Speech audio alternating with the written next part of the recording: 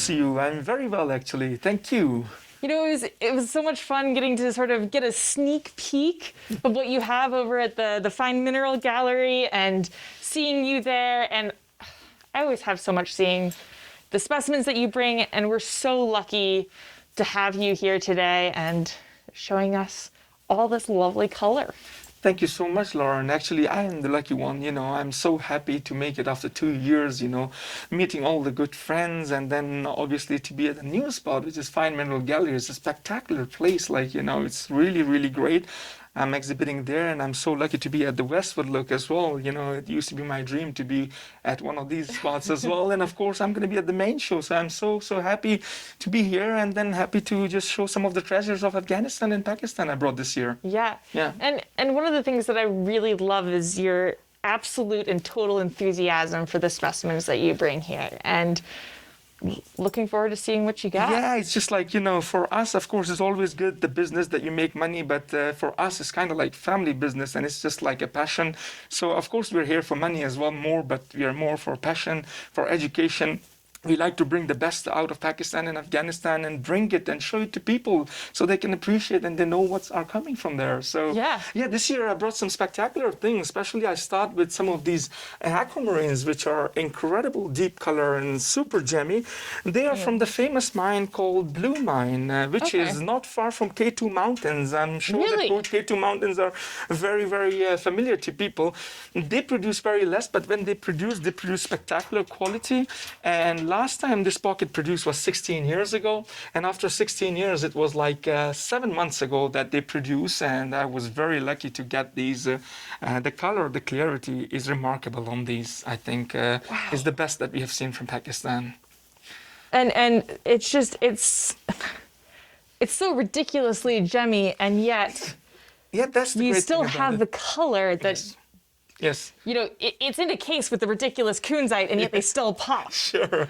Yeah, that's what it's all about, this Blue Mine, because the color is spectacular, the clarity is great, and of course, to mention, the luster is remarkable, and most of them, they're all doubly terminated, so they're floater pocket pieces, you know.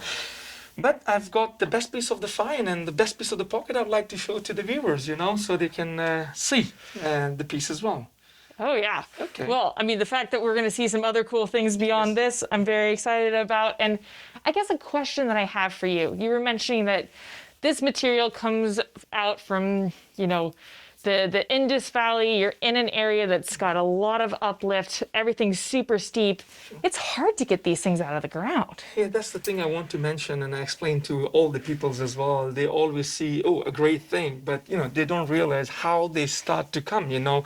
All these poor miners, they have to just, you know, go up in the mountains and, you know, take a risk of their lives, take them down, and of course we do the cleaning and we take the risk, you know, to travel it to the city and bring it over. Yeah. You know, it's very hard to acquire them, and then, you know, the end product is here at the exhibition we put and then show the viewers. So. And it's one of the reasons why we are so lucky to have you here in Tucson, bringing us this material. And I mean, it's an area where, you know, from a kayaking climbing background, I have friends who go on, you know, adventure trips out there, big major adventure missions, and yet this is where you're working to bring this material to us. And I'm really with pleasure, and I'd love to just bring whatever the best I get, and this is the great spot to be, and then, you know, to show it to the people so they can appreciate what's are coming from Afghanistan and Pakistan, you know. So I'm very blessed and honored, you know, to be here and to be able to have a chance to show it to the people and viewers that, you know, what's coming out of those two countries. Yeah. Well, it sounded like you had something really special to show us. Absolutely. I have some great things I brought this year. You know, 2 years gap, we didn't do the Tucson. So let's start with the Blue Mine Aquamarine. I think this is a spectacular crystal I'm pulling out. It weighs 417 grams, and it's flawless, and it's doubly terminated, and it's one of the best color and clarity we have seen from Pakistan. And especially with these, you know, incredible lines coming up the side, which really accentuates the depth of the crystal. Yeah, the luster is incredible. You know, we've seen a lot of aquas, but the luster, when you see it, shines like a diamond. And then the clarity, of course, and perfectly terminated. And the modified termination as well. Mm-hmm. With that smoky aspect that really makes the color pop. I think truly remarkable find. I guess frosted would be a better Yes. better term. But yeah, the color and clarity doesn't get better in my humble opinion. I think it's Oh, it's yeah. truly remarkable. The It's rehealed as well. yeah, the recrystallization down here. Yeah, weighs like nearly half a kilo and flawless. Yeah, no, Great it's color. got some heft to it. Yes, yes. So I think I was very happy with this find, and I was very lucky to be able to get them. Talking about the barrels, I think I am very honored and thrilled to show you one of the finest emerald specimen ever to came from Pakistan, in my humble opinion, because we are the source, and you know what are coming, and this is by far one of the best emerald specimen we have seen. This is actually from the new find from Garam Chashma mine in Chatral district, which is not far away from Chinese border and not far away from Skadu. What you see is perfectly crystals of emerald sitting on the white quartz. Wow. And they're gemmy. You can cut stones out of it. I mean, when I first saw this in the box just now, I was like, what is Mustafa doing with a Colombian emerald? I know, it's incredible. And Pakistan's like, excuse me, hold on a second there. We got some work to do. And look at the color. I mean, and good size as well. Good size and gemmy. And I love looking. Cut stones from there. And you look down the terminations and you see the zoning as well. That is something.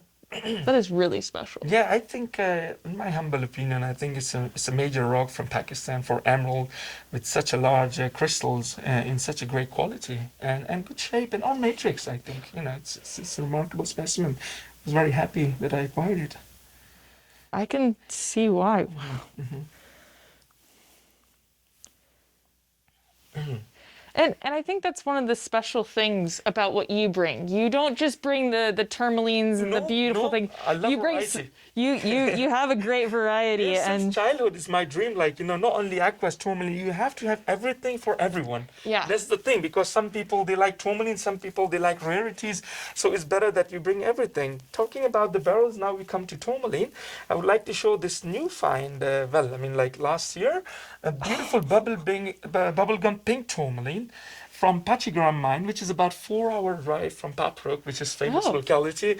And they produce very less, but when they produce incredible color. So I think they are really great things. And I love these little late stage crystals on here that give it, I mean, how can you not love the pink? Yes, it's just the pink of happiness, but with this arrangement, I think is the arrangement with the quartz, these late stage sparkle gives it that little extra glitter. Yeah, the white albite, the smoky quartz, and the bubblegum pink color popping right at the top 90 angle of the matrix. I think it's a great rock, and we were thrilled to find this new color from Afghanistan, which is really remarkable.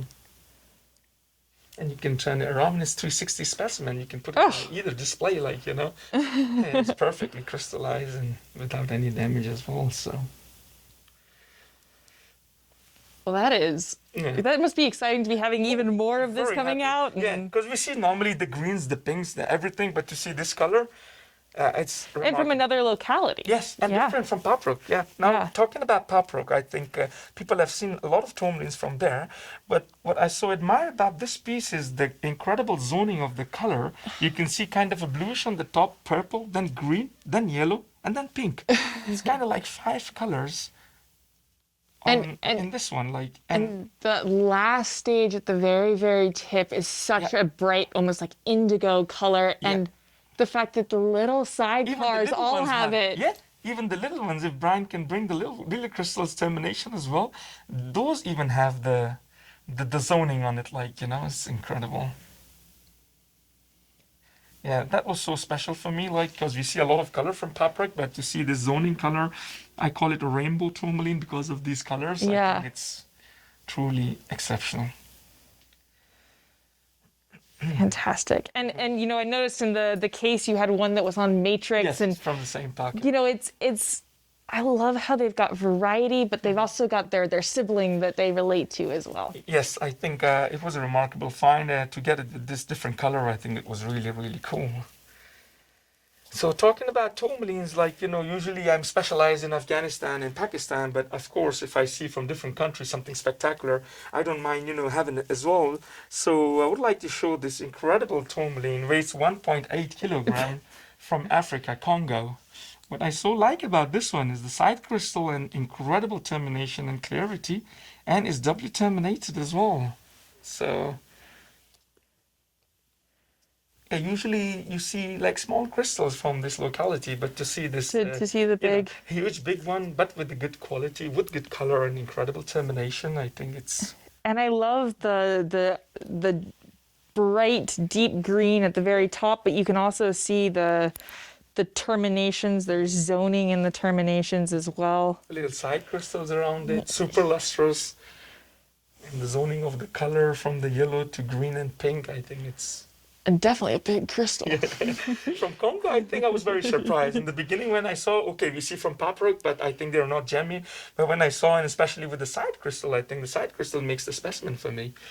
I think it's a truly remarkable thing. So I couldn't resist not to, Oh, yeah. have that one. So talking about the varieties earlier we talked, Lauren, I think, and now I would like to show different things. Like, for example, we come to this spectacular star-shaped specimen of pink fluorite on muscovite with a green zoning inside, which makes it really special. It's an incredible quality, and I like in a nest of muscovite is sitting right in the middle. No, it's perched like a little bird, and it's sitting right there, but it's so gemmy, and I love the fact that as you rotate it, yes, you really see that rosy hue that's coming off the. It's an interesting crystal form too. It's a different shape. Usually you get pyramids, but in this shape it's like, pointed on 3 angles, and it's like a star shape. It's like a modified octahedron. Yes. Mm-hmm. With great quality, without any damage. And on muscovite, I think it's from Chumarbakur Nagar mine in northern part of Pakistan. Incredible thing. I really love this piece. Thank you. I thought this is a special one, so that's why, I wanted to film it as well and show the viewers, so they can see a different shape fluorite, pink fluorite from Pakistan. Talking about the quartz, I would like to share this incredible Herkimer diamond quartz, of course not from New York, but from Pakistan. What is so special is it's like a diamond quartz shape, but with faden. And the quality is just incredible to see from Pakistan. It was found 2 months ago from Tomik Valley, Shigar, Skadu district, Pakistan. I was very surprised to see this quality. Wow.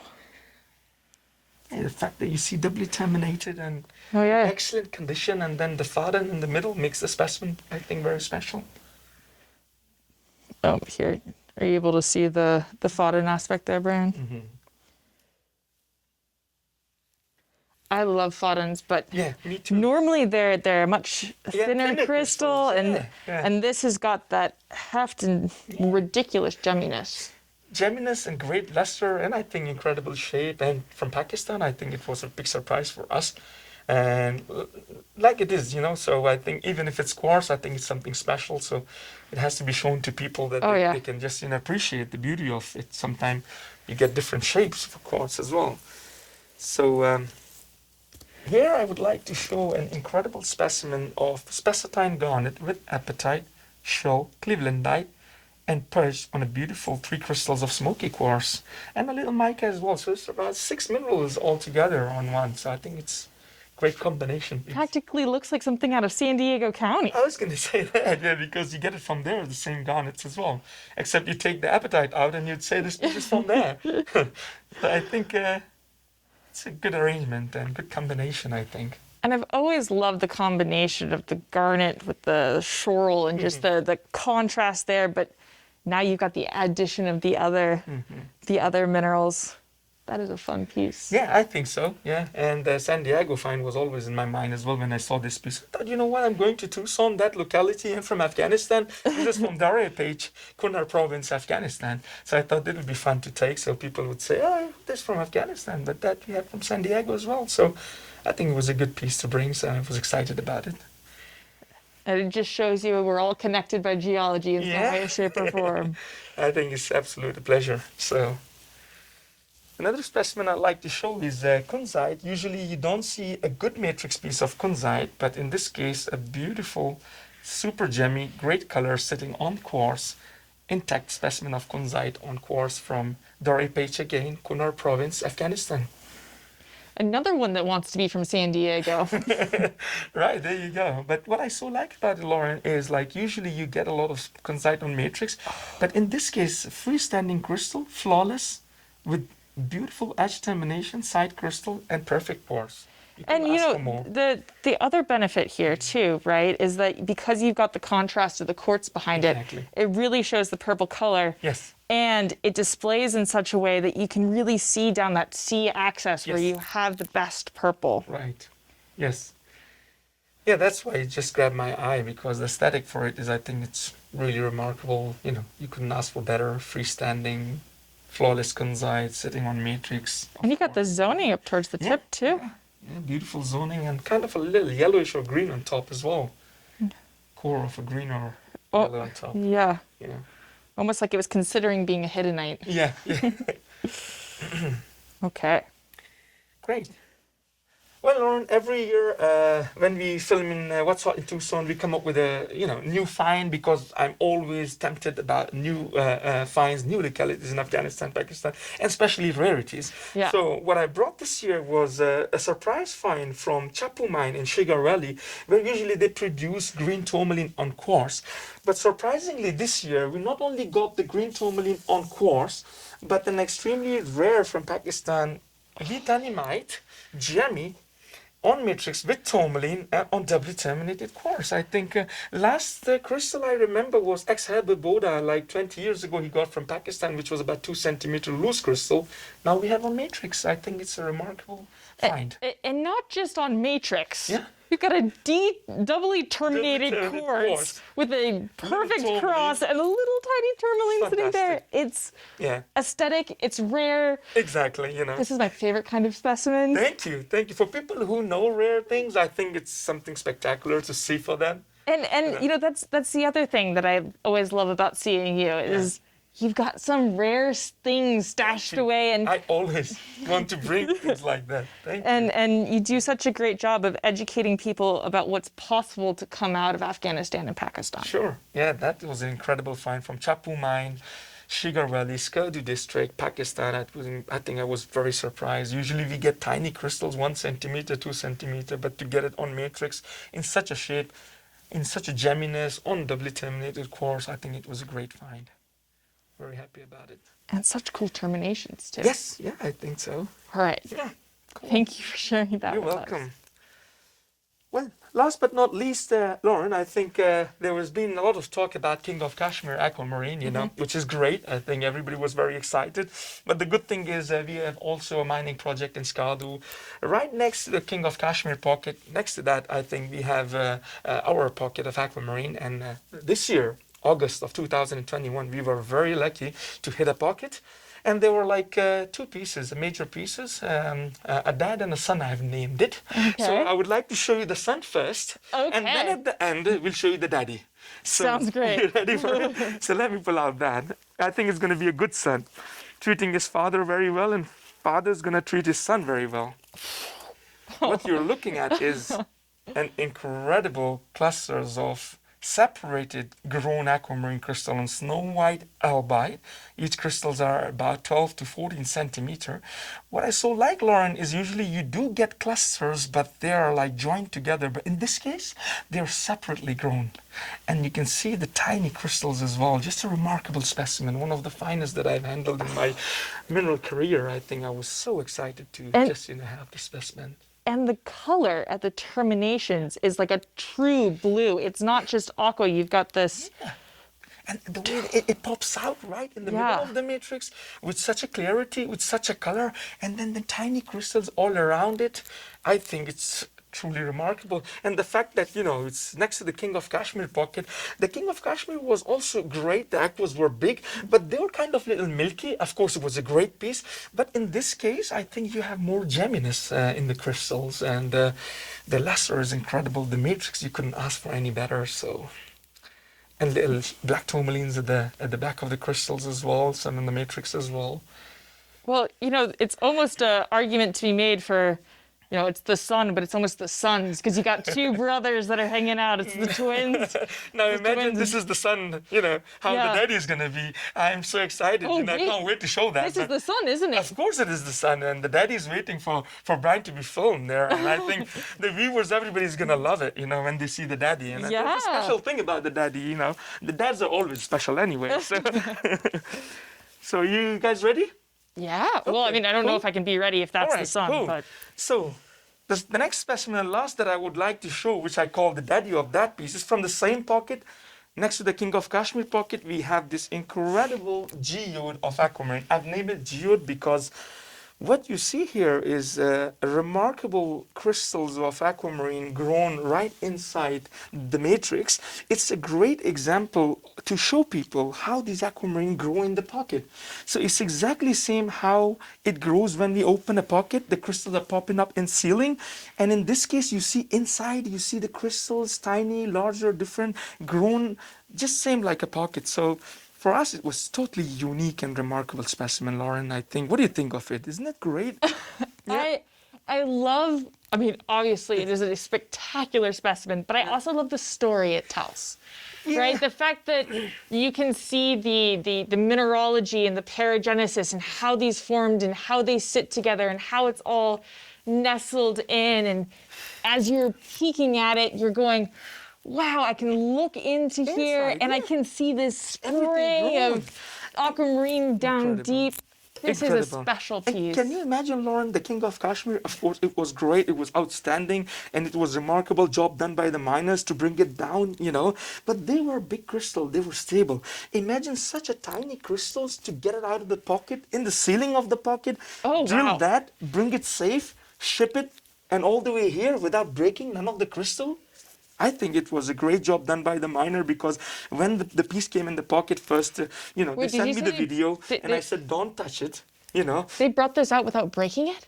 Yeah, absolutely. What? Yeah. Holy cow. Yeah, because they sent me the video and I told them, you know what, don't do anything. We got them a special chainsaw and, you know, there were about 5 to 6 people holding the piece 5 to 4 hours every day, nearly a month. And the guy was cutting the piece. And when it came down, so they have to put it upside down and then obviously from mountain to bring it down and then ship it to America. I think it's a great story. And I was so thrilled and happy at the end when it makes it here. Actually, I was emotional as well that all this hard work, you know, it paid off. At the end, it came to the right place, which we wanted to show to the people, you know, how these aquamarine grows in the mountains of Pakistan. So, yeah, just But it's truly also remarkable. so impressive that this, you know, you were able to dedicate the amount of time and manpower to really pull this whole thing out. Yeah, absolutely. And you know what? You know, I had a friend and he told me, oh, I hope you get lucky to sell it. I told him, you know what? Okay, it's great to sell it or not. That's a different issue. But what is so important for me is, you know, that people can see and they realize, you know, they see how they grow, how it comes, and the joy that people get out of it. Like, you know, it's a great example for new young generation to learn, to know how these crystals grow on the pocket, which is remarkable. Inside there, you see there are crystals of black tourmaline, quartz and aquamarine. Inside there you see it's like a small part of a mountain of Pakistan we cut with the aquamarine and we brought it here for the viewers to see. I was really happy and I hope the viewers can enjoy it as well, I think. Thank you so much for bringing this and sharing it with us and just it's absolutely my pleasure. I'm glad. Thank you very much, Lauren, as always. Thank you so much, Brian. I greatly appreciate, you know, your support that you're giving me every year, putting me in What's Hot in Tucson. And the fun part is when I go to Pakistan, before I arrive, this is, oh my God, so you're going to be again in What's Hot in Tucson. You're going to have a chance to see great things, which is good for them as well. Even the miner, you know, they come to the city, get the videos, and then, you know, show it around. So thank you, Lauren. Thank you, Brian. I greatly appreciate that. And I hope to see you next year or maybe see you in Denver. I can't wait for Denver already or Tucson to bring us some more things. Well, always look forward to talking to you and thank you for sharing today. My pleasure, Lauren. Thank you. And thank you, Brian. Hello, Chris. How are you? Hello, Lauren. Good to see you, Peter. Good to see you. Bonjour, Christophe. Bonjour, Peter. Bonjour, Brian. It's so good to be in Tucson again. 2 years of frustration, but luckily we're back. And as always, you have such beautiful, colorful minerals, and I'm really looking forward to hearing about all of this? Because how can you not just be dazzled by this color combination? Well, I have been traveling all the time. Combination and Yes, the fact that yes. you're getting these amazing things out of the Congo, which is not one of the easiest places in the world to operate. No. We can easily say that it's not one of the funniest country in the world. But as you know, my father was used to travel there in the 80s, when I've been traveling with Brice, my brother, since the 90s, and we know what we can do, what we cannot do, and in case of problem, we know who can help us too. So, and actually, even if it's not an easy country, I love to go there, and I love Africa.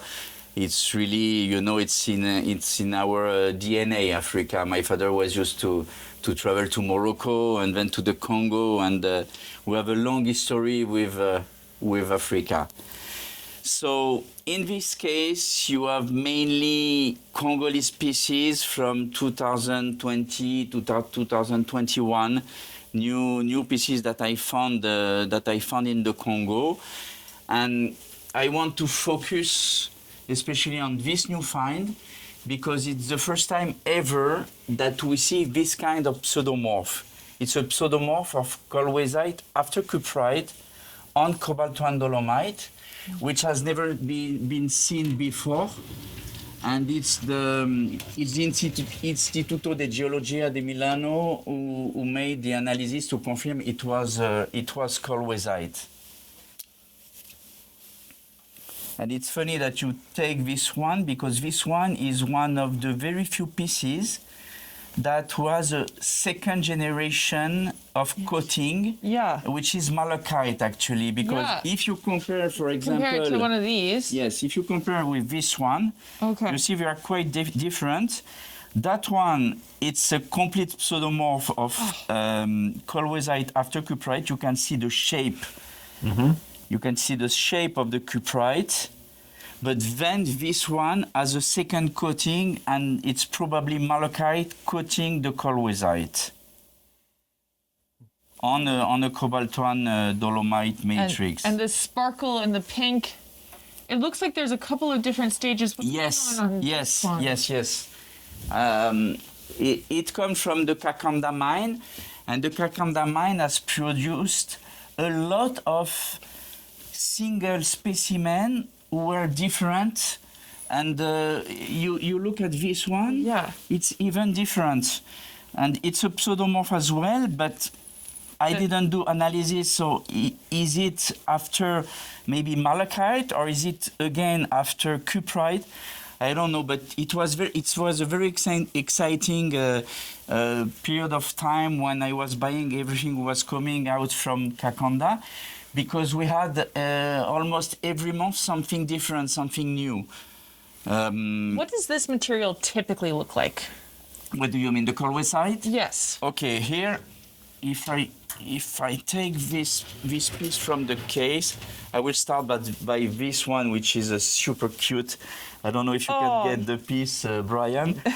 But we're more used to find colwezite in that size or a little bigger. But then, if you can hold this one, then what was exceptional in the new find is that we found some spheric colwezite, some balls, and it's probably the biggest ever found of colwezite in the Congo, because this one is about 4 centimeters when we are used to find much smaller ones. And same this one.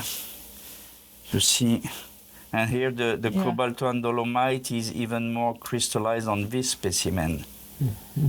And you see different colors, different brightness. Different parts of the pocket, different types of... Yes. So I was going to say, this specimen here is absolutely brilliant. Yes. And they have been mining for about 2 years there, and I was buying most of the stuff coming. And it was quite exciting because it was totally new, and it's not easy to have new material to bring to the shows. And then also from the Congo, major cuprite we didn't see. Look, if I backlight the piece, look at the cuprite. It turns red. Oh yeah. You see, you can catch it. And the last good cuprite that we found, I think I said it already in the last What's Hot, but it's our legacy. It's my dad who found the amazing cuprites in the early 90s, late 80s. And for 30 years, we didn't see any good cuprite. And I was lucky because the last 2 years, I got few good ones, including this one, which is in the very best ever found in the Congo. And this one, what I like, it's on the velvet malachite. Look at the gap there between the malachite and the cuprite. Yes, yes.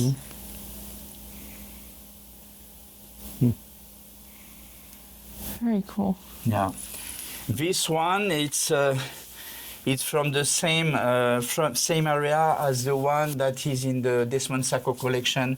Desmond has a 5 centimeter red cuprite on a cup of velvet malachite, and it was from the same area, but except that it was about 30 years ago. It comes from the same mine as the cuprite. It's Mashamba West. Okay. So it's So this is a typical material. yes, yes, okay. typical. It's cobaltoan calcite coated by malachite for sure, but is it malachite after barite? Probably, or it just malachite coating barite blades. It's what I love with the Katanga. It's you find always something different. Year after year, the copper belt in the Congo brings some new material. Here I have few pseudo also of chrysocolla after malachite after barite. That in the second case, there is one piece that I really like. Yeah. Let me pull it out from the case. Light blue chrysocolla. So it's blade if you want to handle it. It's blade of probably barite, replaced by malachite, because when you find some broken crystals, it's green inside, coated by chrysocolla, and then you have a last generation of tiny transparent quartzes who make the piece so bright. And I love how the quartz, you end up with a density of it towards the tip, which gives it sort of this pale color, and you get more of the chrysocolla color deep. Yes. And so you end up with this depth to it. Yeah, yeah. There's certainly something left in some of them, but some of them are hollow. But it does look like blades of malachite. Here we have a fantastic chrysocolla with heterogenite from the Congo as well, from the Katanga province. It's really a piece of art, this specimen. And what I like, if here in the roughy part, you can see, I don't know if you can see it, Brian, but you can see the different lines, the different stages of the growth of the piece with malachite, then chrysocolla, again malachite, chrysocolla of a different quality. That one, this part, if you polish it, it will make a fantastic cabochon. And it's typically the kind of piece that you can have in the house, even if you are not a collector, because it's really a work of art, natural art, and if you check here, that part, it's super shining. I don't know what's more shining here than there, but it makes really the beauty of this piece. And here, if you check where there is a small broken part, then you can see again the lines that you find here with the malachite. This piece is absolutely fabulous. It was one of the very best I have ever had from the Congo in chrysocolla. So now in this case, I'm very proud to show you there's a new find from La Gardette, which is a very old French locality. It's very well known because it has been mined since the 18th century. where the miner was used to collect the quartz for the quality of the pieces they were able to find, and it was used for the jewelry. Actually, this new find, it is from Grégoire de Bodina and Sylvain Desfarges, who are very famous miners in France and French dealers. And they have been digging very secretly for the last 3 years.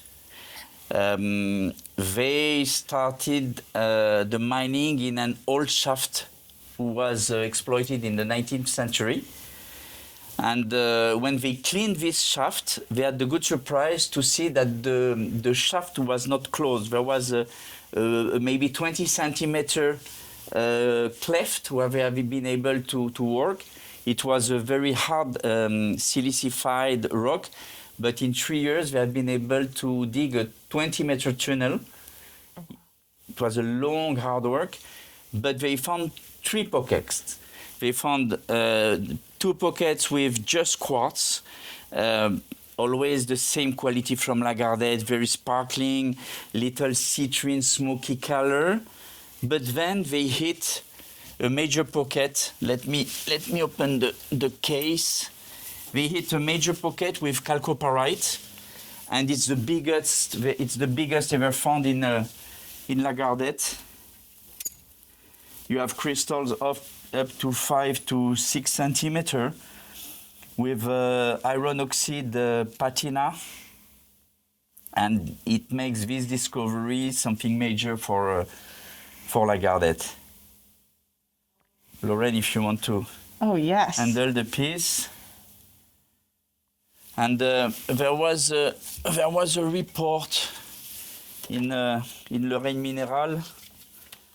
It's the last issue. There was a report about this find because they displayed the pieces for the first time after three years of work there. They displayed the pieces at the Chamonix Mont Blanc show in November. I can tell you it was a crazy big buzz. Most of the collectors bought some pieces, and I was lucky to be there at the beginning and able to get some of the best pieces. And this piece with chalcopyrite, it's the best one, or one of the 2 best that they found from the locality.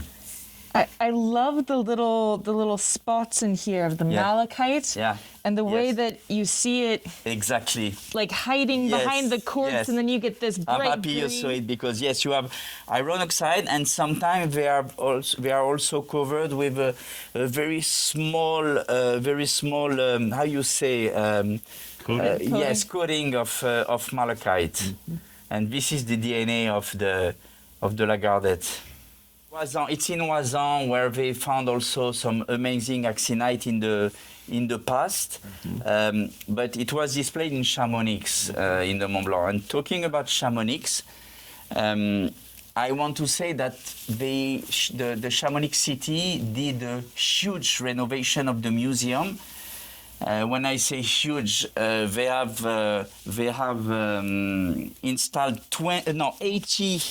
80 showcases with modern and lighting, and it took about a year and a half to do this renovation. But today the Chamonix Museum now is one of the best in Europe.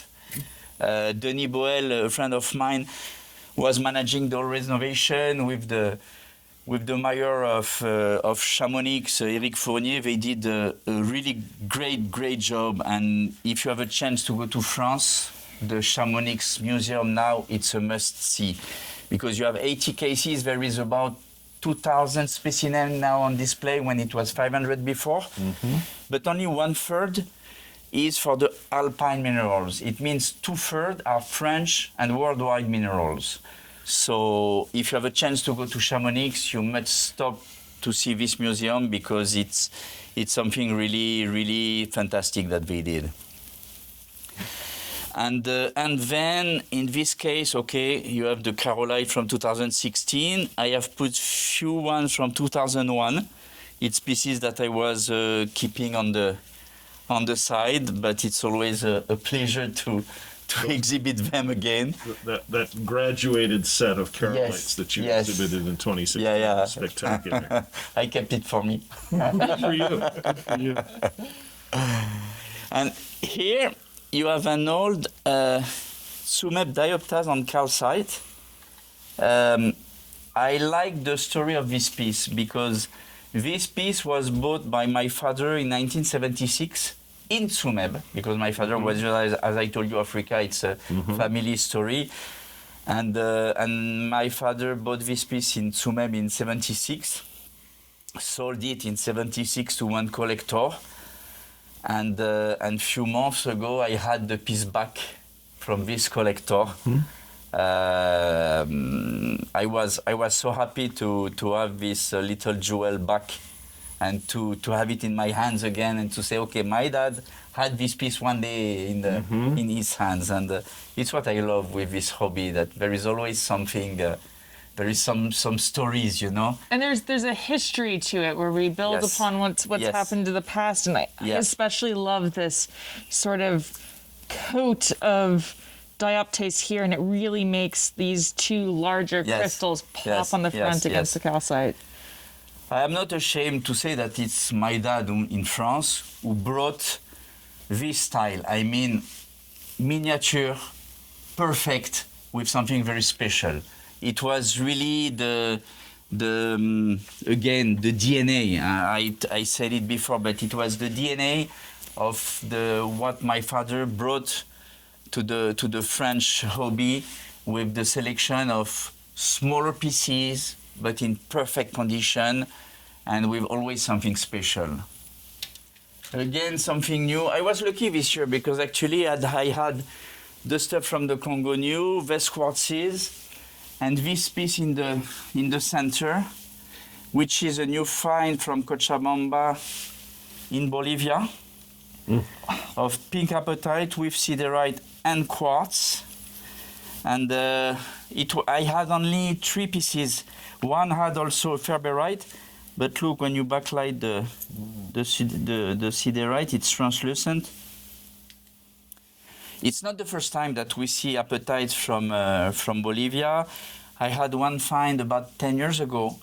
They were bigger, but the quality and the color of this new find is just superb, and the quality of the quartz as well make the piece really interesting.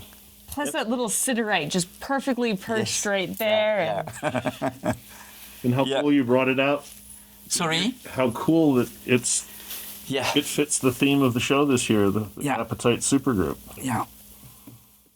Look at that. A rough of cuprite, fire red. I was lucky to find in the Congo, give me your hand, Lauren. I was lucky to find a big rough of cuprite in the Congo, and Patrick Dreher, who is the famous Ida Oberstein carver, it was a challenge for him to make something in this rough of cuprite, because you know cuprite is quite soft. And it's the first time ever that he carved something in the cuprite, and I think it's the first time ever that we see high quality carving in a cuprite, because to find a big rough, it's not easy. But look, when you backlight the mouse. Yeah. Whoa! Oh my gosh, Isn't that fantastic. cool? Became kind of evil. Yes, exactly. He goes from being very sweet and cute and to then evil. I love that. yeah, it's super cute with the white gold tail. But look at the details of the work.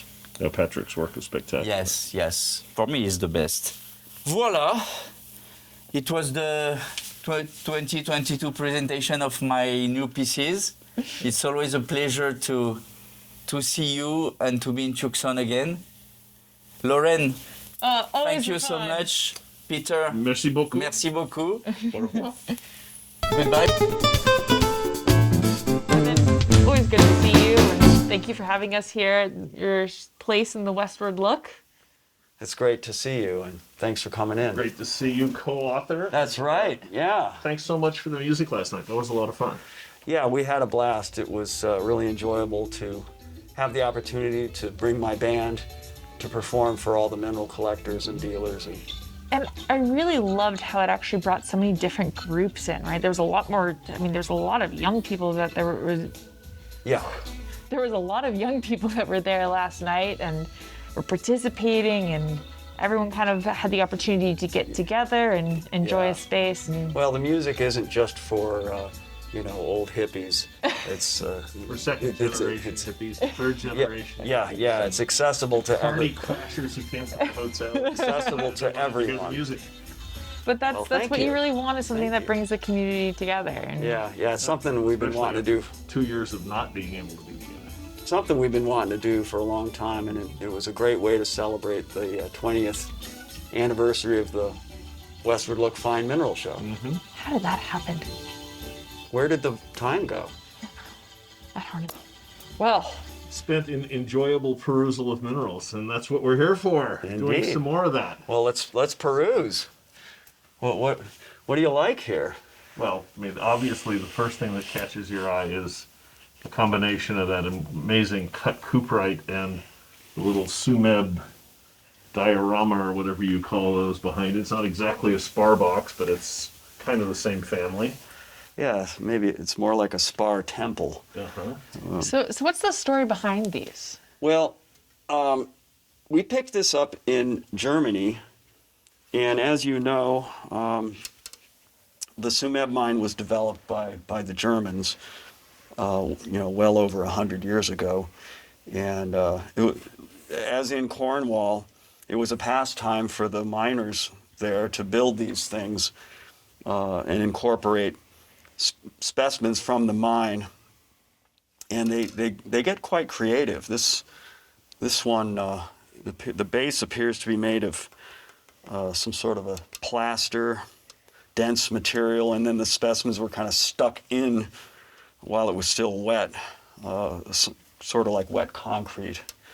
But I mean, look at the quality of the minerals they use. These azurite crystals, cerusites, calcites, malachites, coppers, cuprites. It's just phenomenal. And of course, with the old Sumeb postcard. And even just a little bit of sulfite at the side. Yep. Right, Okay. right. So we've got most of the probably different oxidation zones represented here, I would guess. But yeah, fun artifact. We were very happy to get this. It really gives you a snapshot of what was coming out at that time. Right. And an idea of, the zone, because this would have probably been material that was accessible and around and in quantity for Yeah, them to do at the this. time. And I'm not, we haven't dated this, but I would assume it's probably from the first half of the 20th century or perhaps the middle of the 20th century. So Nice to know they had so much azurite they could burn it by putting it in stuff like that. yeah, well, We could make one of those from scraps of Milpias. we could actually. There was enough production that we could easily make our own since we're on the subject. I think this is a rather nice one. It's a perfectly freestanding 360-degree azurite crystal, centered on matrix. There's not a nick on it. This is just for the size. It's one of the best I've seen. And that is saying something, considering the two of you just authored an entire book on Milpias and have seen a lot of this material. We've seen one or two. Yeah. So, yeah, that is a lovely specimen. So coming back down, because I recognize that you want everything to be from Bisbee, but that is a spectacular thing. Yeah. Alas, it's not from Bisbee or even from Arizona. This is a cut cuprite. It's just under 60 carats, about 58 or 59. And this is from the Mashamba West mine in the Democratic Republic of Congo. And now you've seen these large cut cuprites from Onganja before, but this one is from Mashamba West. And I think the color is even richer than the Onganja material. Interesting story. We were in Munich, and a friend of ours had just acquired a Mashamba West mineral collection from a guy who had worked there, and you know, mostly crystallized minerals, and we were looking through the flats, and we saw this large chunk of cuprite, just a, you know, no crystal faces. Held it up to the light and thought, wow, we might be able to, you know, get something cut out of this. Turns out we were able to get a 58, 59 carat stone. So that it was a very happy purchase and a beautiful stone. Exceptional color. Now, if I remember correctly, the specimen over here is you also acquired during the Munich show, right? Yeah, a couple of years ago. And we ran into each other out there. Yeah, these are, what you're seeing here are a couple of very rare mineral species. These are copper nitrate minerals. Okay. This one is Gerhardtite or Ruaite. They're one or the other or both. They're dimorphs of each Okay. other. So, and this one over here is Butgenbachite, another copper nitrate. And these rare nitrates occur in solid cuprite. So many rare copper minerals seem to want to form in this cuprite, these cuprite nodules. This is an exceptionally large example, both in crystal size and specimen size. And I like how you have both examples in the same piece, and they really kind of create this beautiful visual feedback loop. Yeah, you know, we could have easily given this to the lab and say, you know, chop it in half and we'll have a Butgenbachite and we'll have a Gerhardtite, but I like both species on the same rock. I hate to see those kinds of associations broken up. That's, Right. you know, for the kind of people who would care about one, they should care about both. Yeah. So again, this breaks my heart that this is not from Bisbee. You know, speaking as a On the other collector hand, you were able to buy a house last year. yeah, correct. Yeah. House, rock. Okay, I'll take the house. But I just love these rare species that occur in these cuprite nodules.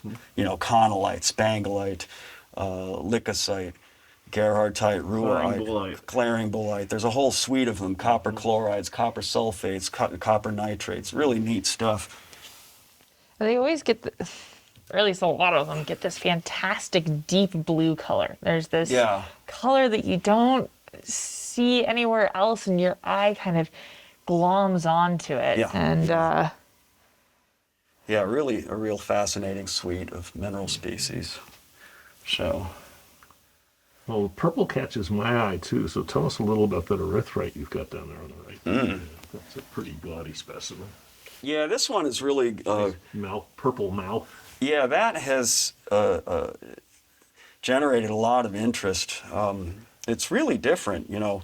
Of course, it's from the Bouazer cobalt mining district in Morocco. But what makes this one different, at least to me, is the crystals are very slender, very transparent. And in this case, smaller seems to be better because most of the erythrite specimens you see from Morocco are these large, thick bundles of crystals, and they tend to be opaque.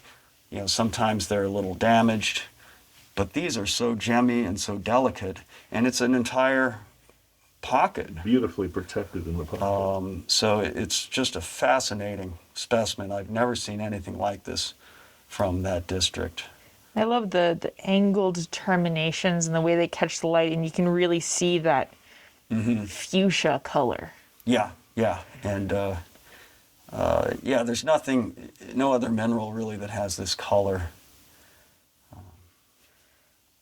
No, it's why it catches your eye. Yeah. Even in a case with this much beautiful color, I mean, it's sitting over here with this fantastic Rowley. Yeah, this is a very interesting piece. You know, of course, I'm very partial to minerals from Arizona, but this is a great combo of the wolfenite crystals with these ball-shaped mimetite spheroids. You can see them all over the specimen. And that's one of the things that the Rowley mine here in Arizona is known for, are these lustrous little red or orange balls of mimetite that they don't seem to occur anywhere else quite like this in the world.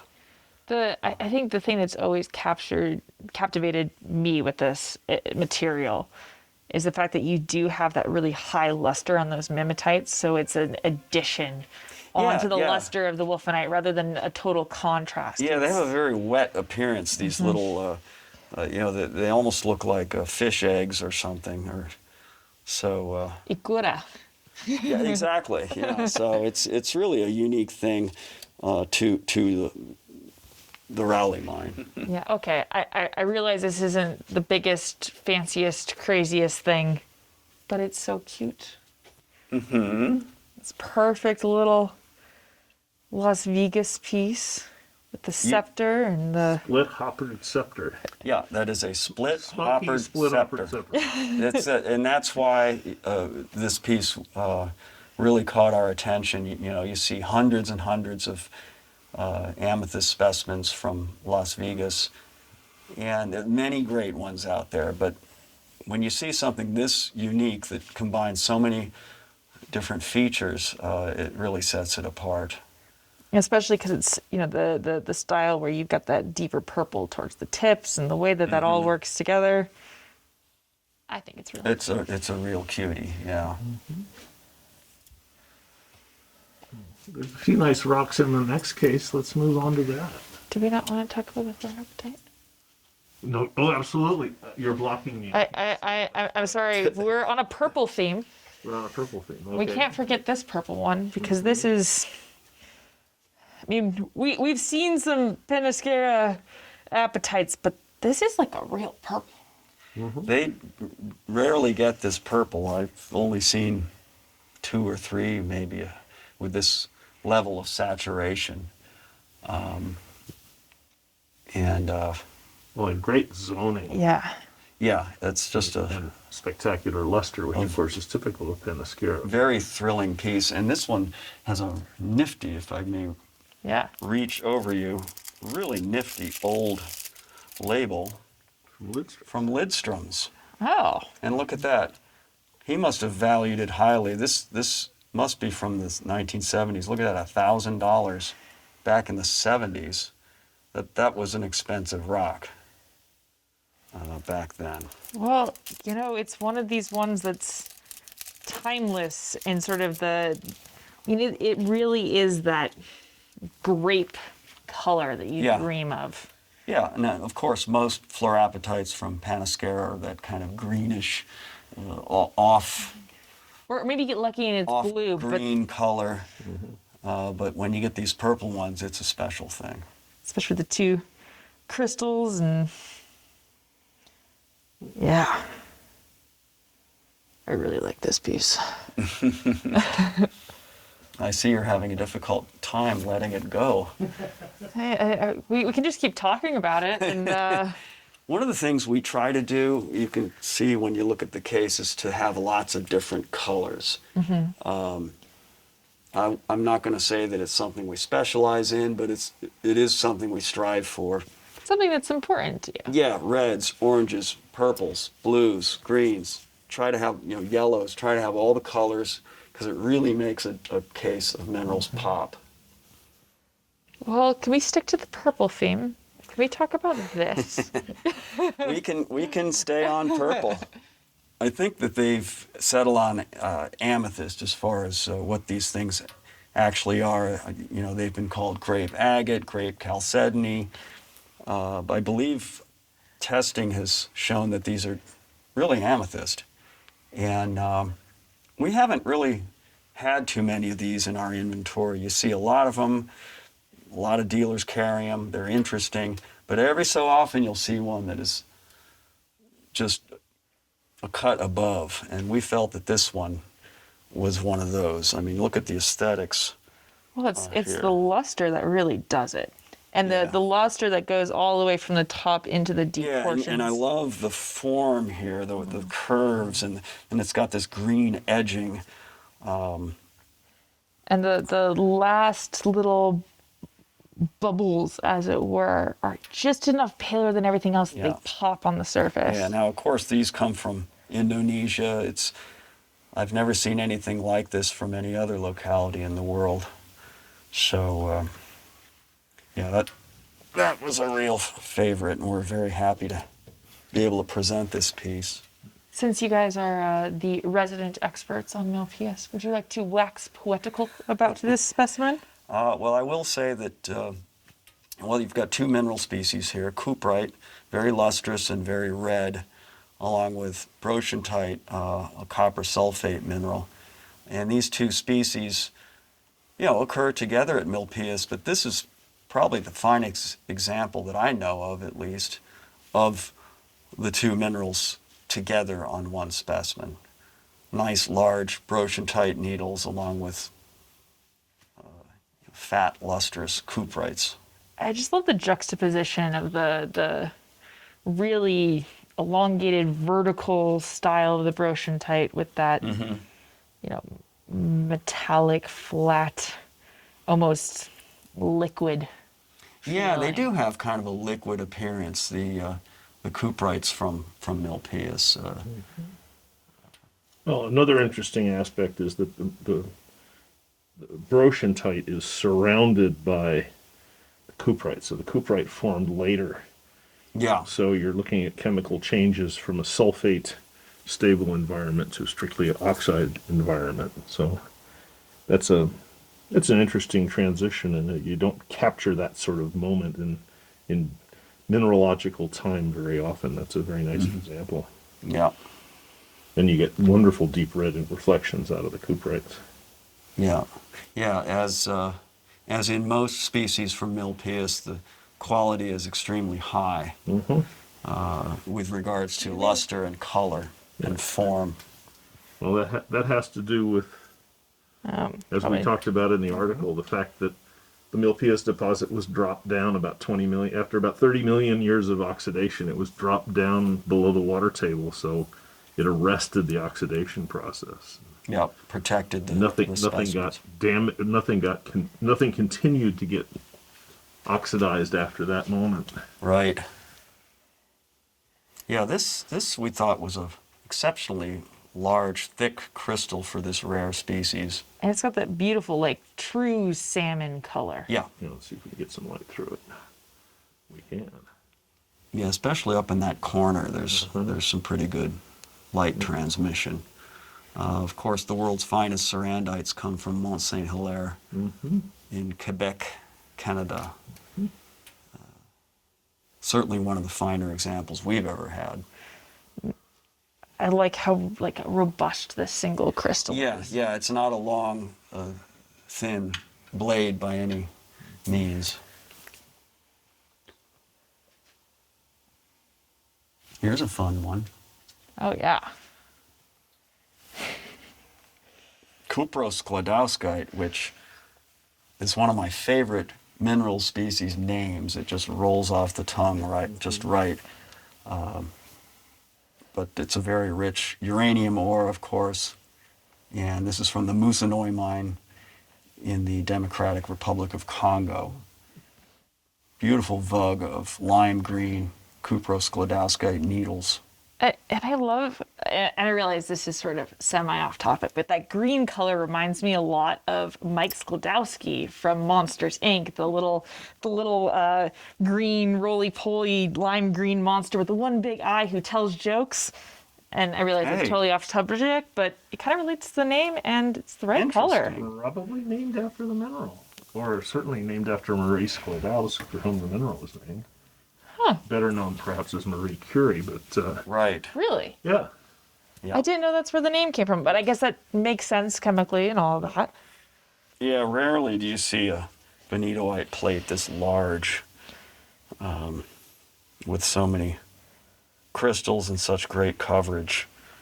And with this band of neptunite towards the bottom as well. Yeah, and you'll notice when you look at these up close, a lot of the bonitoites are gem quality or facet grade. You could cut stones out of this, but of course That would be a crime. You wouldn't, or at least most people wouldn't. Yeah, this is an exceptional large plate. and this is, as I understand it, this is very early production. This is probably a 100-year-old piece. Really? Yeah, this is very old, according to the gentleman we got this from. Wow. Over in California. It was found in an old collection covered with natrolite, and they etched the natrolite and exposed the beauty of this. Yeah, I love this piece too. This is from the, you remember, what was that, 5 or 6 years ago? There was 2015, 2016, yeah, something like that. there was a major discovery of legrandite at the Ojuela mine, and very often with legrandite, you also get paratomite. They love to form together, and we were fortunate enough to get a nice batch of paratomites, which, you know, correct me if I'm wrong, but I think paratomite is even more rare than legrandite. But this was one Especially of that quality. yeah, this was the best large piece that we acquired. We had a lot of nice small ones. I love the combination with the little almost bow tie-esque style of the smithsonite, where you Yeah. get that zoning and they really pop next to the paratomite, and you end up with this cute little association that, and the fact that this specimen you can put in all different directions and would be beautiful as an atomite. And You then, can even see some little legrandite crystals nestled in there. But as you pointed out, the white mineral is smithsonite. And that is really, at Ojuela, a classic association. Legrandite, paratomite, smithsonite, they all seem to form together.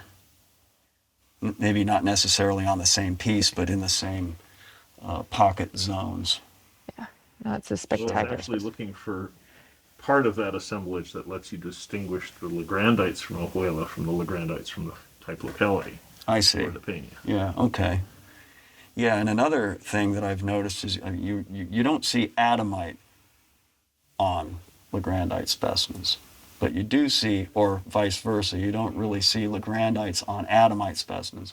But paratomite and legrandite often will be together. And you do see the atomites with the either the legrandite casts or the legrandite pseudos At Ojuela, yes. at Ojuela. Yeah. It's common to find tiny microatomites in the matrix. There is a little atomite at Flor de Peña, but not much. So at any rate, this was the best, or certainly one of the best cabinet specimens that we got with this kind of crystal size. We did have a larger plate with better coverage, but smaller paratomite crystals. You know, just as nice as this one, but just different. No, I love the flow on this specimen and how it sits and the aesthetics and Yeah, that, I mean, Wow. for a rare species collector, this is But you don't have to desire. be a You don't rare have a species species collector collector. to appreciate that. you don't, No, because that's- it's beautiful as well. And I think that's personally my favorite types of specimens are the ones that are rare, happen to be beautiful and aesthetic, and you go, wow, I That's get a it. winner. That's a real winner. So Boxes. with checking all the boxes, And it looks like your box checks them all. We like all those checks. We thank you so much for showing us your wonderful box of Thank you, colorful Peter. treasures here. It's always a pleasure, Evan. And always a look forward pleasure. to see what you come up with next. Sounds good. Hi, Wally, how are you today? Oh, I'm fine. We got it over to US and I'm very happy to be here. Well, you're one of my favorite dealers to visit, and I'm really excited to see what you have at the Westward Look today. Thank you. I'm noticing that you've got a beautiful pyrrhotite in here. Yes, it's a specimen we purchased in the end of the last year in a collection of Vienna. A great pyrrhotite from Dolnegorsk. Pristine all around. A very heavy thing. I have a genetic predisposition to loving pyrrhotite. And it might not be from Santa Eulalia, but some of the people in my family don't need them to be from Mexico to love them. Okay, yes. But It's you know, a fantastic piece. yeah, thank you. Yes, Dolnegorsk produced some of the finest in the world, and so yes. But this is by far one of the best I have seen in the last years. When did this come out, you think? I think it came out after the time when the Iron Curtain has fallen, in the end of the 1980s or the 1990s. Yeah, they're becoming old timers. No, but definitely classics. Yes. Where is this dioptase from? This is from Alpine in Kazakhstan. The quality is very close to the good stuff from Tsumeb. I'll show you. Yeah.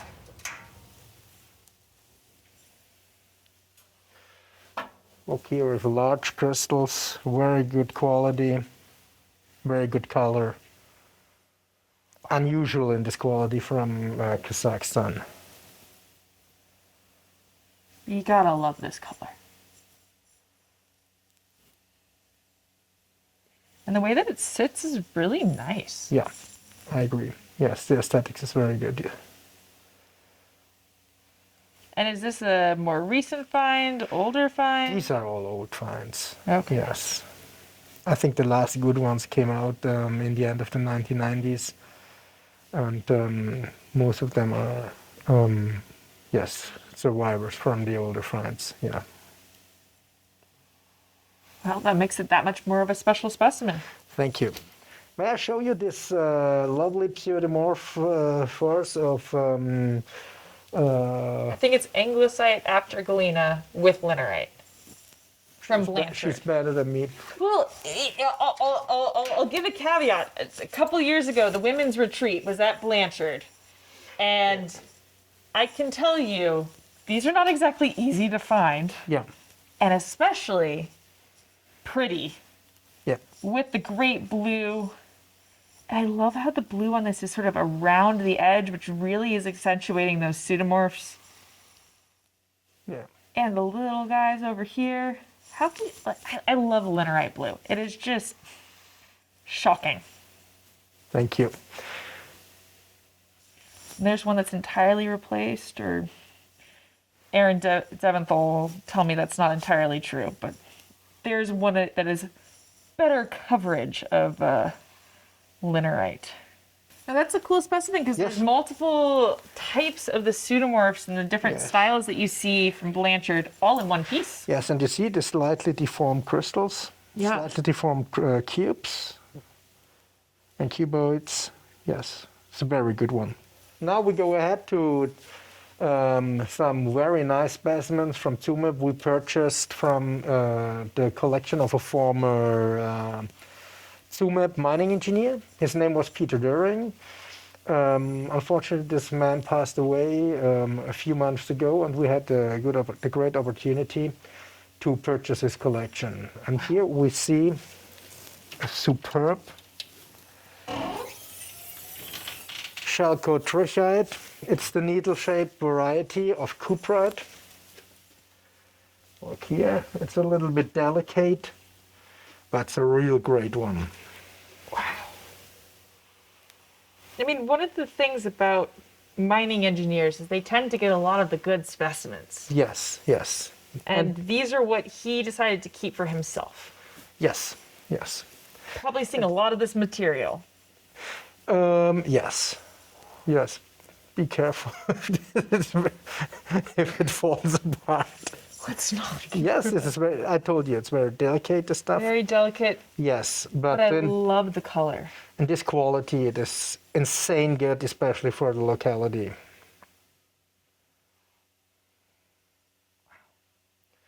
Yes, and the find should have been in the 1960s. This was the period when Peter Döring worked underground, and he emigrated back to Germany in the late 1970s. So I think some in this time. This is a very good barite from Cleater Moor. Very funny story. This specimen laid in one of my drawers for years, and I did not figured out the locality. And I always thought this is a Romanian specimen. And once, when I had a little bit more time, I turned it around and I found the old number of the Dr. Wilkie collection. And so I went back to my records, and there it was signed as a Cleater Moor barite. Oh, wow. Yes, it's an English one, very unusual in crystal shape. And that's why it's important to check out the matrix on your specimens. Yeah, you see. You see these doubly terminated crystals, very high lustrous, partly transparent. And such a good yellow color Yes. towards the core. Yeah. And you see here is that number of Dr. Wilkie. It's even bright yellow. Yes, it's the last survivor of the collection we purchased many years ago.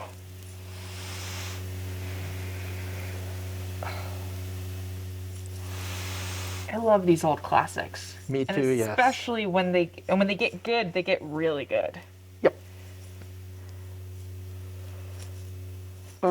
Here we have one specimen from the collection of Peter Doering I mentioned before. Look at this very perfect shaped galena with some cerussite specimens covering the whole crystal. Very unusual. There were only a few specimens in this collection.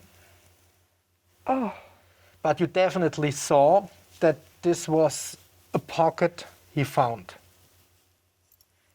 I love the little reticulated cerussite stars working their way up the side of the galena octahedron right there. That is so neat. And that it preferentially decided to be there, and it really accentuates how sharp that crystal is. Yeah, it's a grey and ugly, but a great piece as well. And the little sparkly guy down here hiding out. And now we go to one of our best specimens at the moment. You can take it out, yes. A great specimen of wolfenite from Los Lomendos. We purchased also the last year in Vienna from the collection of Dr. Pischel. A really unknown collector, but with great specimens. Great taste. Yes. And I love the preservation of the disclosite on the matrix here. So you see it's not over cleaned because the disclosite is not blasted away. Yeah. It's a very good one. And the crystals are almost in pristine shape. And you get the color sandwich. You get the butterscotch with the real orange in the core. Yeah. I also really like this transition in color across. Yes, this is the thing I love very much of the piece. Yeah. Wow. This is cerussite pseudomorphs. Well, I don't know if it's cerussite pseudomorphs anglicite or if it's just cerussite pseudomorph after larger cerussite crystals. Probably that, because you see the reticulated crystal shape. Yes. A very good one, an old one from Broken Hill. Yes. And I love this structure in the center here. It really draws your eye in. Yeah. And the whole specimen consists of almost pure cerussite crystals. Yeah, I can tell. Yeah. Okay. Yes, that's a good one. Good and very old. Yeah, it would have to be. Thank you. Yeah. Thank you so much, Loye. Thank you as well. Okay, give me a hug. A pleasure to be in US as always, and to be interviewed of such a beautiful young lady. It's great for me. Thank you. Thank you. Hey, Dylan, how are you doing today? Great. How are you? Good to see you, Dylan. You too. You too. What a beautiful day in Tucson. It is. Another amazing And day. it's almost as nice outside as it is in here on this case of rocks you've got. Well, thank you so much. Everything's shining beautifully, just like you two, and Brian as well. So what do you have to show us today? I mean, there's obviously some beautiful things and interesting things in here. Looking forward to delving in. What jumps out at you in this case? Like, I mean, you're looking at it. Is there anything that speaks to you? There's many things that speak to me in here. I have to ask about Yeah. this little guy though. This little chalcotrichite included calcite with a spinel twin copper crystal. It's Beautiful. The color, the color combo. Where is it from? What's the it's story from behind this guy? Anganja, and it's more of a rarity. You can get some light through it. Yeah. Oh, It looks better with. Without, Yep. it looks better without. but just the combo, that bright red, the luster, and with that spinel twin sitting right there. That is really cute. Isn't that like a little jewel? That's a copper collector's copper. Exactly. And then there's this emerald right here. I was gonna say we're gonna shift from red to green here because Look at this beautiful little jewel with all these little crystals on top with the quartz crystal. This is from Painus Black, Lapita mine. got that big giant one on the side there. Great Super color. Jimmy one on top.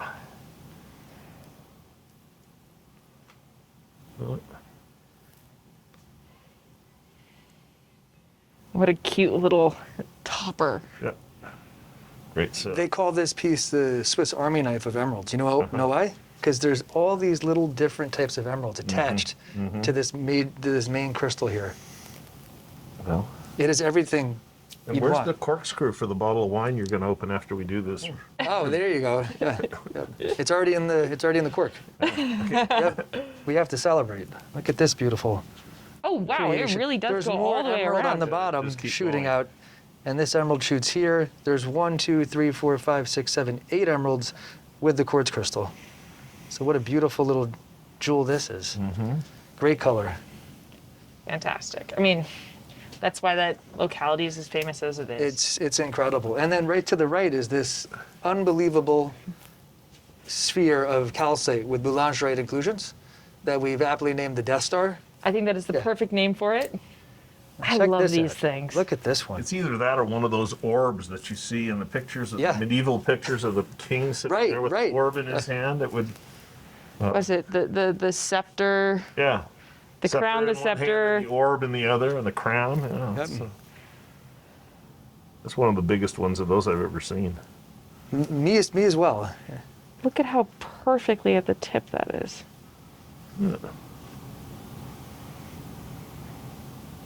What a fun I love piece. these things. There used to be a lot of this material. Yeah, it's been a couple of years. But when did Like it a lot of years, When did it stop producing? Do you know, Peter? No, I don't. Not off Yeah. the top of my head.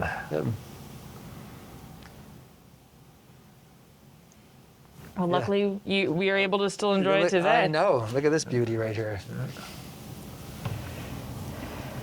Speaking of sort of older material, Yeah, what's going on with this guy? that's a very good question. I've never seen anything from that locality quite like that. It's calcite with aurocalcite from Stockton, Utah. From that's- Tule County. That's a Utah calcite. Yeah, so that's out of the general Bingham Canyon district. So the Yes. Bingham Canyon porphyry drove the system, and then there were all of these replacement mineralization around it, and those were oxidized. And so this is part of that. It's a really high density of aurocalcite too. Normally it's just a fuzz, but it looks like you got layers of it on layers. What collection was this out of? That was out of the Denver Museum of Natural History. And if you look, do you see on the front of the piece? There are these beautiful spheres of epitaxial growth aurocalcite. And there's included within the calcite here.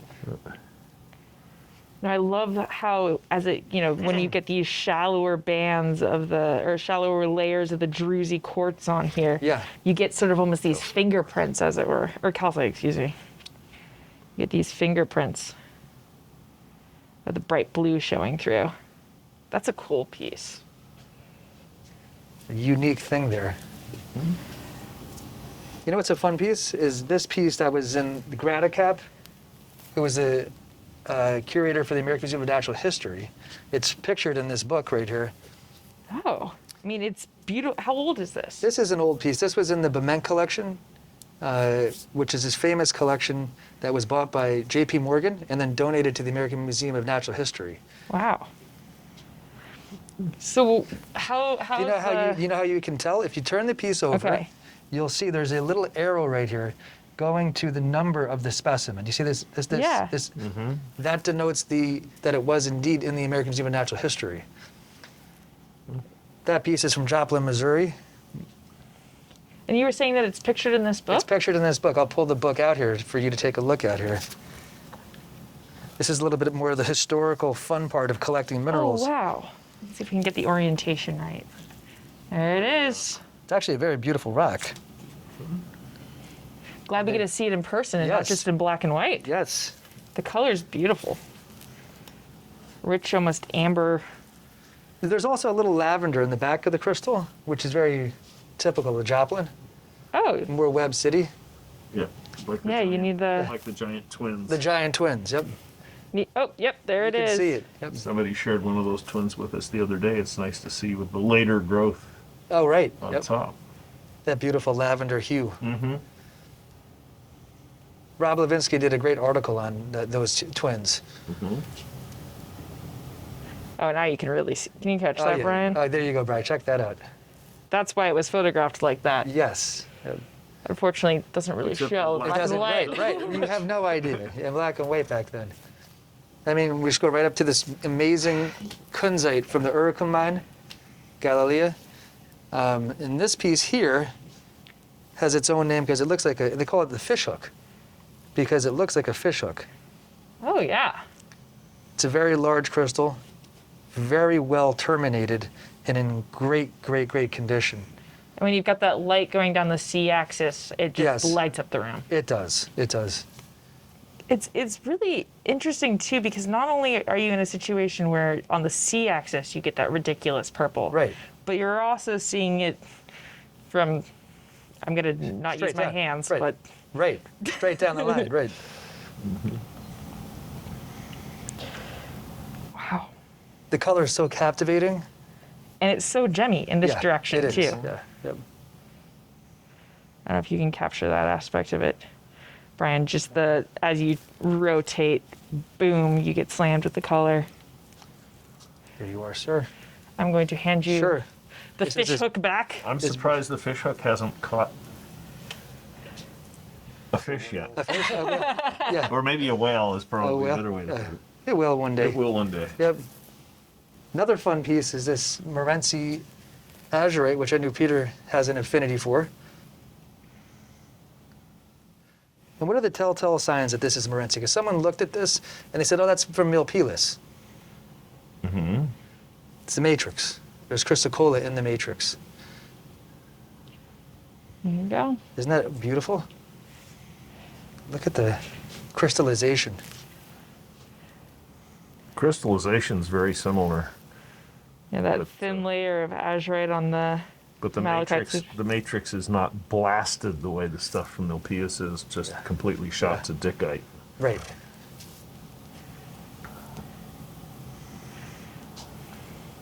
Still get that beautiful, like, fiery blue, though. The fiery blue. So this is from the Eagle's Nest mine? That's correct.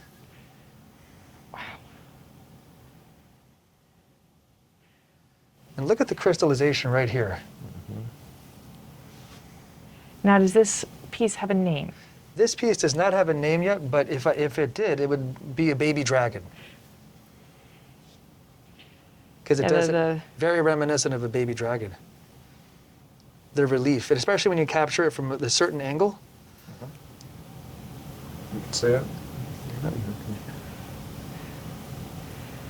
Be hard to pick the favorite side, considering the exquisite crystallization on what's currently the back. I somehow. agree. Both sides. Maybe you'd want it on a 360.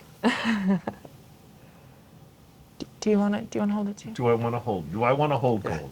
Yeah, maybe, yeah. If you, Peter, if you turn it over, and if you can zero in just right here, if you hold it like this, you can see this incredible crystallization in here that is just. Can you zero in on that, Brian? It's so Beautiful dendritic beautiful. crystallization Yes. in here. Yeah. Here too. All through the piece. Pretty special. on the front and the back. Yeah. And on the edges. Yep. Now this is a really cool calcite from Downlagorsk. That is correct, and it's a.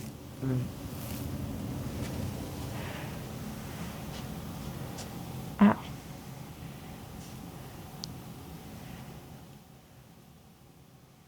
It's so gemmy. Twin. Multiple overgrowths.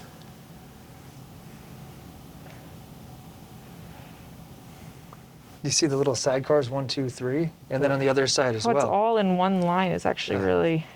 And then you have them here when you turn it just slightly, and they come in the other Oh. way. Do you see the You can luster? see and it. You can also see them kind of through the calcite there, and see the back side of the crystals on the other side. Well, I mean, it is gemmy, so of course you're gonna do that. But That's a very cool crystal. A very fun crystal. This is from Downlagorsk as well. This little mushroom. oh yeah. Now this is a specimen that's super fluorescent. Yes. With little pseudos all over it. Poker chip calcites all stacked up on top of each other. Little mushroom. Or a bouquet, depending on what you want to see. Check out the little guys on top. Yep, little pyrite pseudomorphs after pyrrhotite all over it. Well, as we know, those are your favorite. So, I'm Well not sure said. they're my favorite, but whoa, pyrites after pyrrhotite. yeah, well, Downlagorsk is a big deposit, so it's exactly where we should see it. Very cool. There's marvelous color in this Minerva 1 piece. Let's see if we can. That zoning. What's going on here? Those are hydrocarbons. Just the way that they're so linear on here, I haven't seen that before personally. Usually they clean them off, but in this instance, I wanted to keep it in its natural state It's really cool. because it adds such a great element of contrast and quality. It's got a little bit of a punk rock feel to It does got a little punk rock going on there.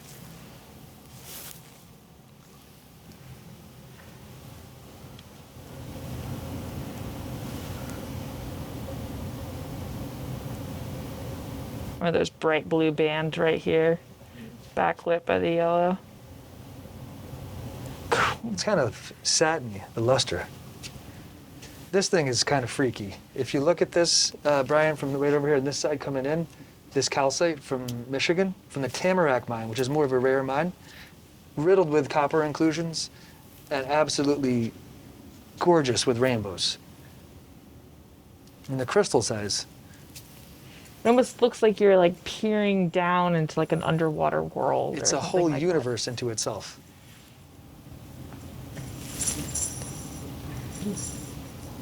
Pew Quarry, Ohio. Really? That's an Ohio calcite. Just a fabulous calcite from Ohio. I love the way it's perched on the matrix. It's got almost like a, I mean, it's a really an orange color to it. Yeah. Orange, amber. So this is an older piece, or is this That's an new? older piece. Yeah. Yep. That's a much older piece. Yep. It's a fabulous, massive gem crystal from Haralmash Mountains, Shigar Valley, Pakistan, with great color, great clarity, and amazing crystal size. I love gem crystals. You know, they'll always be in my heart. And look at the quality of this amazing aqua. That's absolutely fantastic. I mean, the Shigar Valley has really changed what we expect from aquamarines.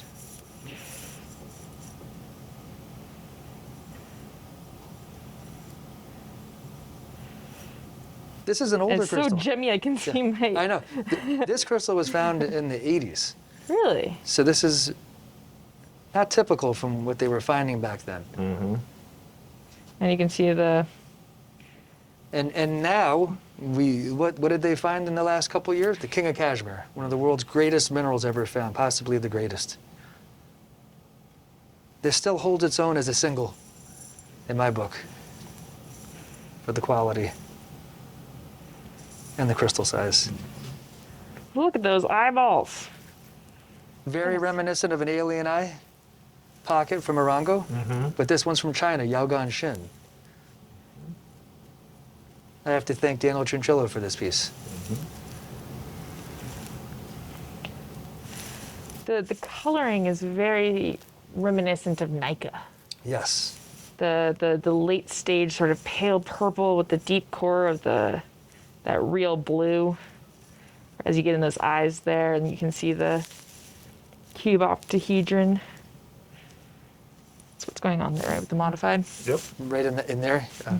What mineral do you think that is included in the fluorite?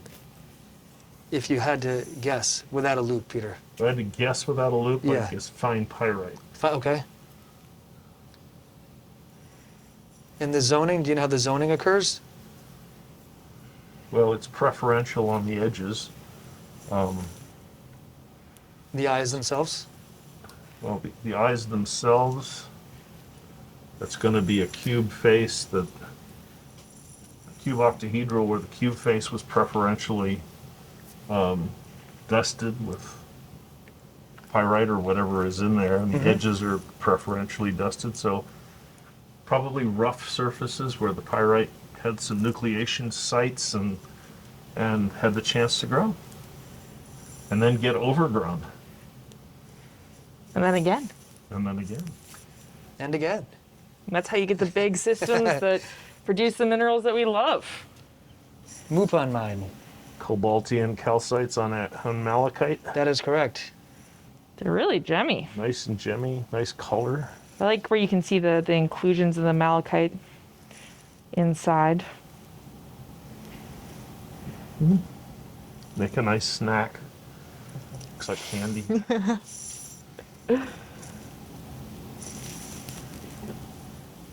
Gun barrel calcite from the Harz Mountains. The Harz Mountains, huh? Harz Mountains, Germany. Is this an older And- piece then? Yes. Looks very reminiscent of Charcas, This piece or the was other way around. in Henry Hewlin's mineral cabinet, the famous British mineralogist. Where who Hewlandite's named after. That's correct. Yep. And it was in this sale in 1829 in London. A magnificent specimen of prismatic carbonate of lime Sansamine.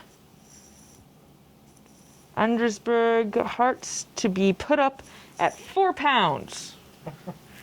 1829. 29. Probably had to work a month to make 4 pounds in those days. Yeah, I wonder what the That's a equivalent cool- would be.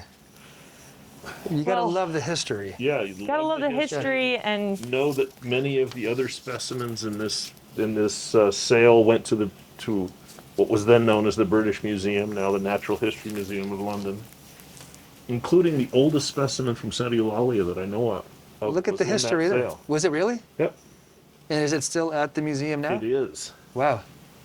It is. It's other- so unprepossessing, nobody but a locality collector could love it. So no one ever tried to trade them out of it. Wonderful piece. Love the history. Style. Look at the same style, Harz Mountains, calcite. White caps. white caps. Oh, that's cool. I like the depth that gives the crystals. Get out your whiteout and paint the tips on these. And, yeah, Look at it. it's lovely. Is this the same mine? Different mine. Interesting.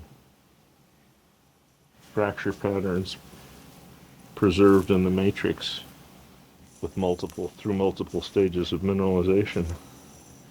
That's lovely. I'll trade you. Here's a wonderful okay. red cloud. That's a good trade. Yeah, thank you. Yeah, hey, right? Any day for you, Peter. Do you have a box? Les Prasmick and I actually did a trade for a Bisbee azurite. He's kept that piece since 1996. Most people don't know he was the mine manager at Red Cloud when Wayne Thompson was Yes. doing the mining project there. And he kept this piece. This particular crystal is so beautiful crystallographically. I have a piece from the same pocket that I bought from Les back then. If you turn it over a little bit, you know what he's done? He's put his label on the back. I don't know if you can get that, Brian, right in there. Red Cloud, 1996. And LPP 21. yeah. There you go. Set this down. Oh. World, but this one, the architecture of this Vivianite and the luster, and with backlighting, it glows green. So this is very difficult. If you pull that out right there. For a Vivianite,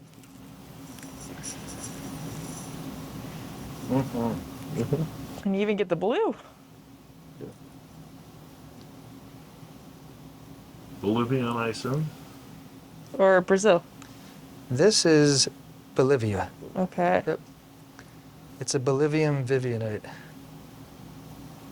Well, the nice thing is about the hydrothermal let me see Vivianites this is thing they here. actually maintain Look at the this. color. Unless you do something like put them in the sun, they'll stay green for a long time. How long will they stay green? Oh, longer than you'll be alive. Oh. The sedimentary ones go fairly quickly, but the hydrothermal ones are pretty stable.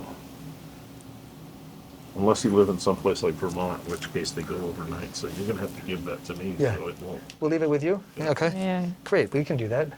We can work something out. You know what we have here? Insight. From Hubei province, with little Hubeite crystals on it. And I learned here at the show, this is one of the 5 larger specimens recovered from that mine. They're one of those rare, wonderful minerals with just beautiful color and gorgeous little crystals. See the little crystallization going on in there? And in Oh, many yeah. ways, it's like a floater. Wow. Big old fin that was in there. Yep. I'm gonna have little insights embedded in my fingers when I'm done with this. Yes. Which is why we're sitting here. It's in my blood. Minerals are in my bloodstream. No, this is just such a beautiful thing. Actually, hold it, Lauren. Yep, you won't get it, don't worry. It's very heavy. Oh, No, it's actually very light, right? very light. It's unbelievably light. It's like a wafer. It's like a, My guess is if you backlit it, it'd be. it would be beautiful, You'd I'm see sure. right through it. I've never backlit this piece before, ever. Well, Give we're gonna it- give change it some that. Time for everything. Well, that is hot, Hot pink. pink. What? Hot pink. Hot pink. Check this thing out. Well, I think most people would say that Kelly blue smithsonite is their favorite blue smithsonite. But unfortunately, you have very biased people in the room. But I will agree. But I will we agree. still- but we still love Kelly blue. How can you not love Kelly blue smithsonite? I mean, the color, the luster, especially when you got the 2 different habits here. It's just a happy rock. It makes you happy when you look at it. It's like you're in the Caribbean. You're on the beach in Hawaii. Right? It just brings you right back to this good feeling. And what I love about this one is the second generation. Or what is going on here, Peter? Do you know what's causing this secondary growth here? It changed in the nucleation rate. Actually, it's hard to tell which was first, but this just looks like more Actually, nuclei, so I'm pretty sure this yeah, it is looks second. like this is on top. So That's yeah. on top, yep. So you went from a relatively few nuclei to a whole lot, so it gives you that pebbled texture. And then you can see it drops down again because you have these little bubbles here again, which are a little more coherent than the little tiny guys here. That's great. That probably put some student at New Mexico Tech through about 2 years of school. How wonderful is that? Yeah. That's a great thing. Right here to the right, we have this rhodo from Africa with the Chwani? Chwani. Yep. Great color. I love how all the terminations seem to be a deeper red, which really gives it this depth. Sea face there. Yeah. You get a sea face? Well, I think all of these are sea faces, or they're pinnacoids anyway. Very well developed, lovely color. Oh, look at the zoning. How deep the red is in the earlier stage, and almost black here in this stage. I'm actually curious. You're curious. I'm curious. This is such a beautiful little miniature. Nice crisp terminations. very wonderful and clean. They really are this fantastic citron color. Actually, even looks like this one's zoned. Yeah, there's some phantom going on in there. Here's this gorgeous little elmwood calcite. For the millions of elmwood calcites out there, here's this gorgeous jewel.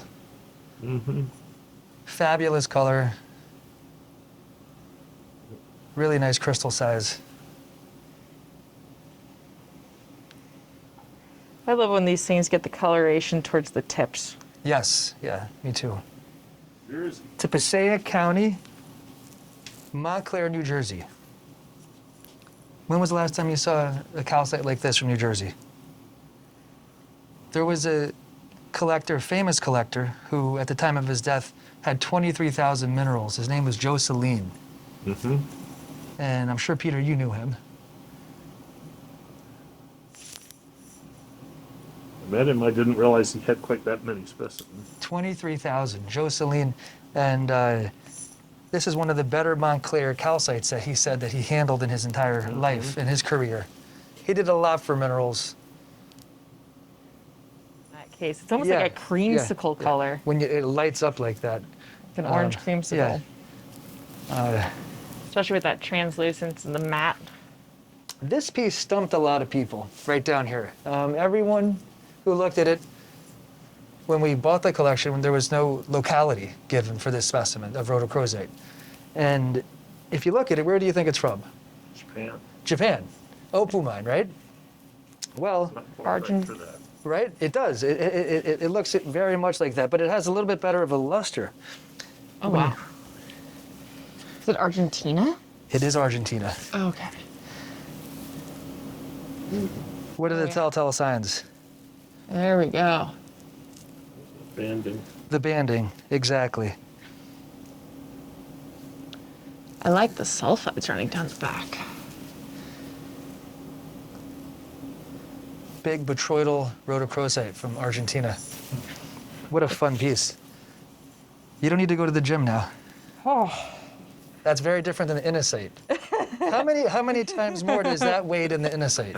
It's got to be a magnitude, right? Oh yeah, I mean That doesn't even weigh like it. that one. It's like that one. You touch, you hold it up with your fingers. Right. This one, You need I some. am engaging Yeah, multiple muscles. Oh, Literally. no, you're gonna make me feel weak. He wants to work I'm out not too. Come talking on, about Lauren. He taking wants it to away work from you out too. Because I think you need to have it No, taken away he from you. wants to work out. Oh, check out the backside. Isn't that amazing, Peter? That this is.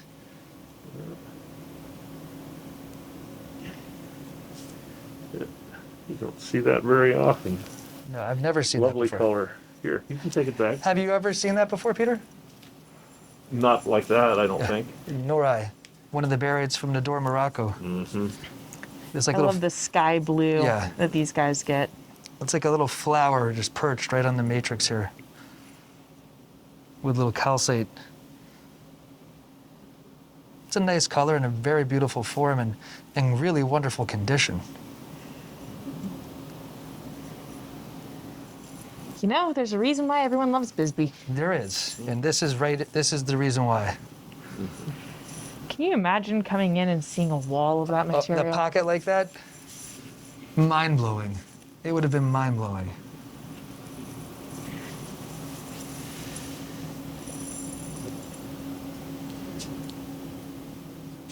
So Peter, what's happening here with this malachite and this malachite?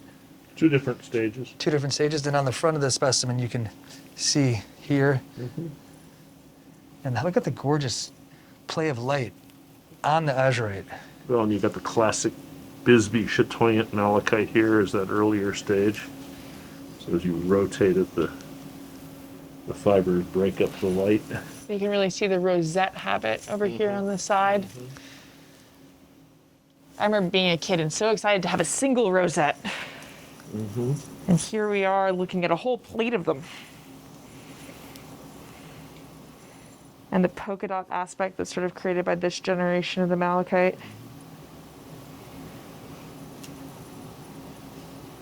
What great material. So beautiful.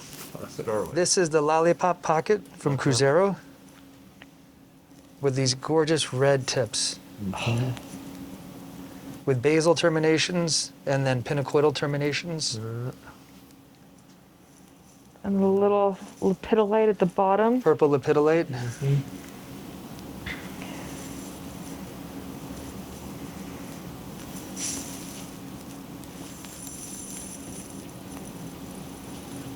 The real juicy red at the tips. Oh. It's got good distinction between the pink and the green. And you got that, at least in this one, you've got an early linear pink stage. Oh, yeah. Goes the whole length of the crystal, and then it's got the It's green. So it's actually, a classic watermelon. but look at it, you see it's more defined Yeah. in the prisms versus the pinnacles. Look at that. You're right. The ones with the basal pinacoid have the nicely developed. Though I guess that makes sense considering the basal portion. And if you look at the aesthetics of the piece with this crystal, if you point this crystal, look at how beautiful this is, and the spray here. And they That's call, you know what they call this piece? What? They call this piece the icon. Ah. The reason why they call it is because when this piece was found, this smoky quartz and this amazonite were attached. It was the first time they really? had found unrepaired smoky quartz and amazonite of this quality and this size. See these little fingers down here? And then how it crystallizes right here? Yeah. If you study this piece, it's actually really, really special. It's just an amazing rock. This is something out of Mark Pospisil's collection. A thumbnail. A thumbnail, yeah. Yeah. Well, what do you call them? Texas-sized thumbnails? Mm-hmm. In Texas, this is a thumbnail. By Mark's standard. Peter's going to put his bear paws on there. Well, you dug this mine. I did. there. Brian. With Brian. With Brian. Yeah. How much fun was that day? That was a lot of fun, actually. Yeah? Oh, yeah. This is called Fun with Tanzanite. Yeah. Fun in Tucson with Tanzanite. Wow. Now, you were saying you got this piece back in 2009. Yes, yes. In 2009, this was considered one of the largest crystals at the time, found in Tanzania. It was one I'd made about 10 trips. And as we've seen, they have found some unbelievable Tanzanite crystals since then. The world's finest Tanzanite crystals have been found in the last 10, 12 years. Though this one still has such spectacular color, and the fact that you get that red in that front face along with the blue, and everyone's kind of hanging out together in the colors. Full spectrum, as it were. There it is. That is a cool piece. Red. Can you see the red in there, the trichoism? It's really wild that it's getting it on that face. Jeez, that's amazing. It's always such a pleasure, so much fun. And thank you so much for being here and doing this. Oh, it's a pleasure. course, It's fun. yeah. You get to see all the good rocks. You do, and you get to hold down the fort, and you get to share this with the world, which is the most important. All the people that can't be here, we have to give a huge thank you to Brian and the camera, to Peter and Lauren, for showing up with the courage to be here in this it's just unbelievable time. It took a lot of courage for everyone to show up here, I know. And Hey, Ryan, how are you today? Hi, Peter. How are Good to you? see you, Brian. Good to see you. Glad we get to get a little bit of the counter feel, as it were. Yeah, I don't think too many dealers have a counter, let alone a gem case at this show. But, I've been selling gems for as long as I've been selling minerals. And years ago, Johnson Kank has put out a few volumes of the gemstones of North America. And my dad contributed to the book. And John sent him a signed copy and said, thanks for all your help. After all, gems are just minerals anyway. So I consider gems and minerals to be one and the same.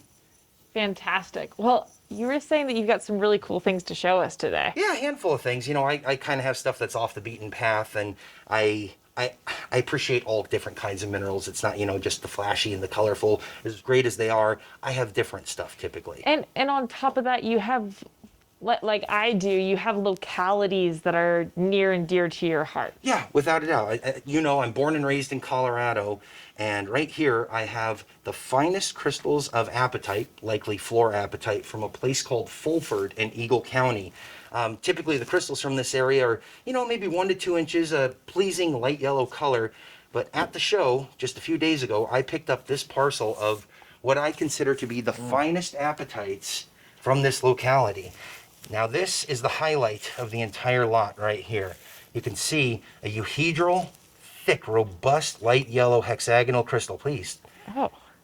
That is unquestionably the largest and finest example I've ever seen from that locality.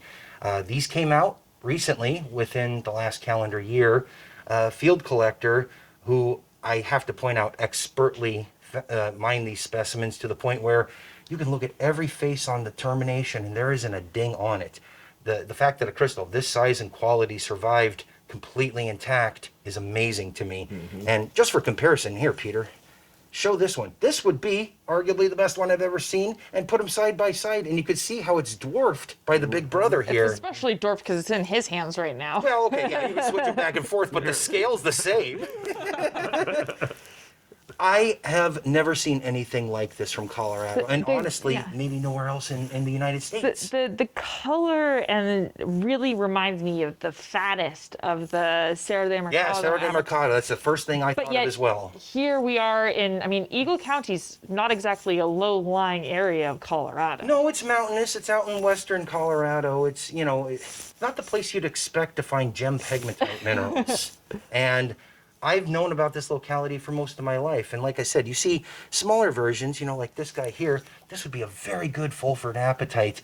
But all of a sudden, you set a new standard with these big crystals. And you can see, Peter, if you hold that one up, it's actually fairly gemmy inside. Where is your light? The larger crystals, they're so thick that they don't even really show much in the way of transparency. Oh, that's a great call. That one just glows. Wow. And it's exceptional for what it is. Don't get me wrong. I'm not trying to discount it. But if you're talking about size and quality, it doesn't get much better. You can even get a little color to pop through there. Look at that. That's fantastic. I love how it really transitions from that chartreuse to more of like a golden yellow. Yeah, that's saturated yellow. I agree completely. And yes, the color is very reminiscent of Serra de Mercado. And I know that apatite isn't necessarily something that people think of when it comes to big, robust gem crystals. And this is the kind of stuff that I like. So I was happy to get these, and hopefully we can find a good home for it. Yeah. If it doesn't end up in my collection. So, as you guys both know, I've had an active relationship in Bolivia for more than half of my life. My first trip down there, I was 19 years old, and I've been importing Bolivian minerals the entire time since my first visit. This piece I just picked up at the show is a really interesting and unusual siderite from the Kami mine. Oh. And this piece, big cabinet, has a really strange habit because the crystals are pseudo-octahedral. Modified ROMs, obviously, but when you look at it at first, your eye is fooled and you say, well, that can't be siderite because they look like octahedrons. Obviously, they're not. The cherry on top of the piece isn't just the nice showy quartz matrix, but you can see right in the front, there's a little pale pink apatite crystal. Don't maybe call that little. Okay, you're right. It's a big pale pink apatite crystal. But the combination, you know, everybody thinks about Bolivian minerals as being black or silver, metallic things, sulfides, sulfur salts, oxides. Well, here we have a nice carbonate phosphate combo on quartz. Not necessarily what you'd expect when it comes to Bolivian minerals. Well, don't forget the Vivianites and Ludlamites. Of course. Which are brilliantly colored. I agree. There's a handful of very colorful minerals from Bolivia. And this thing called phosphophyllite, which... Oh, I might have heard of that. Yeah. There was this guy years ago who had a really good one. I'll have to look him up and see if he still has it. I know for a fact that there was only a few of these, and this is by far the best one. Almost every crystal is completely pristine. I think there's one bit of damage on there, but overall, the showiness, the three-dimensional appeal of the piece, and that gorgeous hexagonal apatite. Do you have a UV light? No. Oh. There should be some color in there. Yeah, the green. Translucent siderite isn't terribly common either with that color. No. No. Especially combo. if you tilt it this way, maybe Brian can get it on the, and pick up the color, get it on the camera. Yep. Do you know if these apatites fluoresce? Yes, they do. As a matter of fact, I Wow. put the UV on it, and it's a soft pinkish orange fluorescence under shortwave. Which must look so cool because it looks like these siderites are sort of hovering on the quartz, and there's actually little apatites all around Yeah, underneath partial them. crystals embedded in the quartz. Luckily the best one was exposed right in the front. It's almost like, the light on a lighthouse just beaming out of the center of the piece there in the front. It's really different and unusual. And It's a cool piece. I love Bolivian rocks, and this was just one of the coolest things I've seen in a while. And you're obviously excited about it, which, considering how much material you've seen, Yeah, that's pretty sweet. I take a certain level of pride in the fact that I was able to feed my family selling mostly black rocks for the better part of a decade from Bolivia. So yeah, something like this, that's a nice little addition to the collection. Okay, so one last thing. I'm going to show you guys one of the coolest rocks I've had in a long time.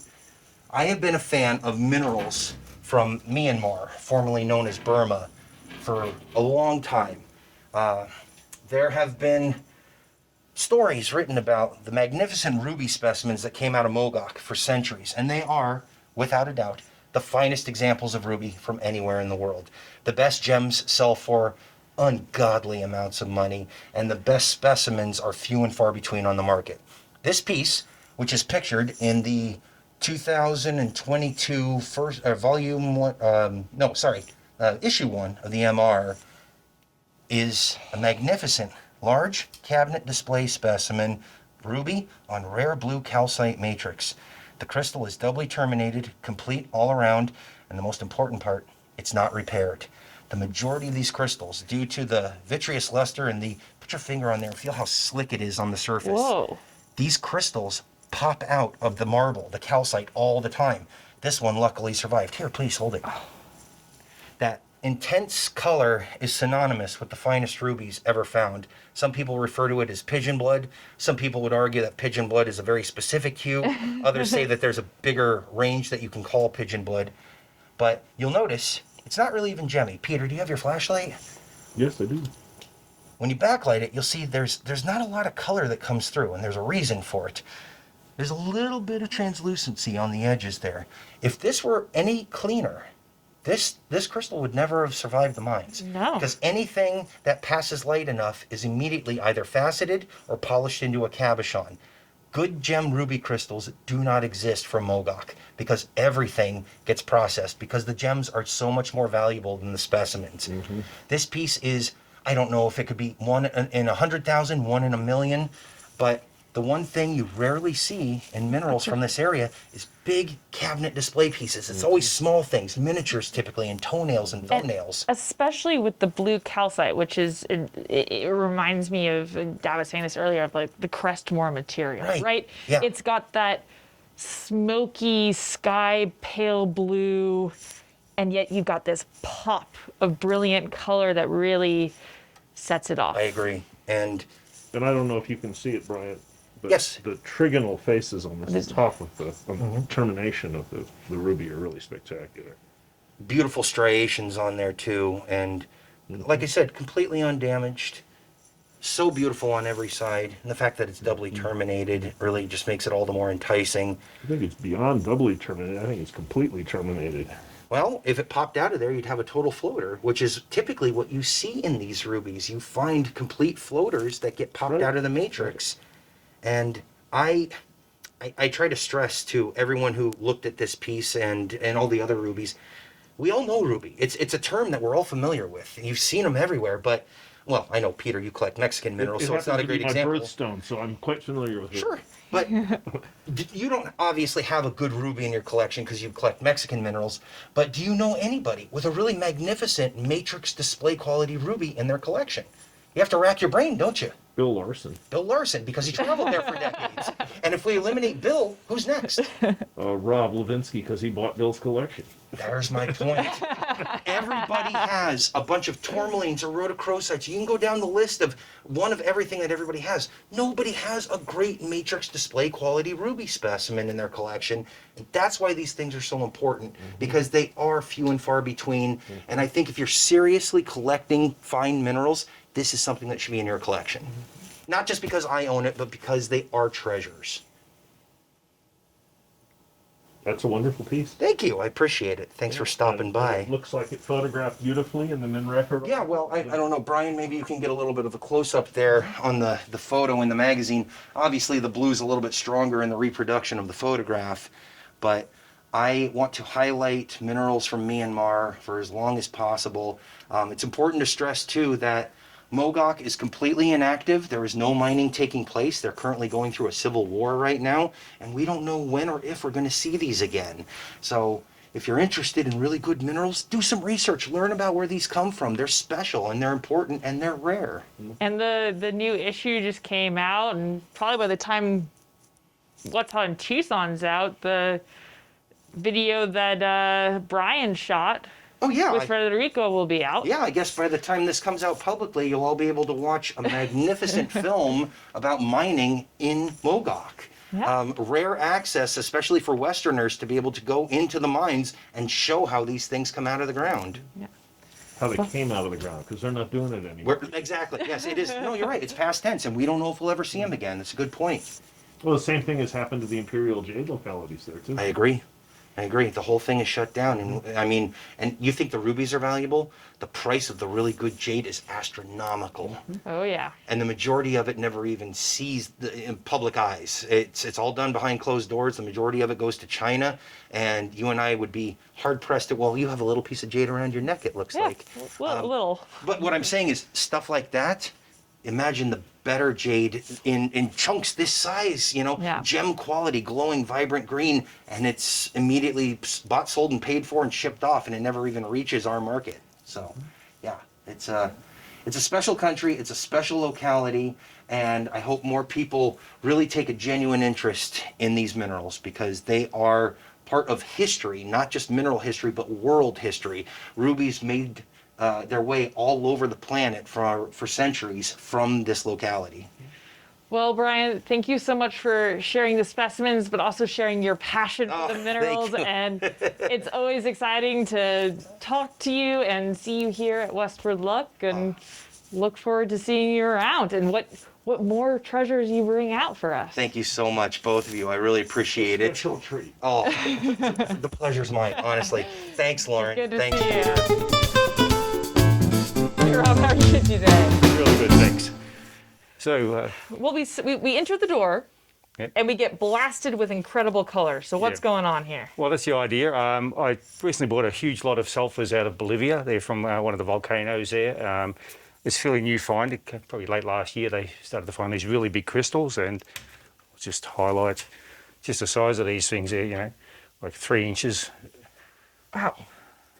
And just very impressive, quite stable, it would appear. And yeah, as I say, I bought a big lot of those, and they're quite popular.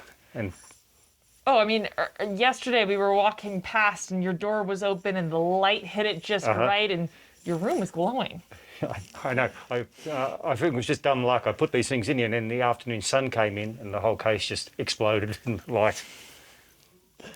Oh, So- it's hard to beat the yellow that you get in sulfur. Yeah, that's right. And especially when they're as clean Yeah. as these are.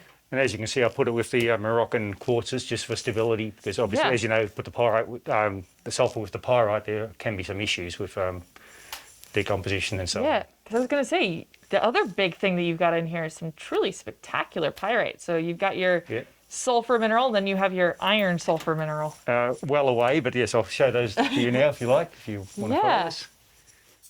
Okay. So over here, you'll see these are some of the finer ones.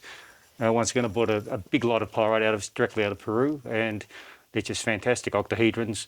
They're associated with sphalerite, bordenite, and a couple of other things, and they're just excellent. Yeah, pull one of these out. And they're very lustrous, very sharp. Really sharp crystals. And I love the modifications on the very edge, so it really Yeah. captures the light and accentuates the octahedrons. Yeah. It's probably the finest lot that's come out for many, many years, just in terms of the luster and the crystal perfection. And the preferential addition of the other sulfides, creating that contrast. There is some with nice epitaxial growths on the back. I've just got to find which pieces on some of the big crystals. You see one? Oh, well, that probably covers it a little bit. Oh, But wow. some of them have a nice rim, which I just Yeah. haven't got here at the moment. Let's see. Oh, there's one. I think. Here. There we go.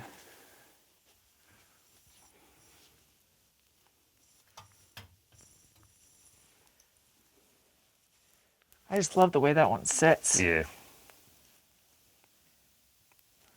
Just along the edges there and at the tip. Boom. And there's some nice bornonites associated, some nice cogwheels on some of the pieces as well, but it's probably not as prolific as in Curavulco with all the bornonites, but the ones that we have here are just quite nice. Oh, yeah. Oh, cutie. Nice assemblage, nice combos. Yep. Sharp.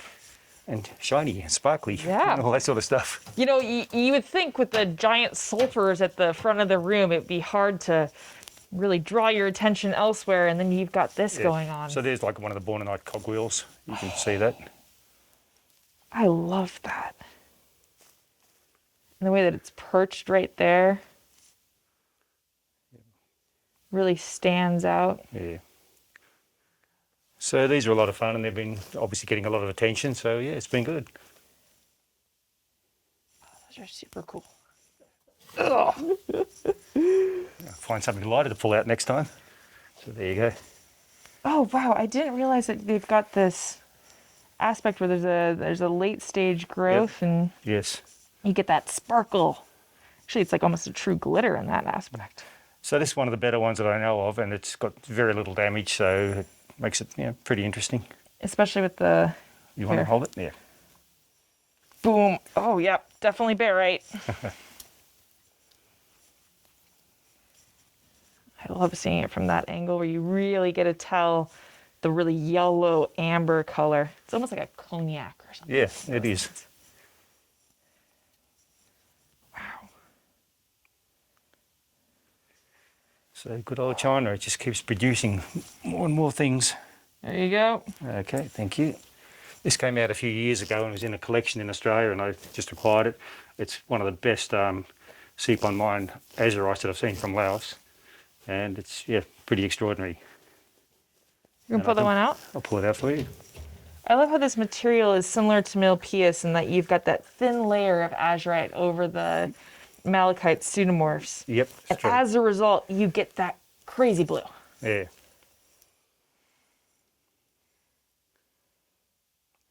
And but the blades are thinner and you get these big plates. This is a really nice piece. It's a really nice piece, and they've always been very hard to get because the company was, obviously they had a collecting policy that was, leave it alone basically, and they put most of the stuff through the crushers and so on for the treatment plant. So, but luckily a few pieces managed to escape, and that's, as far as I know, that's one of the better ones. Brian, are you getting this crazy blue flesh? Oh. Well, Yeah. I'm glad you were able to acquire this all the way back in Australia and bring it to us here in Tucson at Westward Look. Yep. So we can check this out. And thank you so much Well, I'm for glad sharing too. that. Yeah. It's like one of the things that our company does, yeah. we do a lot with our spheres. We make really high-end spheres, and this is one that has just some crazy inclusions. Even though it looks like copper, it's probably manganese, but it looks like a copper tree. Yeah, you've been really involved with the sphere making, and Yeah. you've got these spectacular objects that are in here, and watching all the kids get mesmerized Yeah. by them. Well, I have a few And the people. adults, too. I have some people basically all around the world who look for the really killer rough for us to use, and we sometimes make our own spheres. Sometimes we use a factory in China to do them, and then we finish them off in Australia. So there's one with large pyrite inside, and just really unique stuff. Love the modifications that you can see in there. I did have a couple of even sharper ones, which were really excellent, but they've already sold. So yeah. Well, people who really care about inclusions really care about inclusions and spheres, and I think it's a part of the hobby that we don't get to see quite as much as there's not. as mineral collectors. And the first day, and they sold straight away. I had a couple of some really beautiful sphere crystals inside, just perfect green and whatever, and they were just fantastic. But they sold to, I guess, to mineral collectors, really. Yeah. Well, I guess next time we're going to have to catch you a little bit earlier. You've got to catch me early for those things, absolutely. All right, guys. It was great chatting with you, Rob. Thanks, and Lauren. Thank you. appreciate you showing us all the fun things that you have this year, and look forward to seeing you next year. Definitely. If my country lets me out, I'll be here. Sounds good. Hey, Lois, how are you doing today? I'm great. We're here in Tucson, and we're doing the best we can. Yeah, well, I always love seeing the stuff that you guys have because, there's a depth and breadth to the material, and, you're always just so much fun to hang out with, obviously. Well, thank you. I mean, working with Wayne, the thing about it is you learn all the beautiful pieces, but you also get to learn about black uglies. And black ugly pieces, that's for true mineral collectors. And we always have plenty of those in our booth, which a lot of people just pass over, or some people get extremely excited about. This kid. You. This kid. Well, are there pieces in here that you want to talk about before we get to those beautiful black uglies? Well, this is just, these, pretty much everybody's kind of seen some of this stuff here, but this is just pretty. It's a jewel box case. It's pretty. It invites you in. And here's how you guys know that you have a serious focus on mineralogy, because this is your flash case, and there's a Loroconite sitting right there. So look at the color, though. Yeah, but I love that piece so much. It is a fabulous piece. I know we've probably looked at it before. And Wayne and Donna have had that in their collection, but that color is amazing. And you have the nice bug on it, and it just... And it's from Will Gorland and Cornwall, and it's got the history and... all of the above. Yeah, and that came from the Philadelphia Academy of Science. When we bought out the museum there, Wayne kept most of the English rocks and built a beautiful suite of them, and this is one of them. And now he's letting go of them, but that was years ago we got them. Right. This is one of the largest crystal memetites from Australia, and that color is stunning. This crystal size, it's just amazing. Wayne chased this piece for 25 years before he was able to acquire it. Well, how can you not love that color? It's stunning, and the size of those crystals there is just absolutely phenomenal. It's the size of my thumb. Exactly. But that is truly a collector specimen that, it's not a trophy rock, it's just a good mineral. I would consider this a trophy rock. Well, because you know minerals. That's the difference. So in this case, we, my usual color tones as I normally do. A little bit of everything, your azurites, your tourmalines, San Diego County kunzites and stuff like that. This is from Brazil. Your heliodor from Brazil, which you don't see very often. Yeah, we're mostly seeing the Ukrainian material. Which is right next to it, but the Brazilian one, you just don't see them. Get these nice prismatic habits in the Brazilian. The Swiss piece, again, that's very famous. Yeah, I was going to say, I'm pretty sure I've seen this one pictured. You have seen it. It's just so classic. It doesn't get much more classic than that. The clarity of the quartz is unbelievable. You can read through it. It's so clear. You can do your dance through it. Oh, gosh. But amazing piece. And that was found when they did the tunnel. Wow. This is a new rhodo we have, which is a beautiful floater. It's got great color, no damage, and you just don't see floater crystals like that. Oh, I love this. I mean, these are the combos that really made me fall in love with the sweet honey. Oh, absolutely. Especially you get the tetrahedrites on it. This one doesn't have the fluorides on it, but it's pretty sweet with the nice floater. We can't have everything. That would be way too, Well, you can order it up, but it doesn't mean you're going to get it. Isn't that fabulous? I love it. It's like little pieces of jello. Yeah, it's so nice. There's so many wonderful pieces on this shelf that people are not even aware, like this beautiful native lead From with Longbon. beautiful crystal structure. You just don't see that. From Longbon in Sweden. Yes. And was this one in Wayne and Donna's collection? Yes, it was. That is such a cool piece. Yeah, because most of the time when you see lead, you don't see good crystal structure. And this has some beautiful crystals around here. Nice this. calcite. Yeah, from the Bristol Copper Mine, Yes. England, or Connecticut. Connecticut, that's right. Yes, so very good crystal structure. And Connecticut ones are just very, very collectible when you Now, this one has some history to it. Well, that was it, Peter Bancroft. It Yep. used to belong to Peter Bancroft, and then it went to Wayne and Donna in their private collection. So you got a real famous name attached to two more famous names. So. Your antimonia pyrite from Mexico. And now, that's a rock only a mother could love. Well- But for those people that are really into mineralogy, they love it. It's a fabulous, beautiful. Beautiful example. Yeah, absolutely beautiful. So that's fun. Nice sphalerite from England. Yeah, I was going to say, and this used to be in the Philadelphia Academy. That's another one that was in the Philadelphia.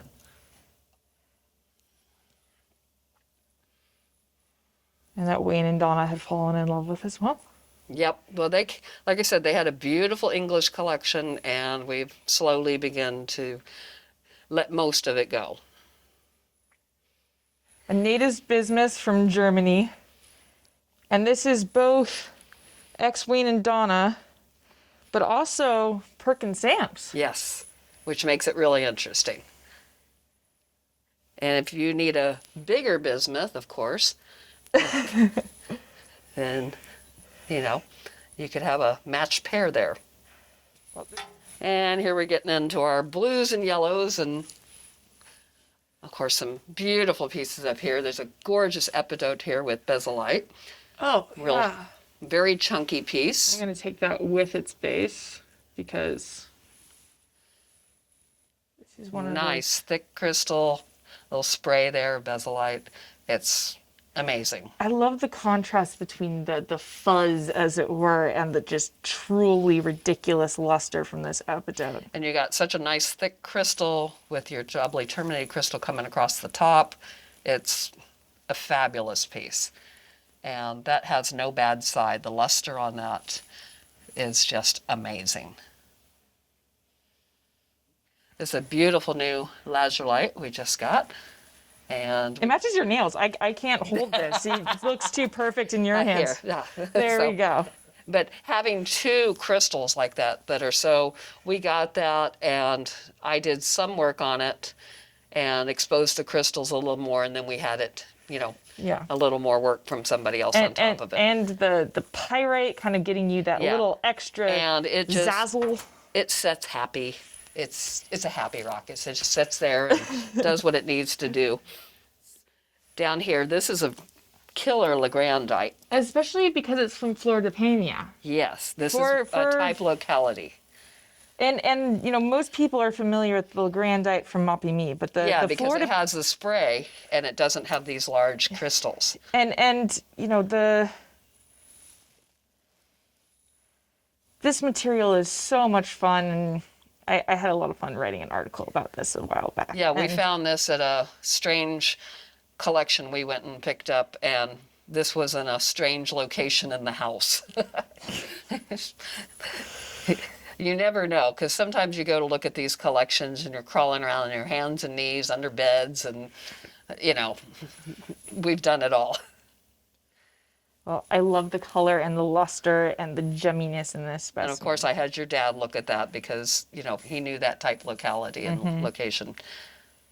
No, I really like this locality, and they're a little bit harder to find than the They're Whale very Tail. hard to find because everybody's so used to the ones that spray out. So, and this is a really cool piece here. This is a sphalerite, but this is from Gordonsville. And Gordonsville is, you know, of course, a little bit different, but having that doubly terminated calcite is amazing from that locality. And how gemmy it is that you can see the sphalerite in behind I it. know. Isn't that amazing? And what a sharp termination. Yeah. And so many directions it looks good in. Isn't that cool? That is a cool piece. You know, we have some amazing new agates. Since we premiered the agates a few years ago, we've still bought probably 3 or 4 more collections of agates. And it's the gift that keeps on giving. We love them. They're fun, and we have quite a following with them, and it's amazing. You know, it's one of these things where you get this fantastic color, they're approachable, Yes. and But I they've mean, got some zazzle. the colors on some of these are absolutely And this is amazing. a Laguna. These are Lagunas. I have Oh, a this one's got a pretty good shadow on it, too. I mean, you get shadowing and all of that. I have a few Argentina thrown in here and a couple of Coimita, but the agates are still, they're amazing. To get nice large agates like this with no cracks and good banding, they're not easy to find. No, and I love this transition from the lavender to the rose. Isn't that nice? So, yeah, so we have lots and lots of agates, and like I said, we enjoy them very much. They're fun. The golds, of course, this is our normal sit. We have, of course, some eagle's nest, a lot of the oriental mine, which we've been processing for the last 6 years. And we've got a couple of new golds now. We bought out a private collection, and those are from the Mockingbird mine. And as you can see, the luster and crystals on these is amazing. And the adorable little quartz crystals sitting On the back, of isn't that it. cute? But anytime you see a complete quartz crystal, it is wonderful. But you just got such luster here. The crystals are just amazing. The beautiful hoppered crystal forms here in the top. Oh, special. And you've been the one that's sort of been doing a lot of the work on this material. Yeah, Wayne kind of made me start doing the work on the golds, which I actually love. Of course, Big Gold Mountain, which has been on display. That was my first one I got to do. Yeah. Nothing like starting at the top, but Going into the deep end. beautiful. Looks like a little bonsai tree. It is just so beautiful the way it comes out of quartz. It's stunning, stunning piece. With the nice chunkier crystals on the very Yeah, you got edge. just beautiful crystal. It's just amazing. You could lose yourself in a microscope on this stuff. Just really, really enjoy doing those. And it must be, you end up with them as a personal attachment to these specimens as you're working on them, where you really get to know them. Well, yeah, and when you're working on them and you're working on a piece that just doesn't look like it's going to amount to anything, and all of a sudden it becomes like this piece and everything attaches, and you're like, cool, you're very excited. It's like one of those, those shows where they get the person who kind of dress drab and they take them through the whole makeover thing. It's the montage from the early '90s movies, and yeah, it's voila, there you get this specimen. It's amazing. Now another piece we have in our safe here. And this is from the same locality. And this piece.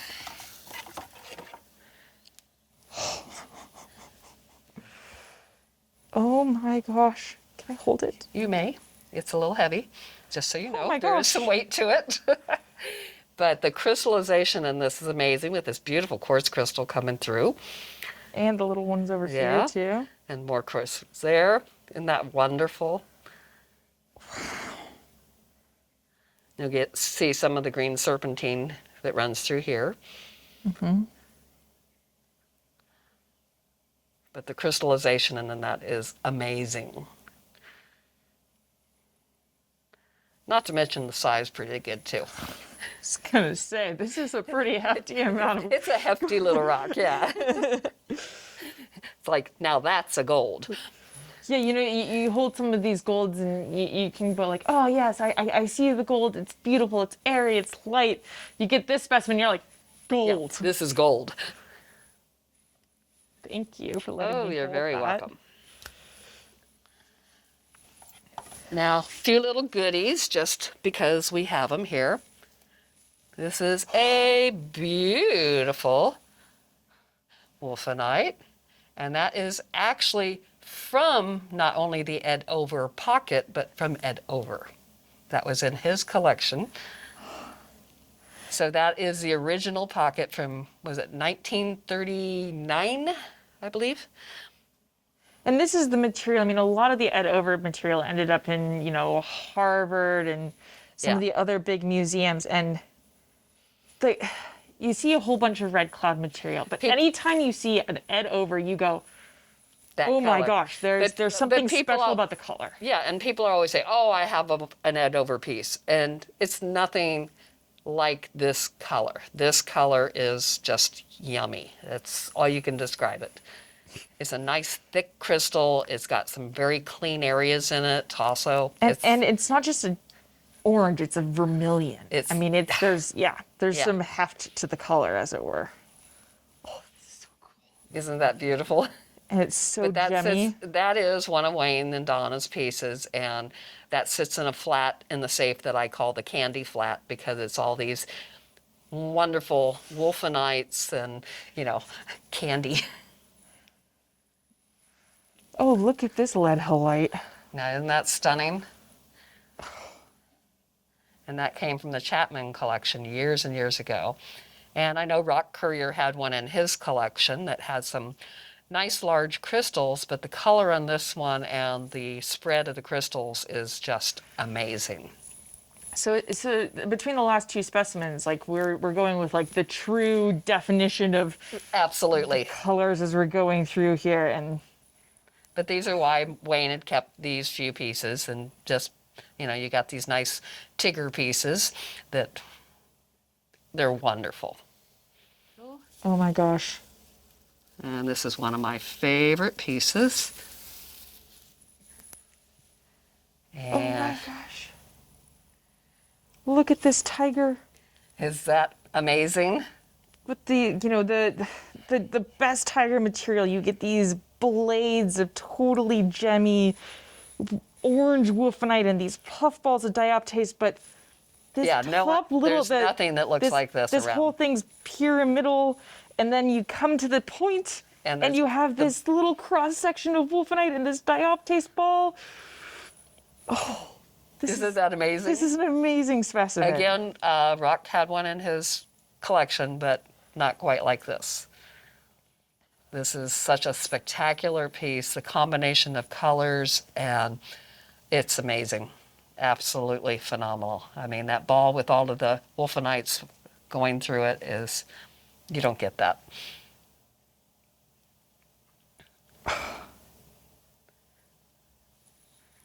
Wow. Are you drooling?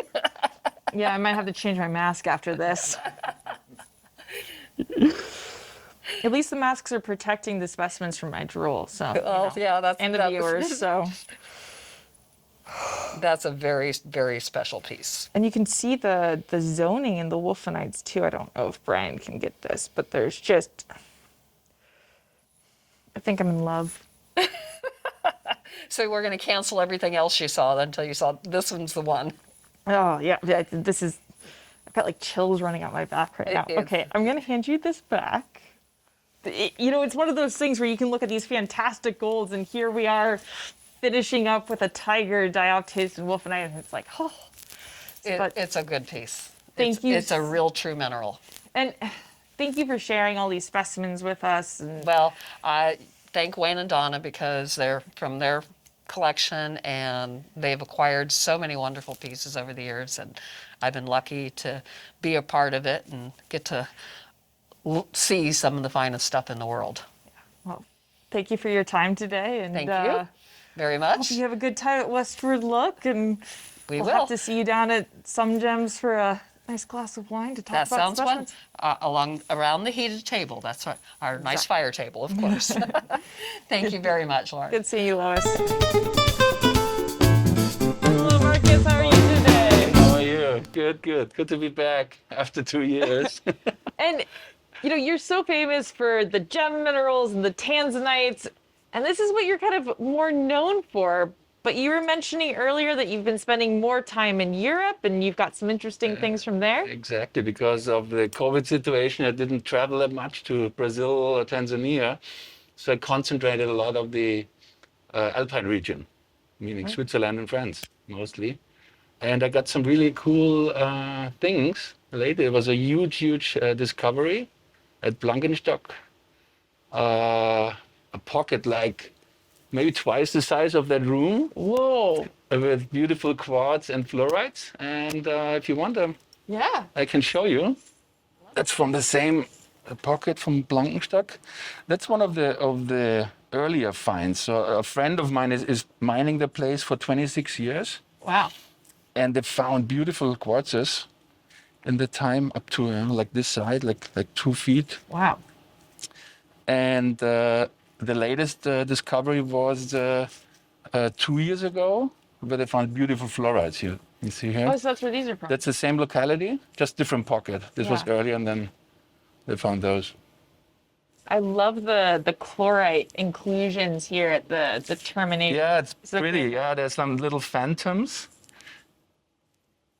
And just the way that contrasts with the true red pink of the fluorite, and the way that those two kind of work together. Yeah, and it's rare to find fluoride on quartz to begin with, and then there's such beautiful little phantoms.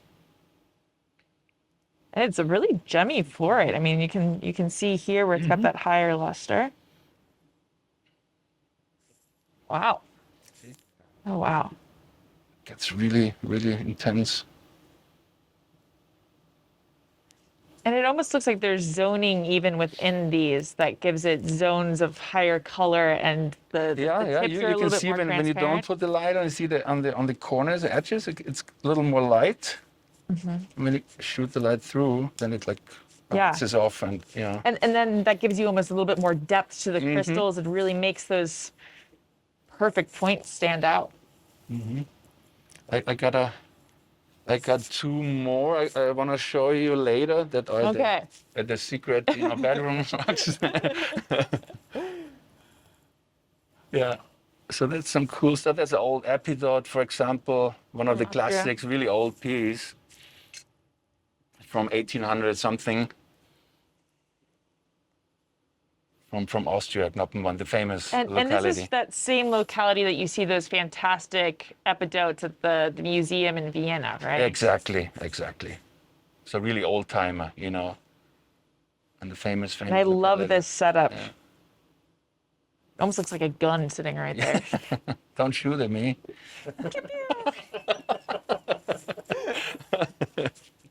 I just love the color. Very of nice. this. Yeah, and it has some, see, a little adularia. Oh It yeah. gives it a nice contrast. And I love these terminations here, Oh yeah. It's extra. And it's super, super gemmy. It's almost like a Morion, but I think, can you see that on there? Yeah, can you catch it? It's really, really gemmy. I love how when you look through the side here, you can see the face of the other quartz peeking through.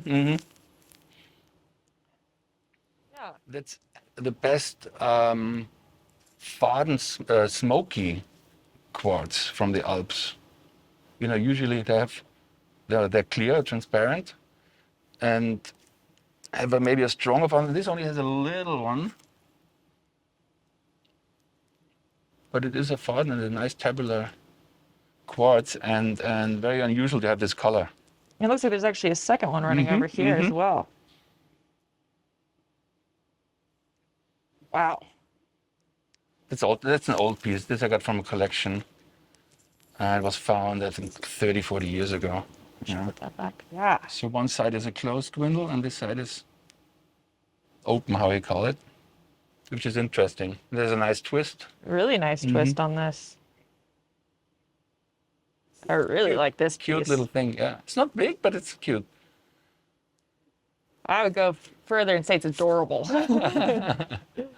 I was noticing earlier that you have a matlakite. Yeah. You know, very rare thing, and a really good crystal that I got out of a collection.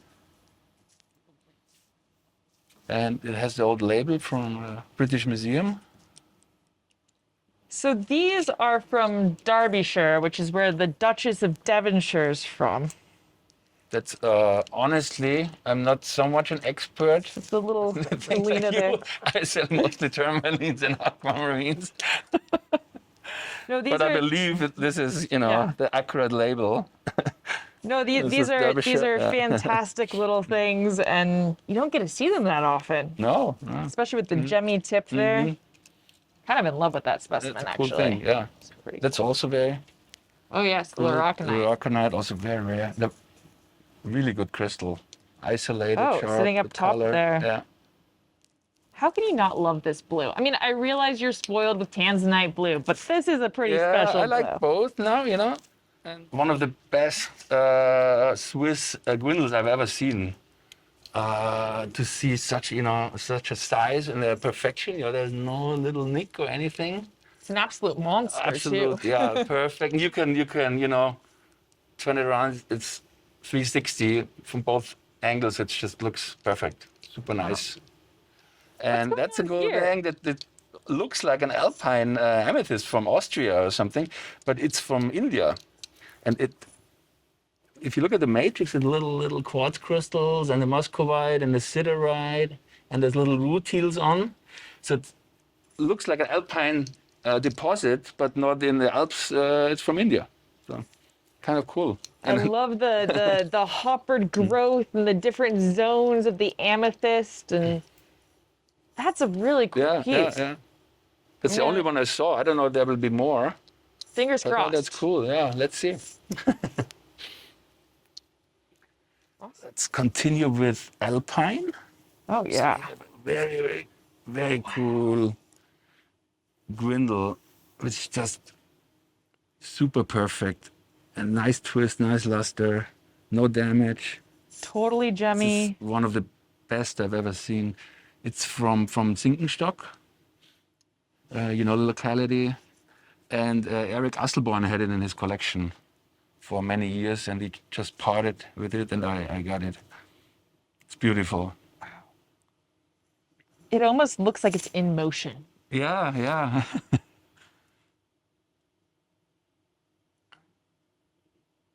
It has this very like dancer vibe to it.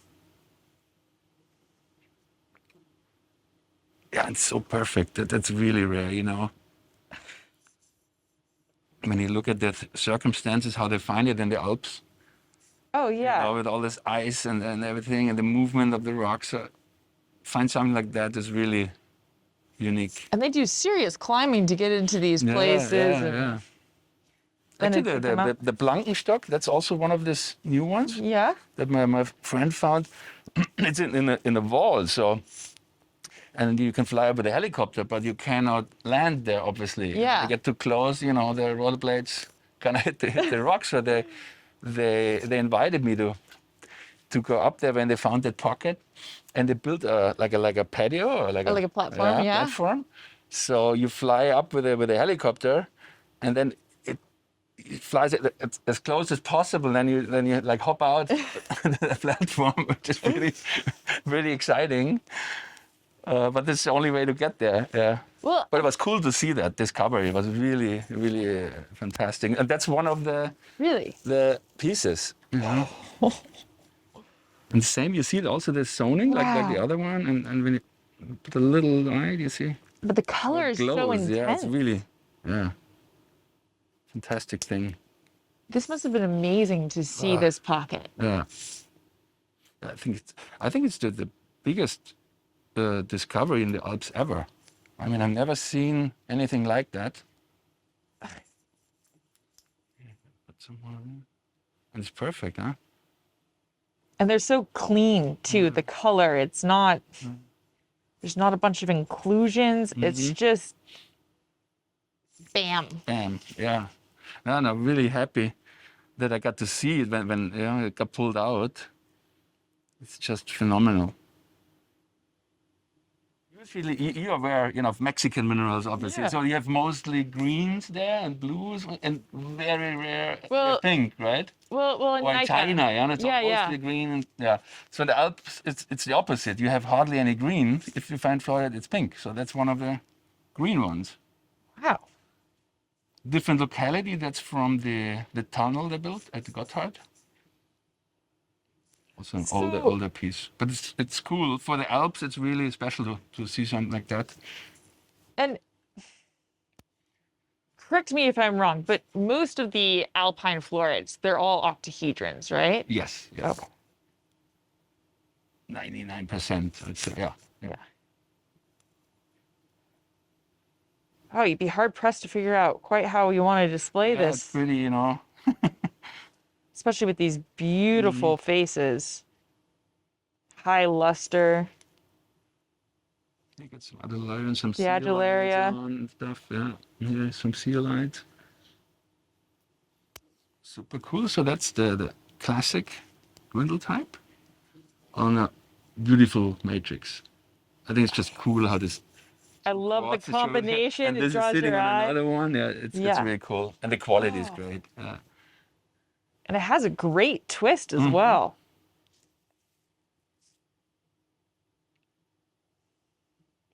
And I think that's the thing that always amazes me about the Alpine minerals is just how gemmy they are when they're good.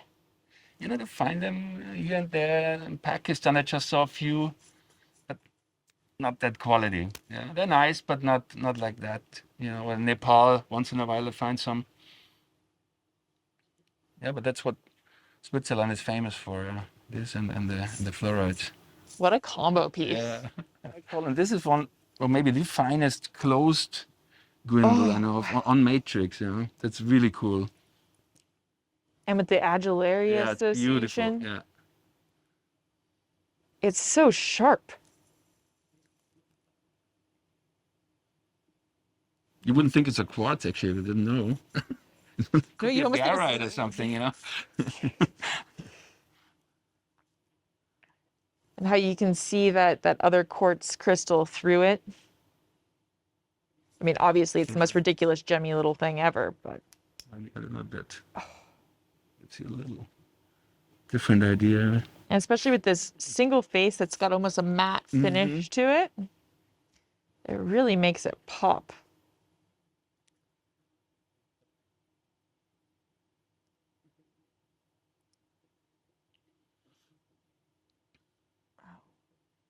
Then I got another Alpine cutie, which is beautiful. Look at that Eisenrose. Beautiful, yeah, just pristine. When these get good, they're so good. Yeah. I love the African ones too, of course. Schwanning and Yeah. But something about these Eisenrosen.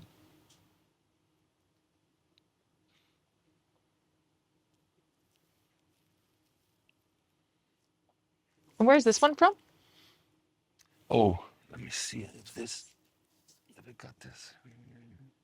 No, it says Fibia, but it's from a rare. I gotta look it up to be honest. It's not Fibia St. Gotthard, which is the famous place for the blocky ones. It's a very rare locality.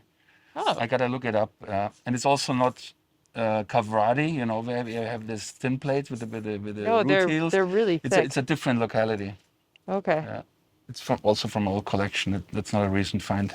No, I mean the crystals are really chunky compared to what you normally see. That's actually a cool azurite from Morocco. You know, you've seen many of the Milplias ones lately. Oh yeah. And this is one of the best I've seen from Morocco. Got it from an old collection. Guess it was found around the 80s, mid 80s. Beautiful. Yeah, and on the dolomite with these little doubly terminated crystals where the centers are pseudomorphing to malachite.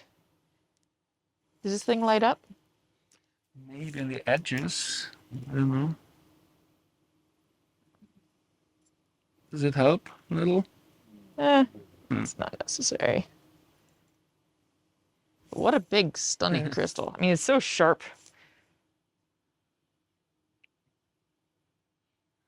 Look at that anglosite. My God. Yeah, obviously that's also an old piece I got from the collection. And that's just so hard to find, you know. It's a true like citron yellow. Yeah. When they got good, they got really good. Yeah, I love them. And there are no more, huh? It's so difficult to get one. And it's heavy, huh? It's very... Yeah. I mean, the lot of crystals lead are like going on. finger size. Yeah, the matrix is definitely robust.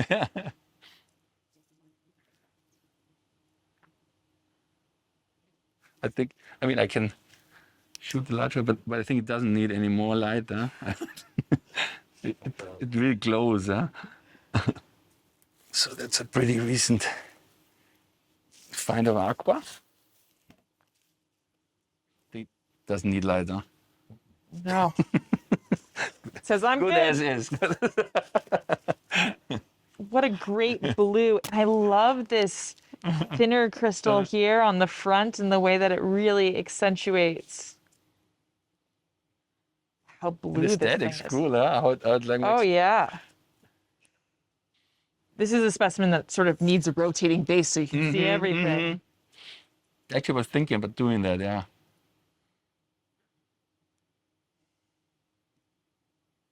And I love how the shorls are kind of spotted throughout it. You see a nice contrast, huh? Yeah. So that's obviously vanadinite. And I thought I'd just have to show it to you because it's so different than the other ones we know. There's almost a twist to it as well. Maybe they got inspired by the Gwendels from Switzerland. I don't know. Got jealous. Wow. You know, you see so many vanadinites, and then there's one that really surprises you. Does the light go through? Kind of? Yeah. Yeah. Probably better from the other side, actually. There's more luster on that side. Yeah. Yeah. Wow.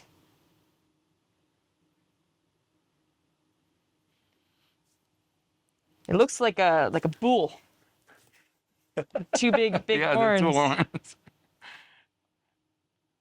Yeah, I just thought it's cool. It's so different than the others that we know. Yeah, because you have the blocky crystals and the stalactites. It's really, really neat. Thank you again, Marcus. Take care. Enjoy the show, huh? Will do. Really appreciate it. Bye. Hey, Dan, how are you doing today? Good to see you. Yes. Well, it's lovely to see Weinrich Minerals here in person with display cabinets for potentially the last time. Yeah, probably last show. I think. But I'm not retiring. You're not retiring. No. You're doing a lot of business online. Yeah, it'll be all through the websites. So we'll still get to see you at the show and see your bubbly personality. Yes. It'll be more fun, actually. Yeah. I can play and visit with people instead of, it'll be more fun, I think, more relaxing. Yeah. I think I've earned it after 35 years. Well, can you show us a little bit of what you do have this time in the cases? Yeah. Some of the new stuff we have from last summer, the new calcites from China. Nice, glassy, gemmy, nice red color. This one's so cool the way it's set up. It was a huge pocket zone. I love that it's really glassy, and then you have this preferential iron oxide. Yeah. And then when you flip it over, you can see that through the gemmy. Yeah, you see right through it almost, yeah. They did a good job collecting them. I mean, a lot of them were really, because calcite's so soft, and I mean, there was a lot, as you can see, there was many that were just perfect. Oh, look at how this one's like perfectly almost bifurcated. It's a little redhead version of Corolla de Ville. Yeah, it's half and half. It didn't. Nice sharp terminations. And where are these from? These from Tonglishan? From Tonglishan, yeah. What a cool area. Yeah. Oh yeah. I was there once years ago. It was quite a trip. Then what else do we have? We got the old collection, the silvers from Australia. Oh, when did these come out? These are from the 80s. Okay. Yeah, I really like that one. So delicate looking. It is. It's solid, but I'd rather leave it in the box. It's just, Yeah, I mean, that's the way they are, especially when you have those beautiful, they're not even quite feather-like. They're somewhere between a feather and a wire, and a lot of them are usually just singles, I think. You didn't see many groups, especially like this. I love this big spray almost spreading out. It's got a very marine atmosphere. Marine, very good. Yeah, right? Okay. Got a little bit of it's from Australia, and as we know, Finding Nemo, you got your sea anemone, but I don't have... If you say so. There's another one up here from there, too. I don't want to take it out, but look at that guy.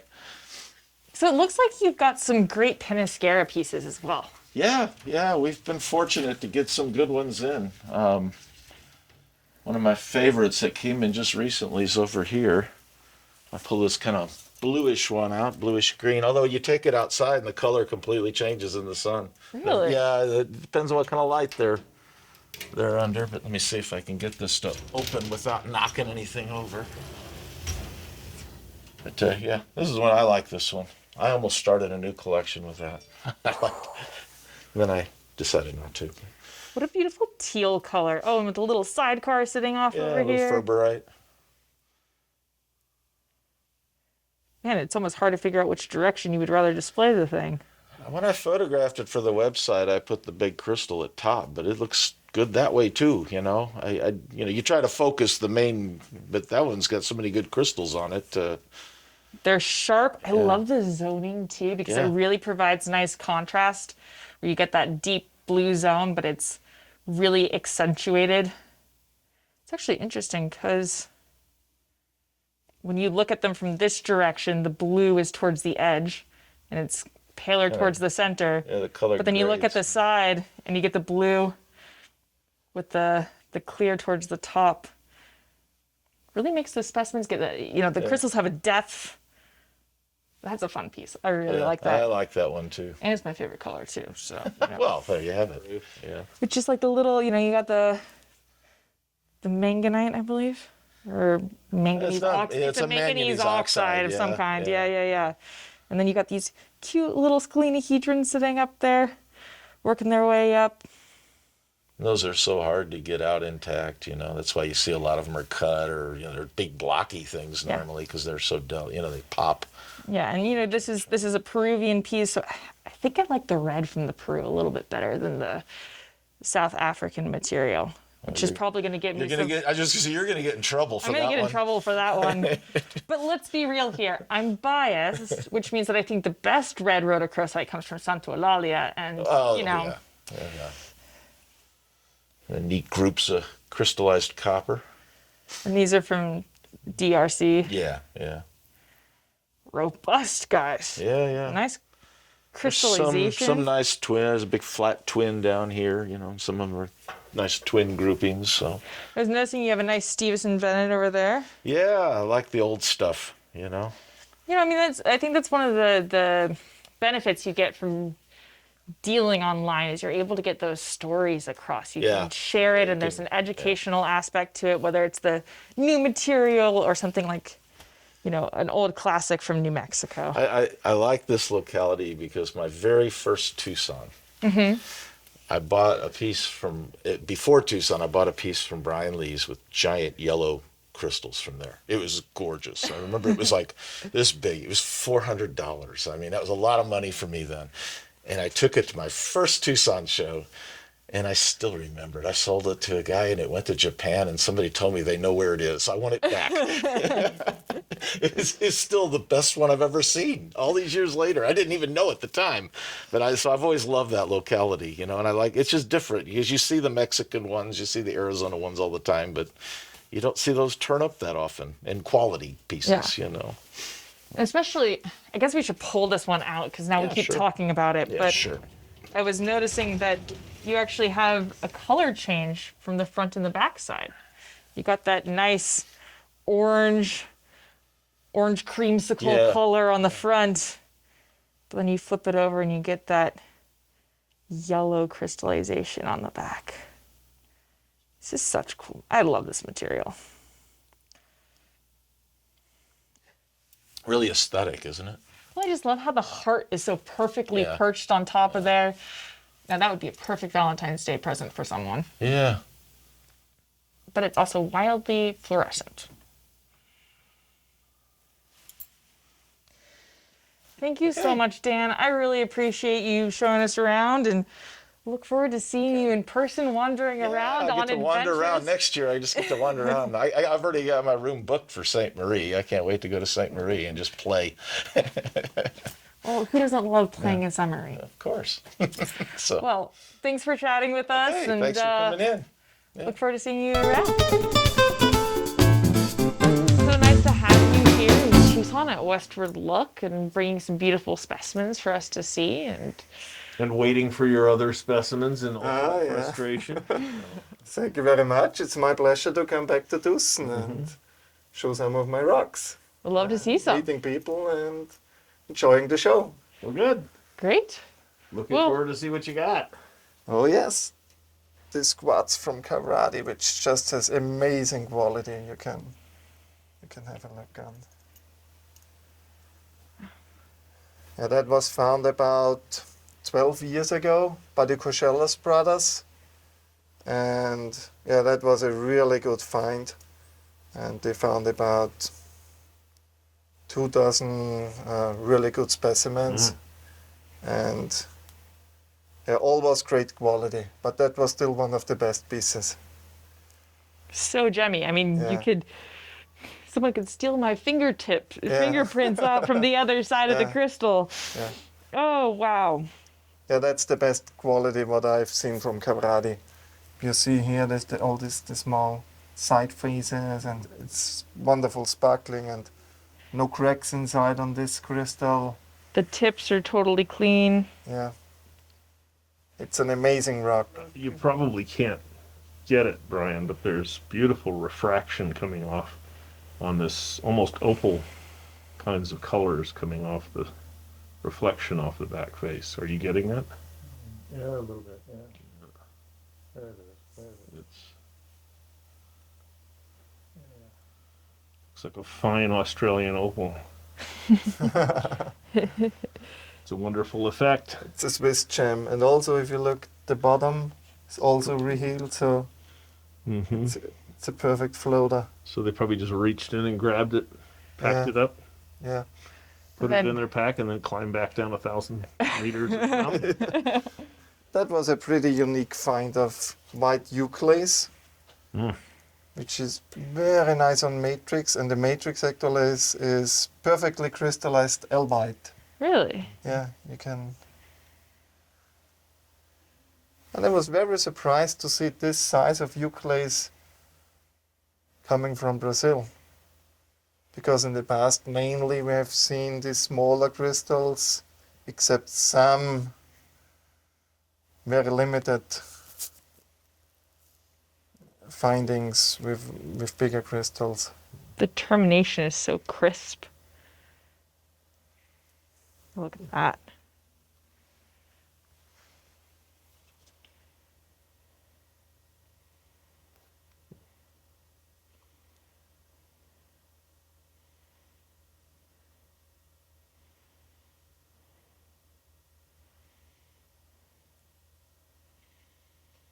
Captivated by the albite and the euclase. Lovely, lovely crystal. Yeah. And now we are going from South America to Asia. I want to show you this. Just saved us 47 Very hours on an beautiful. airplane, so that's all good. Ebonite. What is a huge crystal on the matrix. If you put the light on it, it's getting intense Nice pink pinky. color. Right, pink. Right in theme with this year's Tucson Gem Mineral Show theme. And what great color, especially on this. I love these mica nests almost. The line coming up here. I like the mica when it's crystal, it's so nice. Yeah. And the zoning from sort of that baby bubblegum pink to sort of a richer, almost amber undertoned pink. Yeah, and it just has the right size, good proportion of the crystal in comparison to the matrix. It's just a wonderful rock. I love it. There's good luster, good shape, very sharp. It's what you want in a specimen. Yeah, absolutely. It's Well, this little group of mica that has that is Grown growing up in. It's really nice. grown up in the join between the two crystals. Just mirror bright faces on the pinacoids.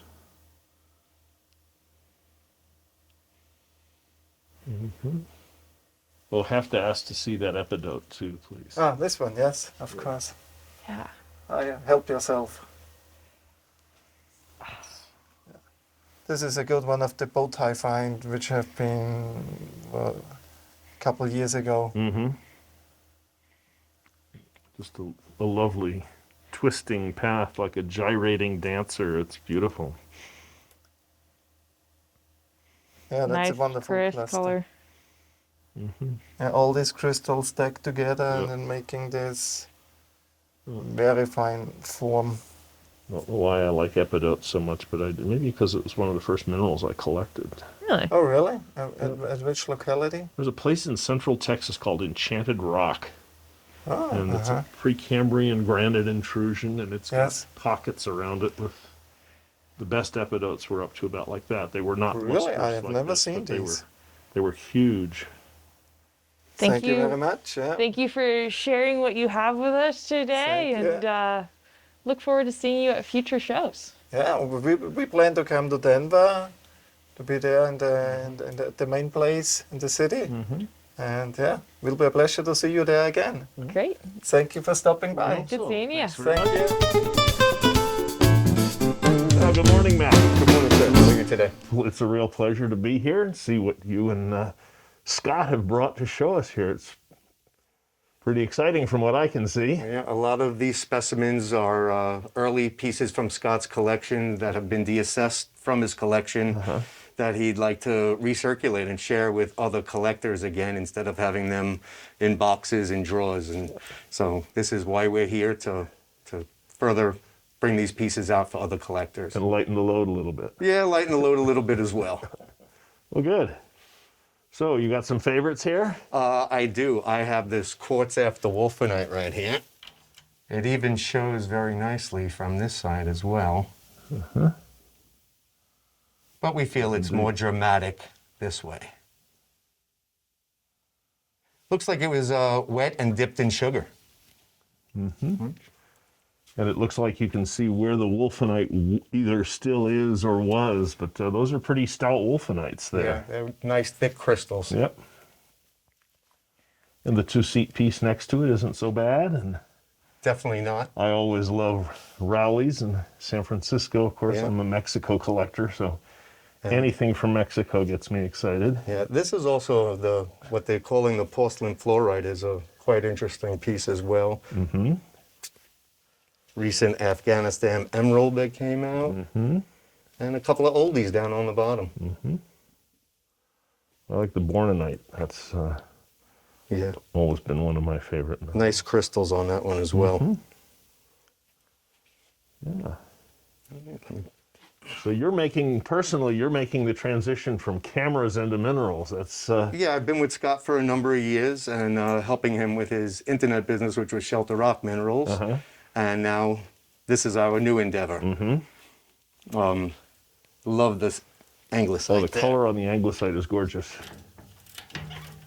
It's too bad Lauren's not here. She would enthuse about that in ways that I can only attempt to.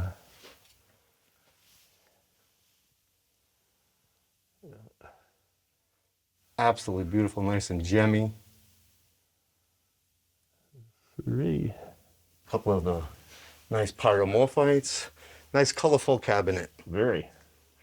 Very eye-catching. They gravitate towards this. A lot of the wiry silvers are very aesthetic and eye-catching to people, sort of like a Tim Burton movie. Mm-hmm. And then that Kongsberg looks pretty well crystallized, which is It is. It stands very nicely too. exceptional shape, almost like the Great Wave of, what is it, not Kurosawa, Itagawa or something like that, the famous Japanese watercolor. Very nice rutile from Georgia up there. A museum piece for sure. Mm-hmm. Nice big crystals you don't see too often as well. No, and you don't often see them in groups. You usually see singles, because I don't think they come out very well as groups, but it's a nice cluster.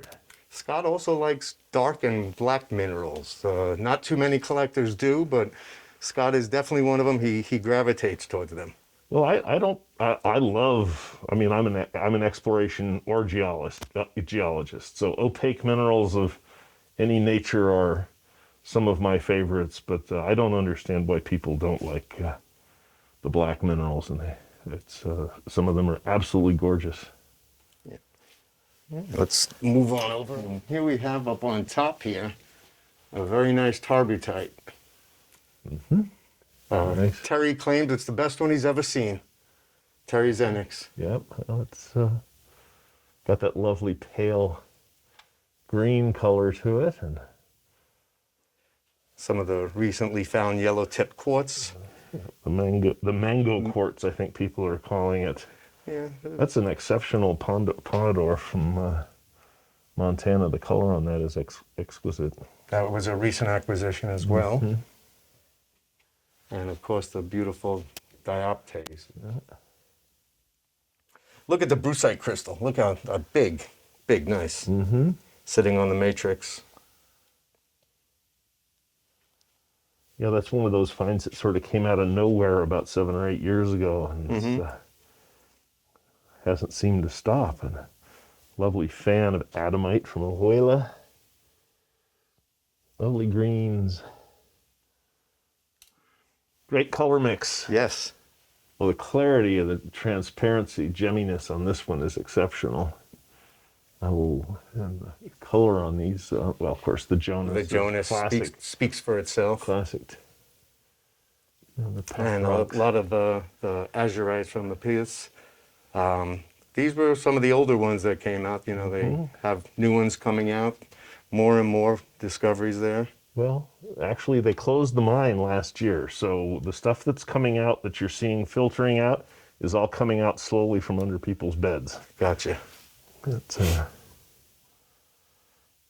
this is a Tolvas dualis specimen there. Nice emerald on the Emerald matrix group there. from Pakistan. Great color. Nice distribution of crystals, too. A beautiful Herkimer cluster there. And an old one from England there. Stankline, Egremont. Nice hematite inclusions to give it some nice color and contrast. Yep. Wonderful things.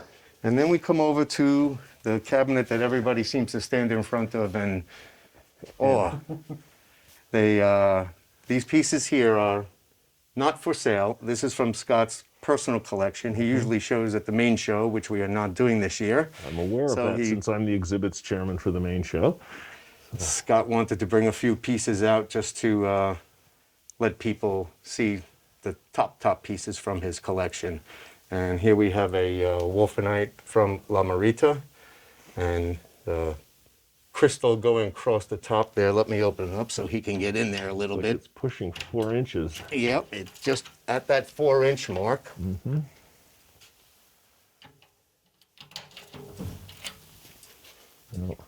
I'm definitely biased as a Mexico collector, but as far as I'm concerned, that's the best specimen I've seen anywhere this show. Yep. I love that piece. And then we also have this lovely euclase here, which is eye-catching spray. Great color. Breathtaking, you know, a lot of people. And an amazing electric blue azurite. And if you can get in there a little bit. Oh, yeah. And see those colors underneath there, you can really see the malachite. It's just electric. And again, this rhodonite here. Let me take that one out for a minute. Please. But the red color on that is just amazing. And a little pyrite stuck on right there. Just for accent. Yep. You know, those rhodonites are amazing, and that's by far the best of them I've seen. One kind of looks like the Emerald City to me. It's Chinese? Yes, it is. Yep. Has some little repairs on it, but... well, they have to work those out of solid matrix, so it's... very eye-catching to me. I like that one. And this one over here is called Bikini Atoll, I assume, for the mushroom cloud shape that it's got.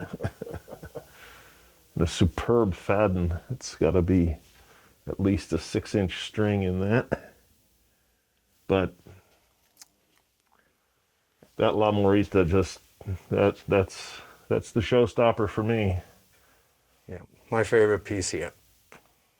But also a nice big galena cube down on the bottom there. So, you know, that galena has the potential, under the right oxidation conditions, to become something like that. So we're holding out hope for it yet. Well, I love it as a galena, but if you could transform it, I think almost anyone would. Yeah, I don't think we'll be around that long. No, probably not, but you know, it's like you plant a tree, knowing that you won't be the one sitting under it, so true. You can start working on the galena now.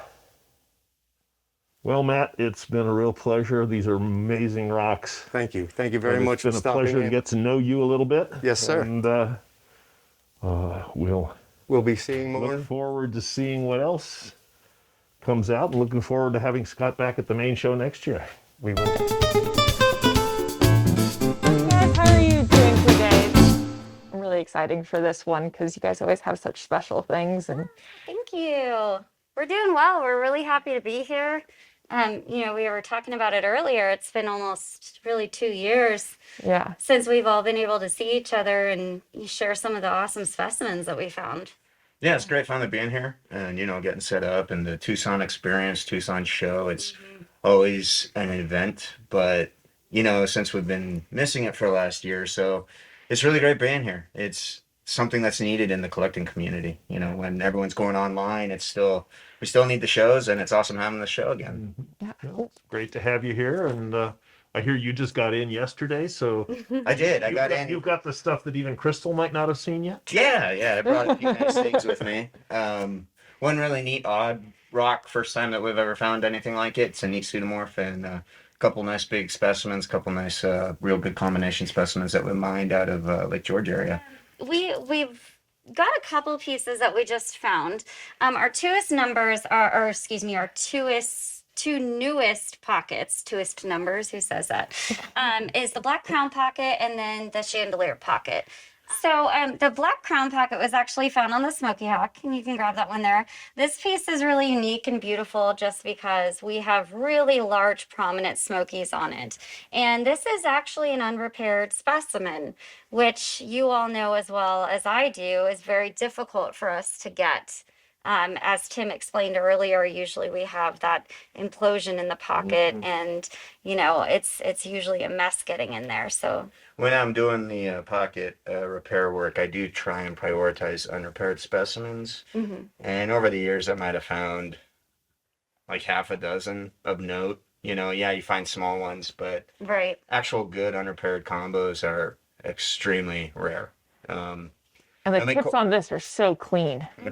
Yeah.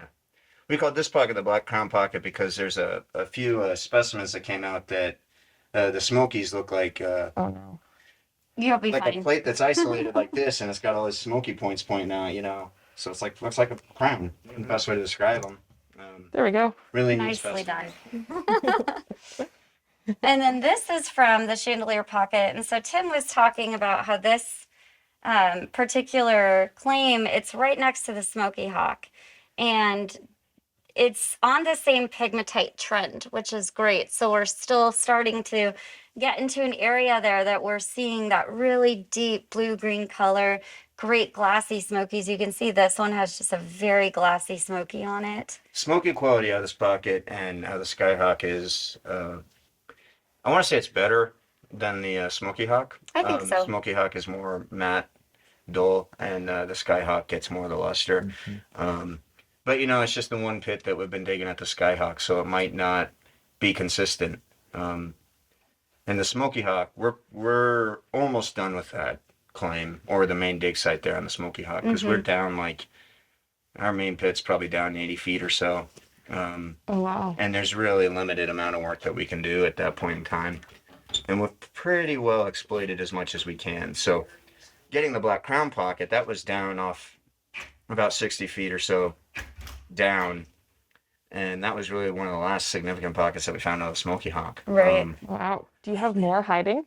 We do. Of course. Yeah.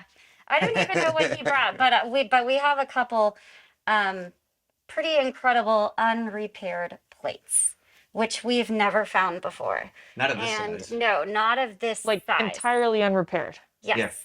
Very two, big. Two large specimens that are unrepaired that are mind-blowing. Yeah. So, Lauren, we have some other specimens here in these flats. Most of these are from the chandelier pocket off the Skyhawk, and I have a really cool pseudomorph I want to show you guys. Yeah. It's totally different. Something that you guys have never seen, something I've never seen, something just really cool. So. Okay. Do you want to start? Sure, we'll with show you these this. guys? Yeah. So these are some smaller specimens. Almost all of these are chandelier, but this one's actually really cool because it's a little fluorite. Love that piece. It's a different fluorite.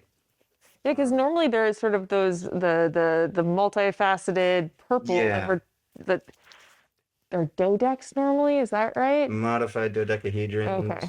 octahedrons. But now we've got nice sharp cubes, and it looks like they've got a nice phantom in the center too. Yeah, there's some phantoming on it, and you know, some modified edges. Just a nice fluorite on Amazonite, something a little different, you know. Oh yeah. And then this is chandelier. This one's really cool. He's I'm obsessed with this piece.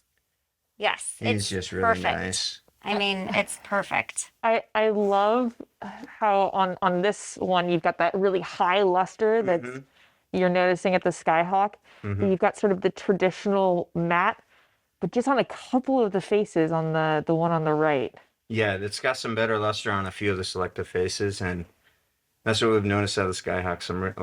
Skyhawk. Yep. Just some really nice quality that's coming out. I love how it really makes the termination stand out of the faces. Really glassy smokies on this. Like you can see when you put it up to the light, you can see right through them, which we love that. Gemminess. And then here's this guy, which is really cool as well. This was a floor plate, so it doesn't have the same luster as the ceiling plates, but he just hits. Just perfect. Got some of the albite. It actually has a monazite right there, that kind of weird thing. Nice. That's a rare earth. And I know I'm kind of stretching on this, but it does have a little cassiterite right there. included in the quartz. It's a cassiterite. It's pretty cool. So we can dream of the cassiterites maybe one day getting bigger. I have found a couple big ones out of this pocket. Big for us, I mean, is about a centimeter, which is really cool. But cassiterite is very rare for our deposit, but we do occasionally find it. Like I said, it's kind of stretching, but it's there. I love the little included Amazonite that's sort of tucked into that crystal, and you can really get a sense of how gemmy these crystals are because you see this. You can see it through the surface of the quartz. It picks up some of that light. Whoa. So I'm not quite sure what's going on. I believe it's quartz after calcite. And it just pseudoed in this quartz vug, big pegmatite quartz vug. Oh, sorry, Brian. Oh, that's cool. They're all, I think it's what is it, epimorphs when it's just the surface and they're entirely hollow? Yeah, epimorph, yeah. Interesting little guys. It's different. It's the first time I found anything like it. And it's just super cool. Everything on there is a different generation of quartz. There's like 4 different generations of quartz. And I want to say it's pseudomorph or epimorphic calcite, but it could be, any of the scalahedron carbonates. You almost wonder, I mean, they're really long, whatever they're pseudomorphing, or what the epimorph's over. Mm-hmm. And if you look up in that corner, you can see them clinging onto the ceiling like that. It almost reminds me of like a Schwanning Rhodo.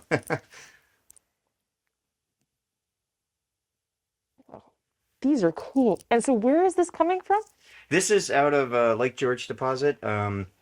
It's about a quarter mile away from the Smoky Hawk. So it's on the other side of the ridge of the Smoky Hawk. This was a dig site that we started up. Because every summer we're doing prospect digs out there looking for a new deposit. And if we didn't do that, then we wouldn't have the Skyhawk and we wouldn't have other areas to dig. It does have some And then glitter. here is another specimen from the Skyhawk. This is one that I just brought in. This is one of the bigger specimens, bigger plates. And got a little dust on it. You can see like right through this quartz right there. Oh my gosh. You can see right through that. And the fact that you got that shiny surface and the termination in here, and it's so well balanced. Yeah. Little albite ball up there. No, I can see why you guys are getting really excited about this locality. And especially that you have all this work into it on the front side and seeing it finally Finally getting there. Finally getting there. Yeah, this one's awesome. So this is another Skyhawk chandelier pocket piece. This one's super awesome for obvious reasons. Was it bottom or top plate? But the most incredible thing about this is it is unrepaired. Seriously? Unrepaired. Yep. Wow. And this is one of those things where it's so complex, and like I know you were like the jigsaw master, but the way that it's all held together and you get this beautiful sort of ribbon flow of albite through the center, and this is so cool with the quartz growing over the Amazonite, and you can actually see it through the crystal on this side. And this is another one, where you could display it a few different ways. How many have you found taken out of this size 0. unrepaired? So this is This is unheard of for us. We've never found a specimen remotely this size that is unrepaired or without any restoration. So this was covered in a whole bunch of oxidation that probably protected it. So it took a lot of work to actually clean it up. Oh, wow. And we called it the chandelier pocket because this guy, which we'll just take in for a second. So this one's unrepaired.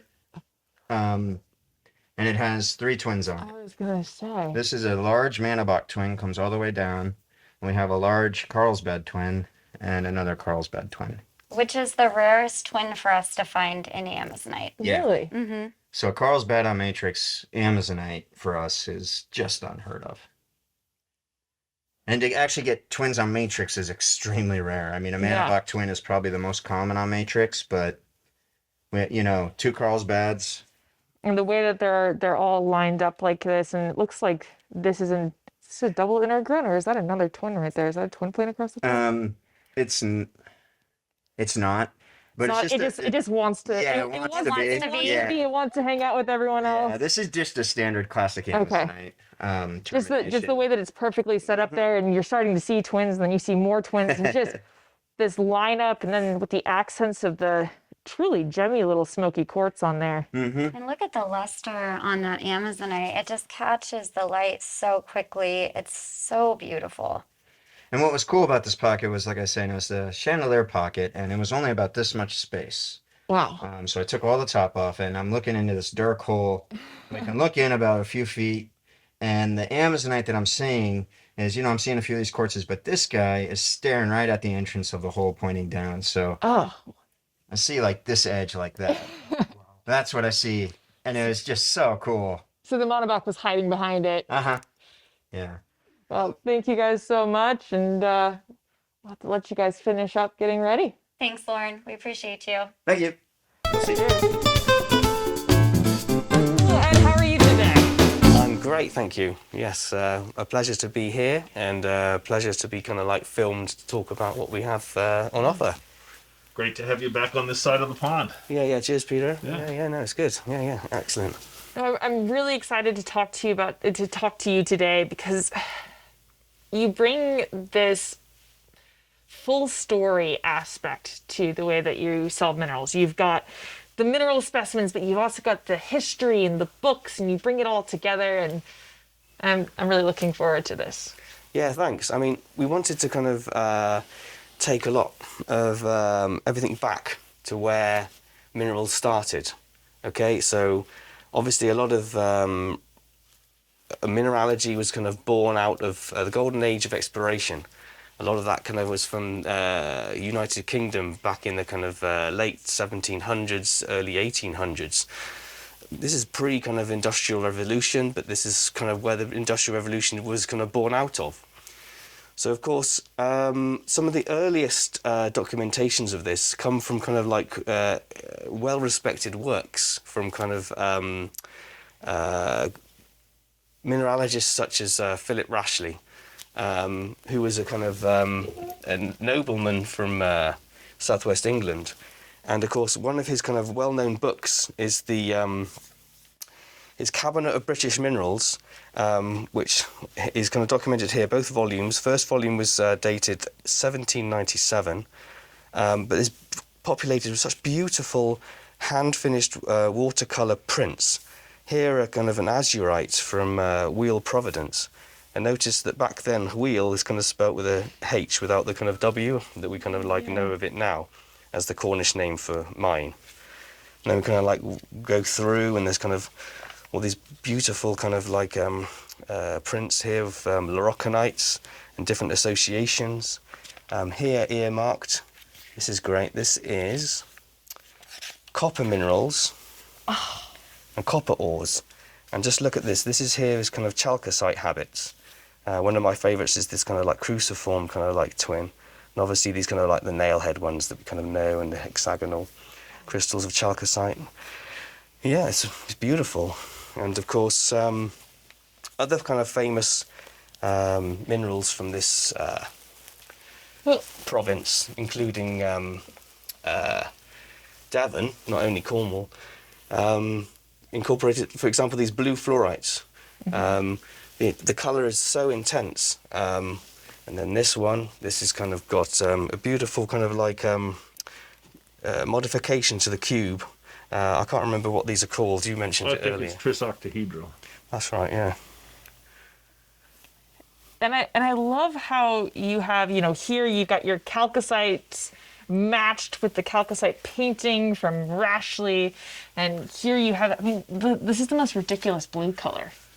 Yeah, look at one of those stones. Yeah, look at this. This is a almost a tanzanite blue. Yeah. No, it's more blue than that. It's like a true blue. I would say, like, instead of being an ultramarine, it's more of a cobalt blue.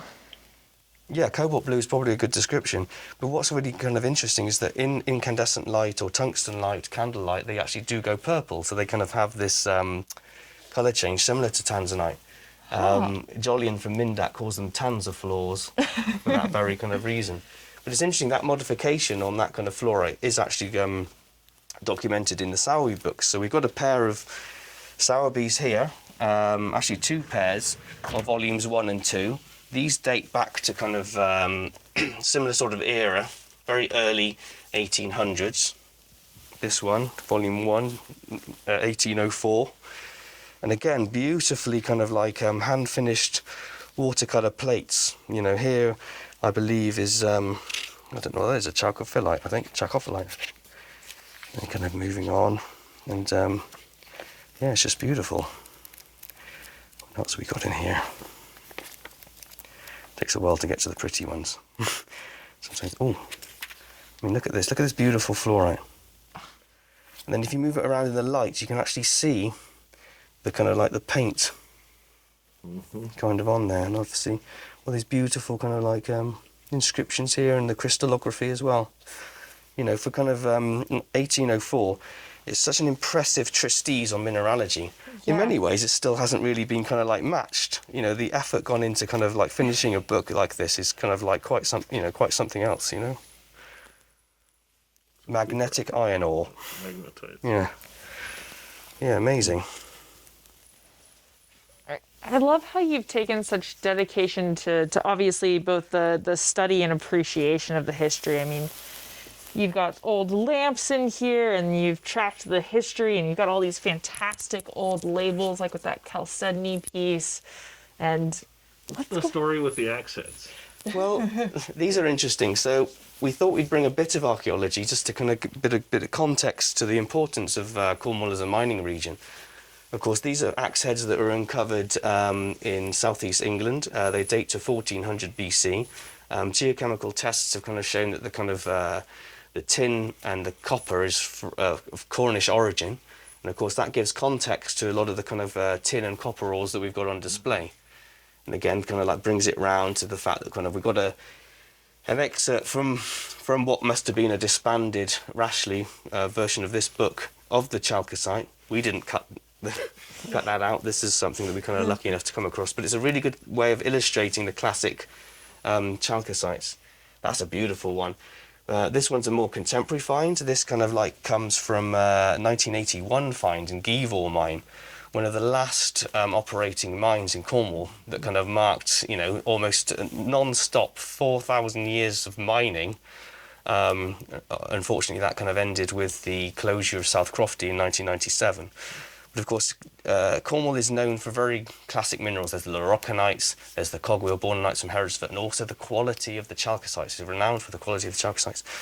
So it's really nice to see today some really interesting finds of, say, chalcocite from DRC, and we see some Jurleites from kind of Morocco.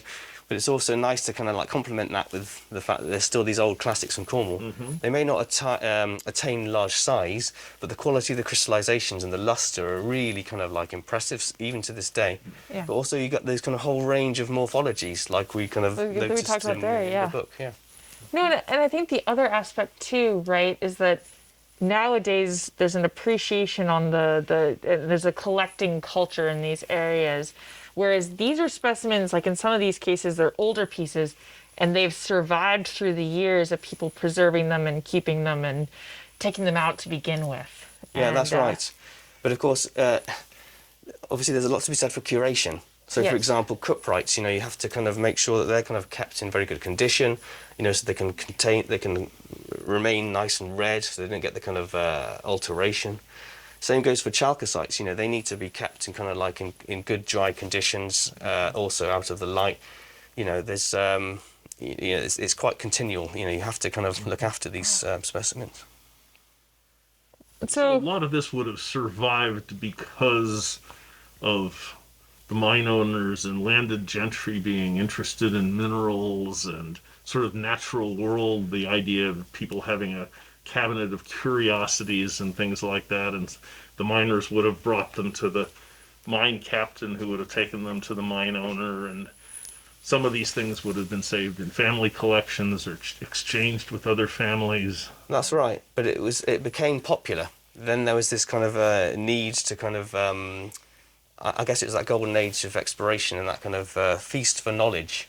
But it was back then very much kind of a class-driven thing, you know.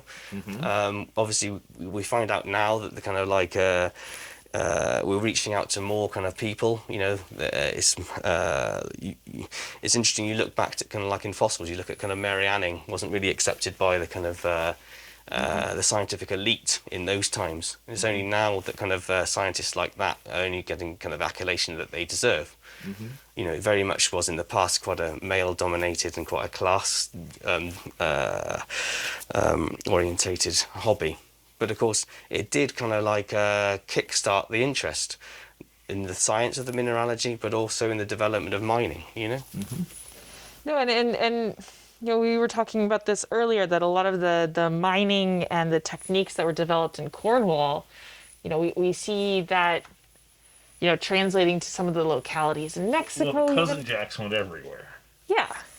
Yeah, that's and, right. And how that technology goes. Especially the steam engine technology. That's right, and Alex has got a great story about kind of the connection between kind of the Cornish miners and Bisbee, and we'll kind of like have a chat about that shortly. Okay, great.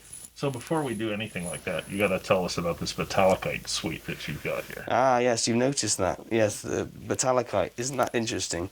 And of course, this is the connection of the copper lodes on the north coast of Cornwall hitting the salinity of the kind of Atlantic. And of course, it's that kind of combination that creates this. You know, you've got a copper chloride mineral that's kind of like been forming at the kind of like junction of kind of like high-grade copper in the form of chalcocite, and most likely, and the high salinity of the seawater. Temperature have anything to do with it? As I remember, the Cornish seawater is extremely cold.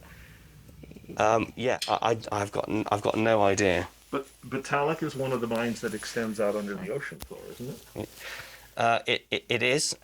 This isn't from the Tightwee locality. This is from Cligger Head, the famous tin and wolfram mine, further around the coast towards St Agnes. But this is an incredible piece in the fact that kind of the gauge of the crystals, they're almost 1 centimetre off matrix. It's really quite kind of incredible for the species. And such a kind of glossy, kind of a green metallic luster.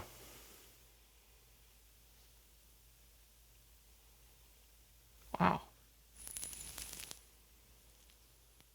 Well, thank you for sharing that with us and putting back. But I love this combination and the interconnection that you're really focusing on here. And yeah, thanks. We wanted to do something different and provides a historical context as well. And we really appreciate the fact that you kind of like have clocked onto it as well and kind of wanted to come and talk to us about it. Thank you very much. Yeah. So this gets more historical, actually, if we dig a little deeper into your room, doesn't it? It certainly does. And I think that's when we bring kind of Alex into the equation.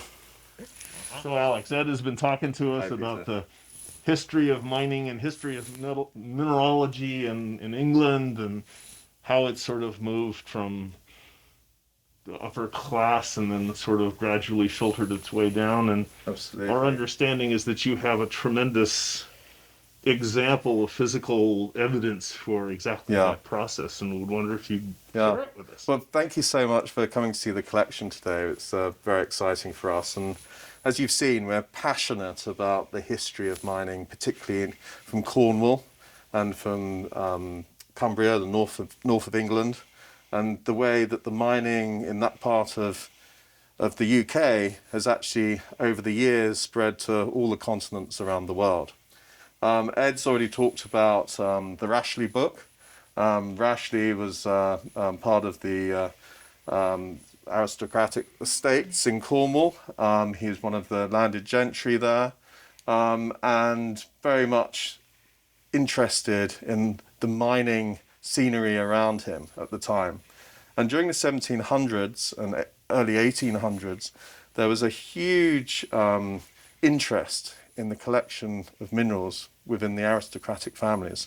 And you can see that with the collection of the Duchess of Devonshire at Chatsworth House. Fantastic. Amazing collection. And a few years ago, I came across a copy of the Times newspaper. This is an original copy of the Times newspaper from Saturday, February the 7th, 1801. So almost an anniversary paper. So it's very, very good for Tucson. And what's interesting about this is with regards to collections held by the aristocracy. So there's an advert in here, which is just down here, where it talks about antique gems, bronzes, coins, corals, and a valuable collection of minerals. This day will be opened for sale. A capital collection of antique cameos, intaglias, bronzes, shells, exceedingly fine corals, rare minerals, crystallizations, agates, and beautiful figured stones, the property of a nobleman deceased. The price of each article is fixed, and they will be sold without reserve at Brown's Warehouse, number 5, Tavistock Street, Covent Garden, who have increased their stock in elegant formed urns and fashionable ornaments, so much in demand and peculiar to this warehouse. So what's interesting there, it's a nobleman, a deceased nobleman from the 1700s, whose family are selling the deceased estate is being sold. What that also then links into, move forward to 1851, very famous mineralogist called James Tennant, as in the mineral tennantite. Yeah. And this is an example, a very early example of one of his mineral collections. It's a tabletop collection. We acquired this back in 2014. We're very fortunate to have come across this example. It's all complete, hardly been touched over the years. Absolutely, that's a Kleiner Clays from Cornwall. And look at these little glass. I'm not sure there's a manufacturer that can even make these little glass vials now. There's some gold in there, silver, they're platinum, Norwegian silver. You can see native silver there. Rocks, and goes into fossils. And his handwritten catalogue from 1851, where every specimen is numbered and described and from which country it came from. And what happened, you say, in the sort of the 100 years from, going from the early 1800s, by 1851, this was their iPad. This was their TV. So it moved down to the landed gentry, from the noblemen, from the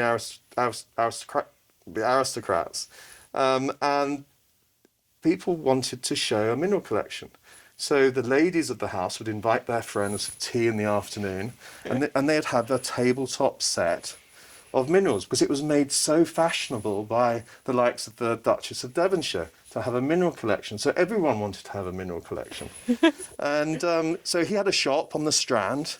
The building's still there. It's now an Indian restaurant. It's not, alas, it's no longer a mineral store. But what's interesting for us is to see how mineral collecting became so popular. And in this time, it was all the rage. You look at the Minrec book, Sparry Garretshire, the number of British mineral dealers in that publication listed with all their biographies and history. It's incredible. It really was a huge pastime in not just in the UK, but starting in the rest of the world. And then off the back of that, this was coming towards the end of the heyday of mining in Cornwall and in Cumbria. And in the 1860s, the Cornish miners, who were so skilled in deep copper mining, difficult conditions, they then came to the end of the lives of these mines in Cornwall. But it was at the same time as new discoveries were being made in North America. For example, Bisbee, discovered by Cornish miners and worked by Cornish miners because they understood copper. We've got a fantastic Bisbee copper, as you're right there. We're fortunate to have acquired an amazing archive of photographs. This is by J.C. Burroughs, and he was the first photographer to take photographs underground. This was at Dol Cove, and it's a very hot mine. It was a very hot mine. It's now completely flooded. This, I believe, was at the 270 fathom level. And you can see the miners here with their candles. Oh wow! No, so the miners, you know, when they went that, you know, when they were taking these photographs, and these photographs are taken with, you know, this is very early photography, and off the back of these photographs, which were shown at the Great Exhibition in London, he then became the royal photographer. So for us, you know, this is really exciting, and the links to particularly Arizona and to the rest of the world and the mining industry, which really began in the UK in these copper mines and tin mines, and then moved out into the rest of the world. And what's interesting with the Cumbrian specimens that we've got here, that's copper mining up there too. But back then, you know, Elizabeth I, like they're ancient mines there that go back to the 15th century. German miners were brought in to operate those mines. So what's great about mining, it's very cosmopolitan. You get people from all parts of the world all coming together, which of course is very much like Tucson, and that's why we love to come here and show our collections and meet great people and talk a bit about the history. Yeah, and you were showing earlier that, you know, the technology that was developed there really is sort of at the forefront of what's happened in other things, and was, you know, spurred on, you know, say, steam power, industrial resolution. So you know, as these tin and as the copper mines got deeper, and then they found tin, and the tin mines got deeper, they were very wet mines, so they needed to be able to pump out the mines with water. And of course, steam engines were invented, and they were used to pump out the water in those mines. And without the mining industry, that possibly wouldn't have happened. Because then from that you had steam trains, which opened up North America and the railroads, and you know, it was really where the Industrial Revolution started in the sort of the mid 1700s. And you're showing earlier that you've got an example of. Absolutely. Yeah. We've got some great plans here, which we could take a look at one of them. We could show you. Yeah. Let's go look at this one. Just because it's so beautiful.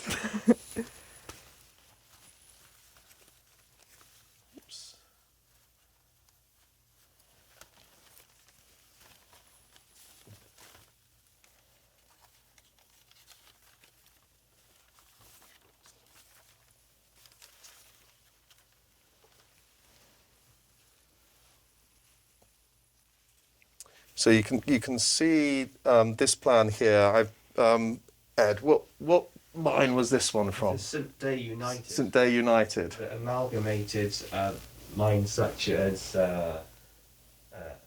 Wheel Gorland, for example. Yeah, and then Wow. some of the Gwinnett mines as well. Yeah. Granite mine. Yeah.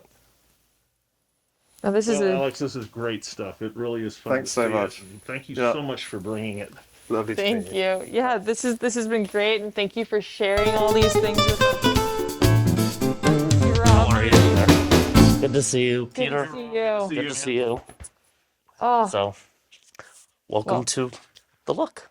yeah. It looks like you've got a new vibe going on this year, and Minimalist. yes. Less is more.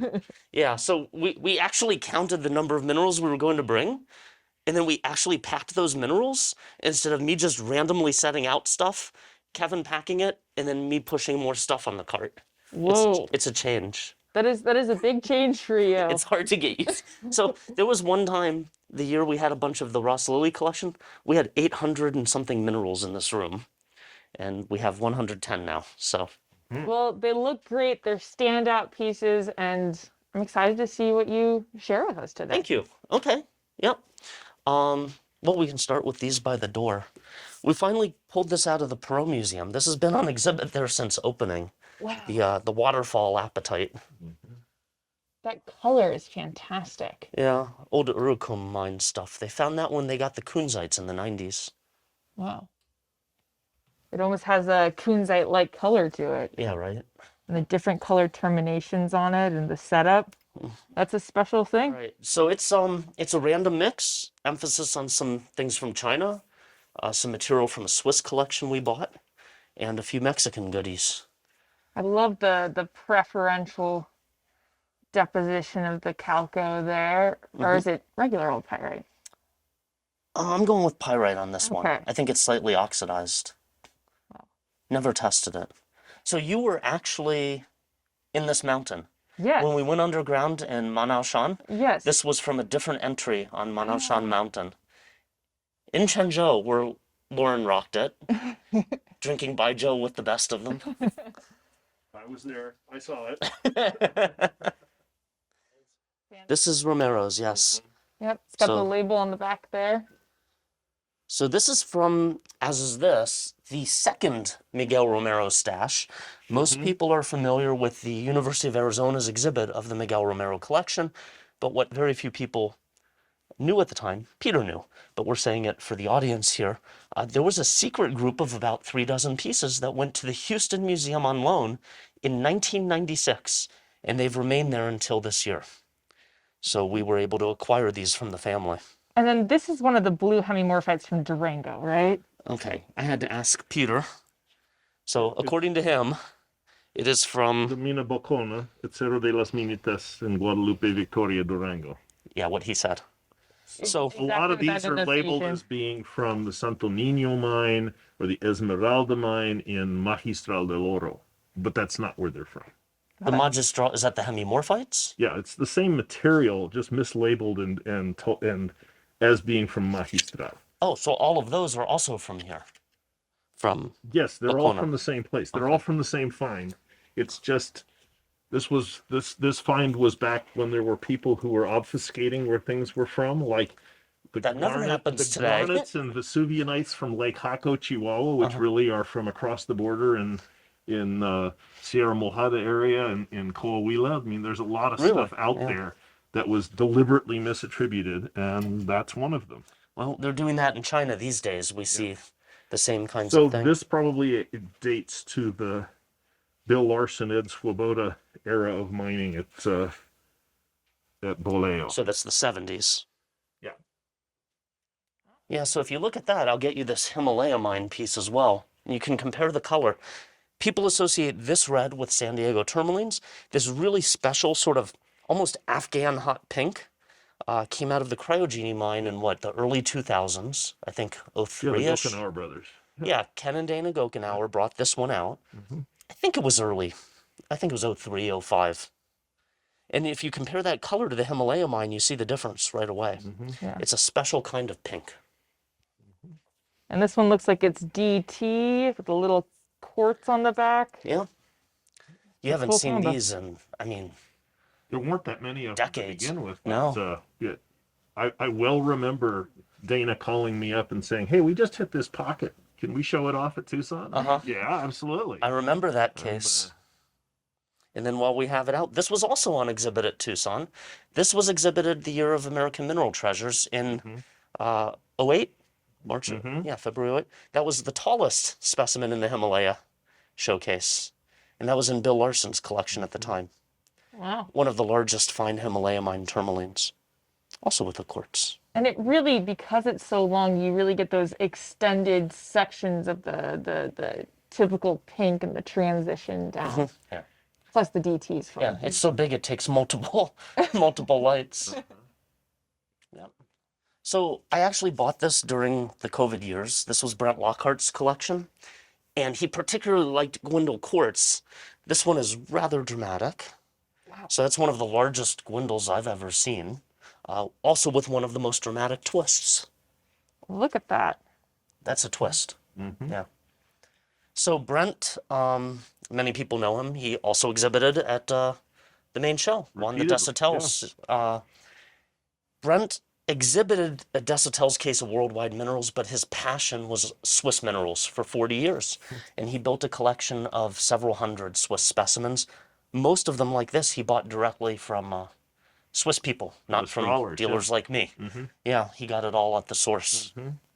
So the funny thing is, this one actually turned up in the 90s on the market in Tucson out of some collection, and it was sold as a Russian Gwendel, and it's actually in the Mark Weil book from whatever year, 99 or 2001, as Russian.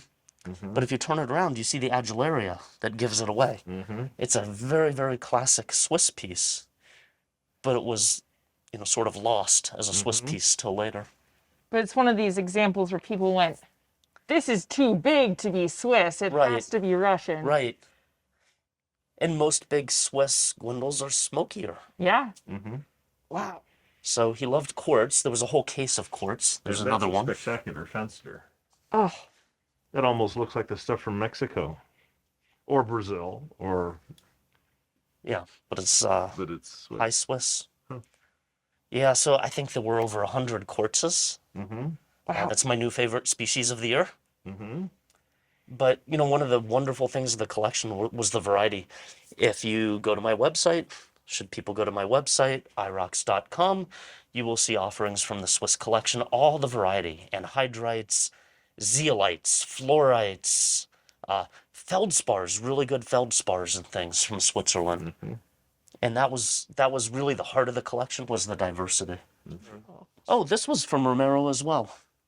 So Miguel had some worldwide material in the Houston exhibit. In fact, it was mostly worldwide. And he loved quartz too.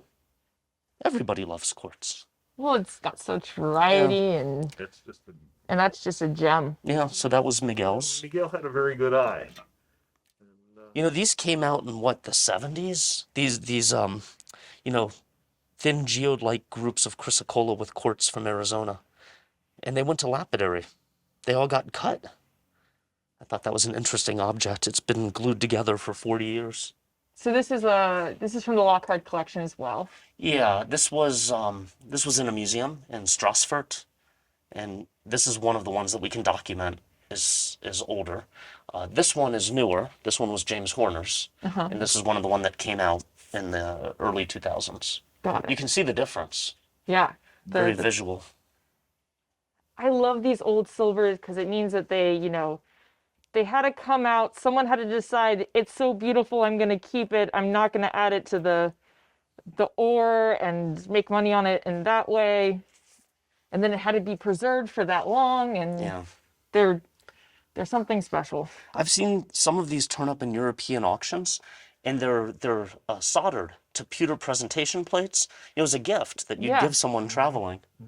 Go through Saxony. Well, a lot of those mines had a significant ownership of whatever the royal family was from the country, and some of them were serious collectors, and they swapped back and forth between the aristocratic families of Europe, and they gave gifts to family members who had married into some other family, and these things scattered all over the place. Yeah.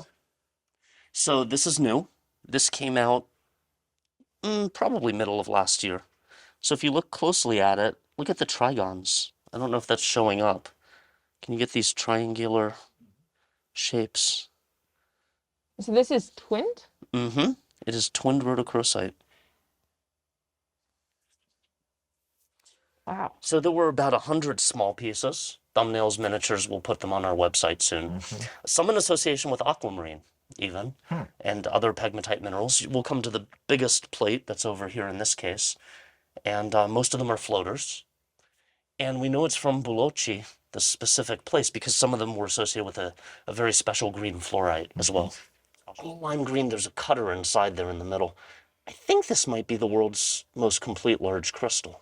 It's huge. It weighs almost 2 pounds. A little more, actually. But I'm not aware of one that complete in this size. Los Angeles County has one that's very tall. It's just less mass. And this is probably 20 years out of the ground. I actually had it on loan to a Chinese museum for most of the last decade. So it's the first time I've been able to get it back and show it here in a while. That's just another good one. Oh yeah. You know, just another good one. It's shocking how many came out, but you know what? Where are they now? They're mostly sold and placed. I think that will be one of the major contemporary tourmaline finds of our life.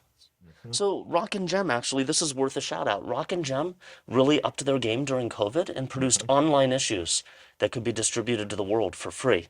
If people go to Rock and Gem's website, they had a series on gemstones, all digital, so people could download the content and view it during COVID. The problem with this one is we couldn't decide what to make the front. What a problem to have. Yeah, it's complete all around. Crazy. Well, I think your choice was ultimately correct. Lauren actually got to go down in the mines while I was busy doing business. I actually have not been underground in this particular mine. She got to go. It doesn't seem fair. But you know how tight those pockets are that they were working, and why most of the pieces are small. It's this is exceptional. No, this must have been some kind of fin that was sitting out, and they were able to get this all together, especially with these fragile calcites here. And again, I didn't see the many phantoms are calcites. so great in here as well. Yeah. I don't know if Brian, if you can get the phantom here. So thousands of pieces came out here. Now there was a hiatus. These produced a lot in the 90s and early 2000s, and then virtually nothing for a decade. And recently, thousands of pieces came out of small crystals and flat plates, which again makes this exceptional amongst so many. The two apatites are both new finds, just shocking small pockets. Look at that color. Yeah. So that's from Espirito Santo. Do I say it right? Espirito Santo? Not from Minas Gerais, where most of our gem minerals come from. Wow. It's like a true cognac, amber color. Gemmy is all get out. And I love these terminations. Shocking, right?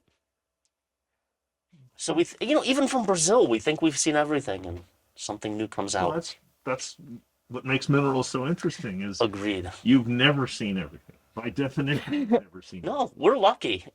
People collect high-end art. All the Van Goghs are in a catalog listed. You check a mark. Oh, that's the other new find. Now there were a number of those, but most of them have chlorite on the wrong places. The chlorite, like a blanket on top, actually helps make it more lavender in the middle. Beautifully twinned. Yeah. Beautiful. Yeah, really sharp and perfect. The chlorite adds this sparkle effect, but also concentrates that. I mean, it's a true lavender. Yeah.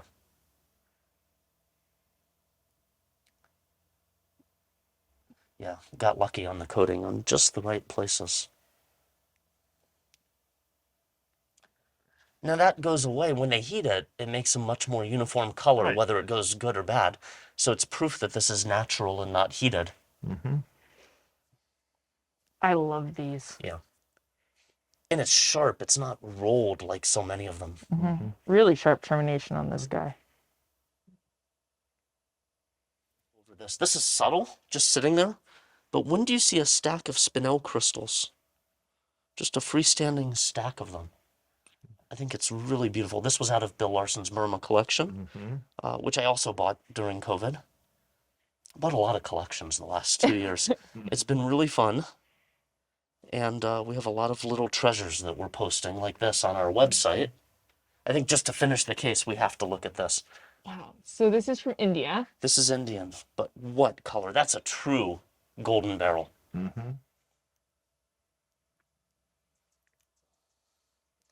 Yeah, watch this with light up the bottom. Wow. I mean, it's so gemmy, but yet it still has such intense color. It's a more pure yellow than the Ukrainian material. The Ukrainian material tends to be a little greener, just a little bit. There were very, very few of these of any quality. So we're trying this idea of what if we can combine the two worlds of Tucson and online and auction from the room here at the show, so people who are here can see this, but also people who are not here can participate and see if this might work for everybody. So all of this material is for auction. You can't just come into the room and buy it. And it's a mix of things from various collections, collectors, and new finds. So we've got a number of pieces from Jack Halpern's collection in here. We have a number of new finds, such as the largest of the Rhodochrosite plates that we were looking at from Pakistan. Oh, wow. This actually has schorl and cassiterite and all kind of topaz with it. Wow. That must be a fun deposit to collect. You'd think, yeah. So this is a real mix of just all the kinds of material I normally like to bring to shows. Another new find, blister copper from China. Wow. And then mixed in with classics That's from Tonglushan. Tonglushan, yes. Which actually, it's a lot like Sumeb. Tonglushan literally means green copper mountain in Chinese, which is ironic. You know, that's how they found the Sumeb deposit. Named it Green Hill. And you can see Jack's labels here. A lot of choice miniatures. Look at that great color. Yeah. Well, Beautiful certainly things. what Jack had an eye for was beautiful color and shape and just overall quality. Yeah, and so the idea is to experiment and see if we can build this as something that maybe for the future could be an open channel for other dealers and collectors to come to Tucson and participate in. If you're a collector and you have a deaccession and you come to Tucson early, I'm here, and we do this live from the show and exhibit. So collector gives me things, a few dealers give me items from new finds, and what I'd like to try next year then is just put those out in a case for 2 weeks. But it's available to people online as well. Which really expands the market and allows everyone to be able to participate both with the particular specimens, but also with the community and the Tucson vibe, and be a part of it and really expand the reach of this show. That's the hope, which is why I'm sort of piloting it out with a really diverse variety that includes new finds. So what's the background on that goethite on quartz that's just so colorful? I mean, it's not anything mineralogically very complicated. It's just aesthetic as hell. You're insulting my rust on a rock. No, I thought I was talking it up. I'm complimenting it. You're insulting it by referring it to as that. It is. It's actually, you know, manganese rust on a quartz crystal, but in this case, it's uniquely beautiful. So that's goethite, or some people call it turgite. From goethite is a mineral. Turgite is just a name for iridescent goethite, but it has no mineralogical significance. But when I grew up, they called them turgites. I understand. From Georgia. But yeah, you're old. I am old now. So this Thank is from you. Georgia. This is from Georgia. It's from the Rudolph location at Graves Mountain, and this is also from Jack Halpern's collection, labeled hematite. We saved a few surprises here just to show you a few very new things. And I told you there was more from the Rhodochrosite pocket. Yeah. Okay, so these have not been shown before. It was a really weird pocket. There's a based on what we said lot on of that. variety. Oh, whoa. So get a load of that. And that green fluorite is how we know that it's the Bolochi location, which had produced those green fluorites in the past. Yeah, that's neat, right? That is There's such all a kinds of wild pseudomorphs. We found there's pseudomorphs after what seemed like siderite. There's rhodochrosite after rhodochrosite pseudomorphs. There's all these weird little pieces with different shapes. And then there was this monster. So Tom Campbell measured the angles and looked at the chemistry of the pocket and what's reported online, and says it's, without a doubt, that's a pseudomorph after apatite. That's a rhodochrosite after apatite. Chemistry-wise, how did that happen? That's the angles of the crystal. No, I mean, determinative, you know, the fact that you have rhodochrosite replacing things in a pegmatite. Yeah, already a pegmatite Already a rhodochrosite is weird and rare. So for those watching, we're used to seeing rhodochrosites come out of ore mines, metallic mines, South Africa, Colorado. These form in a pegmatite environment where you're used to seeing gem crystals, not rhodochrosites. So it's already weird. Okay? About the only thing that rhodochrosite and apatite have in common is oxygen. Yeah, that's what I was saying, is that there's... And yet here it that's is. the crystal shape. Oh. This is my favorite piece.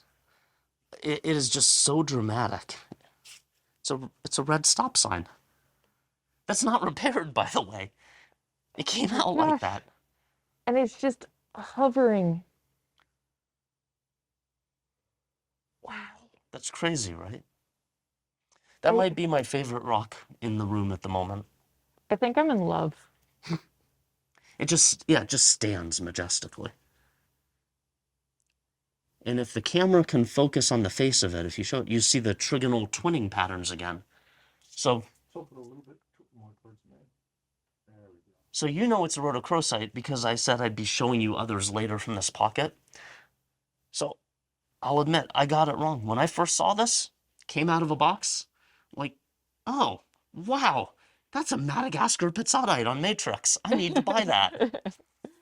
You know, the first moment I saw it, I knew I had to buy it and the pocket, but this was the one shown me first as a surprise. I would have sworn it was a pizzatite just sitting there. Or an apatite or something. Rhodo was my last guess. Totally gemmy, and it has everything. It's a masterpiece, right? Yeah. Yeah.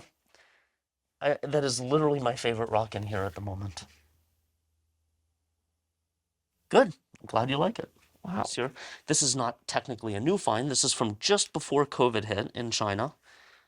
And it came out in a big piece. It's the puritites from Inner Mongolia, but on beautiful purple fluorite. I had the first of them when we did our last What's Hot. I might have had the first trickle of those coming out. But these that were embedded with the purple fluorite really needed to spend some time in the laboratory to be prepped out. And I have not shown this one. The zoning in these purple fluorites, too, is so remarkable. I mean, people have been seeing the fluorites coming out by themselves, but now that you've got that contrast with the sulfide, and I see Dad grubbing his hand lens because he loves puritites, and that's an important mineral to him, so I'm going to have to hand him over. One of the things you see is these typical little sort of blister-like bubbles on the surface of the purite. Okay. That's really common from places like Sentiolalia. Distinctive growth function. And ooh, this is your action shot of Peter. So the question is whether or not this thing is starting to be pseudomorphed by pyrite. And it's got chalcopyrite and galena embedded in the pyrrhotite, so it's very similar to Setiolalia in that respect. But I'm not seeing signs that it's pseudomorphed, although that's Wangang. Nearby, they were first sold as Wangang. But it's a big, extensive ore system. More or less nearby. It's in what they call the Chifang city district area. Big systems. I mean, that pyrite after pyrrhotite is a good indicator of a long-lived system. So that's a classic. I mean, I think they are. You know, in the 90s, it was Downagorsk and a little bit Mexico. Pyrrhotites. Mexico was pyrrhotites before Downagorsk came out with dinner plate size crystals. But on the purple fluorite, it's the combination special. Is spectacular. Yeah. So, anyway, so that's our favorite for the day, huh? Oh yeah. Oh yeah. That's a good way to start the day. End the day. And thank you. Breakfast, thank you so much. Thank you. Thank you.